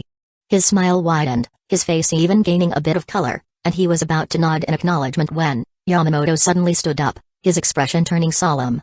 Masatsuki Ozaki, today is your entrance assessment. You haven't forgotten, have you? Seeing how serious he was, Masatsuki let out a quiet sigh. Didn't he say last week that I was ready? There's no way he was bluffing just to test me. Right? Then why invite these two seniors here today? Just to watch me embarrass myself? No way. He wouldn't be that petty. But then, Masatsuki recalled the sight of Yamamoto roasting sweet potatoes with Rijinjaka and suddenly wasn't so sure. Still, no matter how much harder the challenge had become, he was confident he could pass. Captain Commander, hand-to-hand combat's fundamentals aren't all that interesting. I'd like to show you something different today. What's this brat up to now? Yamamoto's face remained calm, but a subtle, almost kind smile formed. At the same time, a faint but unmistakable pressure of spiritual pressure spread from him. He had already made up his mind, if Masatsuki couldn't give a proper explanation, then he would personally let him experience the ikatsu he was so eager to learn. Feeling the weight of Yamamoto's presence, Kyoraku and Joshiro Ukitake instinctively tensed up. Like a pair of quails, they hunched their shoulders and sipped their tea in silence, pretending to be invisible. This Kohai, junior brother, of theirs, was far too bold. He hadn't even formally entered the school yet, and he was already pushing the old man's patience. Yamamoto narrowed his eyes slightly. Masatsuki Ozaki, I hope you won't disappoint me. Captain Commander, you won't be disappointed. What I'm about to show you will be worth it. As he spoke, Masatsuki shifted into a stance, legs firmly planted, fists clenched tight. The air around him stirred as if responding to his movements. Yamamoto frowned, scrutinizing him closely. The boy looked completely serious, not like he was bluffing. Could it be? He's actually grasped something? Thinking this, he motioned for Masatsuki to come at him. Masatsuki took a deep breath, then stepped forward sharply, launching a punch straight at Yamamoto. Bang! Yamamoto raised his arm to block. The moment fist met forearm, a shockwave rippled through the room, causing Kyoraku and Ukitake's hair to sway from the force. Wait. That technique? No way. Kyoraku and Ukitake's eyes widened in disbelief. They knew this move too well. It was Yamamoto's signature hand-to-hand combat technique. Feeling the impact against his arm, even Yamamoto's expression flickered with surprise. This kid actually pulled it off. Just from the basic techniques I taught him. He managed to comprehend Ikatsu. For years, he had always believed that Kyoraku and Ukitake were prodigies, geniuses beyond the reach of ordinary Shinigami. But compared to Masatsuki, those two might as well have been average. In just a few months, without guidance, purely through fundamental training and self-study, he had achieved something that took others years. How long had it taken Kyoraku to learn Ikatsu under his direct instruction? 5 years. A full 5 years. At first, Yamamoto was stunned. Then, a surge of joy swelled within him. But finally, he fell into deep thought. Yamamoto sat behind the tea table for a long moment before finally speaking. Masatsuki Ozaki, do you wish to take me as your master and become my disciple? Masatsuki stared at the old man in shock, momentarily at a loss. Didn't they rehearse a whole formal disciple initiation last week? How did it suddenly skip to the final step? Kyoraku's eyes lit up, and he quickly shot Joshiro Ukitake a meaningful glance. Ukitake immediately caught on, picking up a cup of tea and stepping toward Masatsuki. Ozaki-kun, time to serve the tea. Oh. Snapping out of his daze, Masatsuki took the teacup, bowed slightly, and respectfully presented it to Yamamoto. Master. Shizo, he addressed him without hesitation, fully accepting the title. Masatsuki was well aware of his own talent, but talent alone didn't equate to strength. A genius who perished early amounted to nothing. By becoming Yamamoto's disciple, he now had solid backing in Soul Society. Few would dare move against him in the future. More importantly, after training under Yamamoto for nearly a year, he had gained a great deal of knowledge and improved rapidly. If anything, he felt that there was no better teacher in all of Soul Society. Yamamoto took the tea, a pleased smile crossing his face as he nodded in satisfaction. Initially, he had taken Masatsuki under his wing to protect him, shielding him from noble interference and assassination attempts. But now, he truly wanted him as a disciple. Masatsuki's raw talent was simply too remarkable to ignore. He was like an unpolished gem, once refined, his potential would be limitless. After nearly a year of observation, Yamamoto was certain that his temperament had no major flaws. So today, formally accepting him as a disciple was the natural conclusion. He took a sip of tea, then gave a solemn nod, acknowledging Masatsuki's status. With this, Masatsuki Ozaki was now officially Yamamoto's disciple. Masatsuki had originally planned to seize the moment, while the atmosphere was still warm, to ask about learning Sokatsu. But before he could even open his mouth, Yamamoto finished his tea and casually announced that he was giving him the day off. From now on, there was no need to report to the 1st Division barracks at set times. If Masatsuki had any training questions, he could come find him whenever necessary. And then, he promptly kicked all 3 of them out of the dojo. As they walked out, Masatsuki sighed, realizing that the day he could learn Sokatsu seemed nowhere in sight. Why does it feel like being a disciple is worse than being a cram school student? I think I'm starting to regret this. The old man is unreliable in a lot of ways. This is just the beginning, Kyoraku remarked, staring up at the now clear sky, his laid-back attitude more obvious than ever. Agreed. Masatsuki nodded. After all, this was the same Yamamoto who used Rijinjaku for cooking, heating, and roasting sweet potatoes. It wasn't surprising that he had his eccentricities. Ukitake sighed, shaking his head helplessly. But after a brief moment of thought, he decided he had to say something to defend their master's reputation. Glancing around to ensure no one else was listening, he lowered his voice. Actually, things are getting complicated for Master Yamamoto. The rebel forces are growing stronger. Recently, several squads sent to fight them have been completely wiped out, no survivors. The 13th Division of Imperial Guards has suffered heavy casualties. This time, aside from witnessing your disciple ceremony, we also came to report the latest developments to him. Master is concerned that the forces behind the rebels may have some hidden trump card, something that could threaten the safety of Soul Society. Hearing this, Masatsuki's expression shifted slightly. The first name that came to his mind wasn't the Tsunayashiro clan. It was Aizen. During the 13th Division of Imperial Guards' operations against the rebels, they had deployed numerous high-ranking seated officers. Many of these officers had spiritual pressure on par with lieutenants but remained seated officers due to the limited number of vice-captain positions. Masatsuki had a rough understanding of the rebels' strength. For them to eliminate entire squads without letting a single survivor escape? That should have been nearly impossible. Unless noble families had sent captain-class Shinigami to aid them, But that seemed highly unlikely. No survivors. And when he thought back to what Aizen had done in their last encounter, it was hard not to suspect him. Chapter 31, A Good Plan. Masatsuki Ozaki nodded and shifted his gaze away from Jushiro Ukitake. Looking at Shunsei Kyoraku, as if something had just come to mind, he asked directly, "Master is busy. Do you have time, Kyoraku-senpai? I remember Master mentioning that you also learn Sokatsu. You mean that move?" Shunsei Kyoraku chuckled but then suddenly straightened up and said with complete seriousness, "Actually, I don't know it." Masatsuki Ozaki and Jushiro Ukitake froze at the same time. Ukitake thought back carefully, confirming that his memory wasn't mistaken. Kyoraku had learned Sokatsu. He turned to look at him in confusion. "Shunsei, no need to keep secrets from our junior, is there?" "I'm not hiding anything, I really don't know it," Kyoraku insisted. "What do you mean?" Ukitake still didn't understand. Kyoraku had studied for years and even passed Yamamoto's tests. How could he suddenly claim he didn't know it? "Well, to be honest, I never really put much effort into learning it," Kyoraku admitted, lazily waving his hand. "Basic hand-to-hand combats was fine, but Ikatsu and Sokatsu were way too much work. So I just practiced the stances, faked my way through it, and tricked the old man into thinking I learned it." "You faked it?" Masatsuki asked, skeptical. Kyoraku instinctively glanced toward the dojo, as if checking whether Yamamoto had come out, before lowering his voice. The hand-to-hand combats test back then was completely different from how it is now. Back then, they used props reinforced with Kido. So, I modified them a little in advance, and well. Ukitake stared at him in stunned silence, his expression quickly darkening with frustration. "I worked so hard just to try to learn this, and you, because you were too lazy, cheated your way through it?" Kyoraku, feeling the weight of Ukitake's glare, scratched his head awkwardly before flashing a sheepish grin. "Well, I may not have learned it, but I still remember some of the theory. Oh, and I've got a few bottles of excellent sake stored at a bar in the 1st district of West Rukongai. How about this? We drink while we talk. It's close to the academy, so after we're done, our dear junior here can head back and rest. Or we could go to the 8th division instead. I've got plenty of good sake hidden in my room, and Lisa's got some interesting things in her collection that I'm sure you'd enjoy. Our 8th division is way safer than the Shino Academy. If you get tired, you can just crash there, no need to worry about anything." Ukitake immediately waved his hand, firmly rejecting the idea. "No way.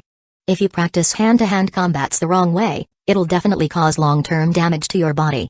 The reason the academy doesn't teach the captain commander's hand-to-hand combats techniques is because they're not suited for everyone. Without enough talent, training improperly will cause serious injuries. That's why it was never incorporated into the academy's curriculum. Don't lead our junior astray. Let him go back and rest. He can learn properly from the teacher next time." Kyoraku let out a long sigh. "Well, if that's the case, then there's nothing I can do. But if Masatsuki ever wants to come to the 8th division, he's welcome anytime." With that, the two bid farewell to Masatsuki Ozaki and walked off down the corridor. "In that case, why don't you come to my house?" Hearing the voice, Masatsuki Ozaki looked up at the ceiling.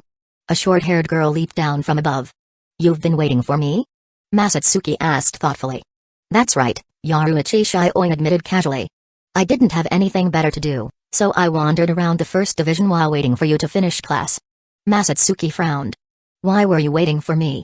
Do you want to spar again?" Yaruichi sighed. "Do I always have to be looking for you just to spar? This is something that benefits both of us." Seeing her serious expression, Masatsuki felt a slight pang of emotion. Maybe, for once, this wasn't just one of her usual pranks. "To be honest, don't you think it's a hassle to rely on medicine and Kaido every time you get injured during training?" Yoruichi continued. Masatsuki scratched his head. "So, do you have a better idea?" He recalled Yoruichi's underground training ground from the original story. If it was the same as he remembered, there should be a recovery hot spring down there. That hot spring was a replica created by Kisukura, modeled after Tenjiro Garanji, a 0 Division member, designed to speed up healing. Garanji Tenshiro, a former 13 Division of Imperial Guard's Shinigami, had been promoted to the Royal Guard for his contributions to Kaido and the invention of medical hot springs. His two creations, White Bone Hell and Blood Pond Hell, had distinct functions. The former drained spiritual pressure and blood, while the latter replenished them. But despite Gisu claiming he would build a similar hot spring, it had been half a year, and Masatsuki hadn't seen a single trace of it. "This place is too crowded, not the best spot to talk about this," Yaruichi said, enunciating each word carefully. "Let's go to the Shion estate. That's my turf." We'll find a quiet place where no one will disturb us, and I'll explain everything properly." Masatsuki fell silent. He didn't need to think too hard to know this would be a troublesome matter. "If you want to improve your training, the first thing you need to solve is your injury recovery," Yoruichi added enticingly. As they left the First Division grounds, Yoruichi dropped her casual stroll and, without warning, wrapped an arm around Masatsuki's waist. Masatsuki hesitated for a moment but ultimately chose not to resist. In the blink of an eye, the two of them vanished from the barracks, leaving the guards none the wiser. Pressed against her soft embrace, the scent of her hair lingered at his nose. His arm rested against something undeniably plush, and if he lowered his head just a bit, he could brush against her hair. "We're here." In what felt like an instant, they arrived at the Shioin estate. Yoruichi took a deep breath before finally releasing him. "This is the Shioin clan's estate. What do you think? Not bad, huh?" As they walked through the grand entrance, a sprawling Japanese-style courtyard stretched endlessly before them. Masatsuki couldn't help but think back to his past life in the world of the living. His family had been both a martial arts household and a minor noble clan, but compared to the sheer extravagance of the Shioin estate, his upbringing seemed almost humble. Masatsuki sighed dramatically. "This is criminal. The hard work of the common people, all squandered by you aristocrats. What's even worse is that I don't have any of this." Yoruichi rolled her eyes and let out a sharp tch. For a brief moment, she had thought Masatsuki resented nobles because he was from Rukongai. But now, as she gave it a second thought, she realized something. Masatsuki might not be a noble, but his lifestyle wasn't all that different from a minor aristocrat's. He was definitely not someone who enjoyed living in hardship. He was always the one telling Yoruichi, "You have to learn to enjoy life." Whenever he wasn't training, he indulged in food, drink, and entertainment, never willing to let himself suffer. Watching him shake his head at her estate's grandeur, muttering, "The old order has fallen, and the new sky shall rise," Yoruichi's eyebrows twitched as an idea struck her. "You want to become a noble, enjoy wealth and luxury, and live a life of excess? I might just have a way for you to do that." Masatsuki's eyes lit up. "What way?" Chapter 32, Hot Spring. "If you marry into the Shioin clan, you'll become a noble." Yoruichi Shioin winked at Masatsuki Ozaki, looking rather excited. "Our Shioin clan isn't just any noble family, we're one of the 4 great noble clans. In Soul Society, our status is second only to the royal family. How does that sound? Tempting, isn't it?" Masatsuki mulled it over for a moment and murmured, "So I could rise to the top in one step?" "Exactly. You'd just have to change your surname." Masatsuki Shioin, it has a nice ring to it, don't you think? "It does sound good." Masatsuki winked back with a grin. "I wouldn't mind changing my surname, but I have 2 questions first." Yoruichi eyed him for a few seconds before saying, "Go ahead." She had only been joking at first, but hearing Masatsuki's response, she found herself wanting to continue the conversation. "First, if I marry into the Shioin clan, does that mean I'm marrying you?" That's obvious." For some reason, Yoruichi suddenly felt a little flustered, her words stumbling as she tried to explain. "Don't underestimate yourself. You may not be a noble, but you're the disciple of the Captain Commander. Other than me, who else in the Shioin clan would be qualified to marry the disciple of Captain Commander Yamamoto? That makes sense." "Well, that works out, I do like you, after all." Masatsuki thought for a moment before nodding. Yoruichi looked up at the sky, saying nothing. Masatsuki continued, "Second question, after I marry you, can I still pursue my personal goals and strive for a bright and happy future?" "You really are persistent," Yoruichi muttered, dumbfounded. She knew exactly what kind of goals he was referring to, not the most respectable ambitions, but now was definitely not the time to bring that up. "I'm asking you seriously. Yes or no?" Masatsuki pressed. "Of course not. How could I ever agree to that?" Yoruichi's face turned red as she clenched her fists and shouted, drawing the attention of nearby servants. However, fearing trouble, they quickly averted their gazes. Masatsuki let out a disappointed sigh, shaking his head. "Then forget it. My ties to this world are too deep to be severed just yet." Yoruichi. She knew he was just joking, but she still couldn't help rolling her eyes. The two of them walked up to an old, elegant estate. The clamor of the city gradually faded behind them, replaced by an air of quiet solitude. Masatsuki and Yoruichi both remained silent, making the atmosphere even more distant and complex. "Yoruichi-sama." The doorman bowed as they approached, breaking the strange mood. Yoruichi glanced at Masatsuki before turning to the guards. "Thanks for your hard work. Has anyone come looking for me?" Perhaps sensing the unusual tension, one of the guards hesitated for a moment before lowering his voice. "Lieutenant Omeda stopped by once. He left some documents in the study." "Yoruichi." The guard added in an even quieter voice, Lieutenant Omeda said he has already handled the paperwork. You just need to review and sign it. Yoruichi's expression relaxed slightly as she stepped inside. Masatsuki peeked inside, and when she gestured for him to follow, he did. They passed through a long corridor, winding through the mansion's interior, until they finally arrived at a modest room. Seeing Masatsuki enter alongside Yoruichi, the guards, servants, and even the Shinigami stationed nearby exchanged curious glances. This was the first time their young mistress had allowed a man other than Yashiro into her personal quarters. Even Kizukurahara, her childhood friend of many years, had never received such treatment. And the man following her inside wasn't just anyone, he was strikingly handsome, almost otherworldly, looking every bit like a noble from a distinguished family. More importantly, the two of them seemed incredibly close. Just as the maids were about to let their imaginations run wild, the door suddenly swung open from the inside. Bring some tea and sweets, Yoruichi called out to the maids, poking her head out. Oh, and don't let Yashiro know I'm back. One of the maids quickly responded, and Yoruichi nodded before closing the door. Masatsuki Ozaki sat casually on the tatami mat, glancing around the room. The decor was simple, fresh and elegant. There wasn't much furniture, but every piece was handcrafted with exquisite skill. It didn't appear overly luxurious, yet it was undoubtedly expensive. Masatsuki clicked his tongue. Bringing me into your boudoir. What, are you trying to show off the extravagant life of noble families, seduce me, and then scheme against me? Yoruichi suddenly chuckled, leaned in close, and blew a soft breath against his ear before murmuring, if you regret it now, there's still time. I'll even give you another chance. Masatsuki sighed. How about this, you don't have to marry me. Once I become Captain Commander, you can marry me instead. Yoruichi raised a brow. You've only just become the Captain Commander's apprentice, and you're already thinking about a coup? You're really something. You don't want to take a loss, not even a little. But if I marry outside the clan, the head position will go to Yashiro. Sorry to tell you, but your plan is doomed. Masatsuki shrugged. The Shioing family head position means nothing to me. It never had anything to do with me in the first place. Then what does? Masatsuki simply looked at her without answering. Yoruichi turned away, letting out a small humphrey that was difficult to interpret. After a moment, a clear voice came from outside the door. Yoruichi-sama, your order has arrived. Yoruichi seemed relieved and responded in a low voice, leave it outside. I'll take it myself. She stood up, stretched, and carried the tea into the room. Taking a deep breath, she said lightly, do you know Tanjiro Garanji? Masatsuki raised a brow, pointing toward the ceiling, or perhaps somewhere even higher. Yoruichi nodded. That's right. Masatsuki chuckled. My master told me about him. He was the former captain of the 4th Division and joined the Royal Guard centuries ago, serving as a royal envoy. The healing method you mentioned. It's not his hot spring, is it? You know about that too?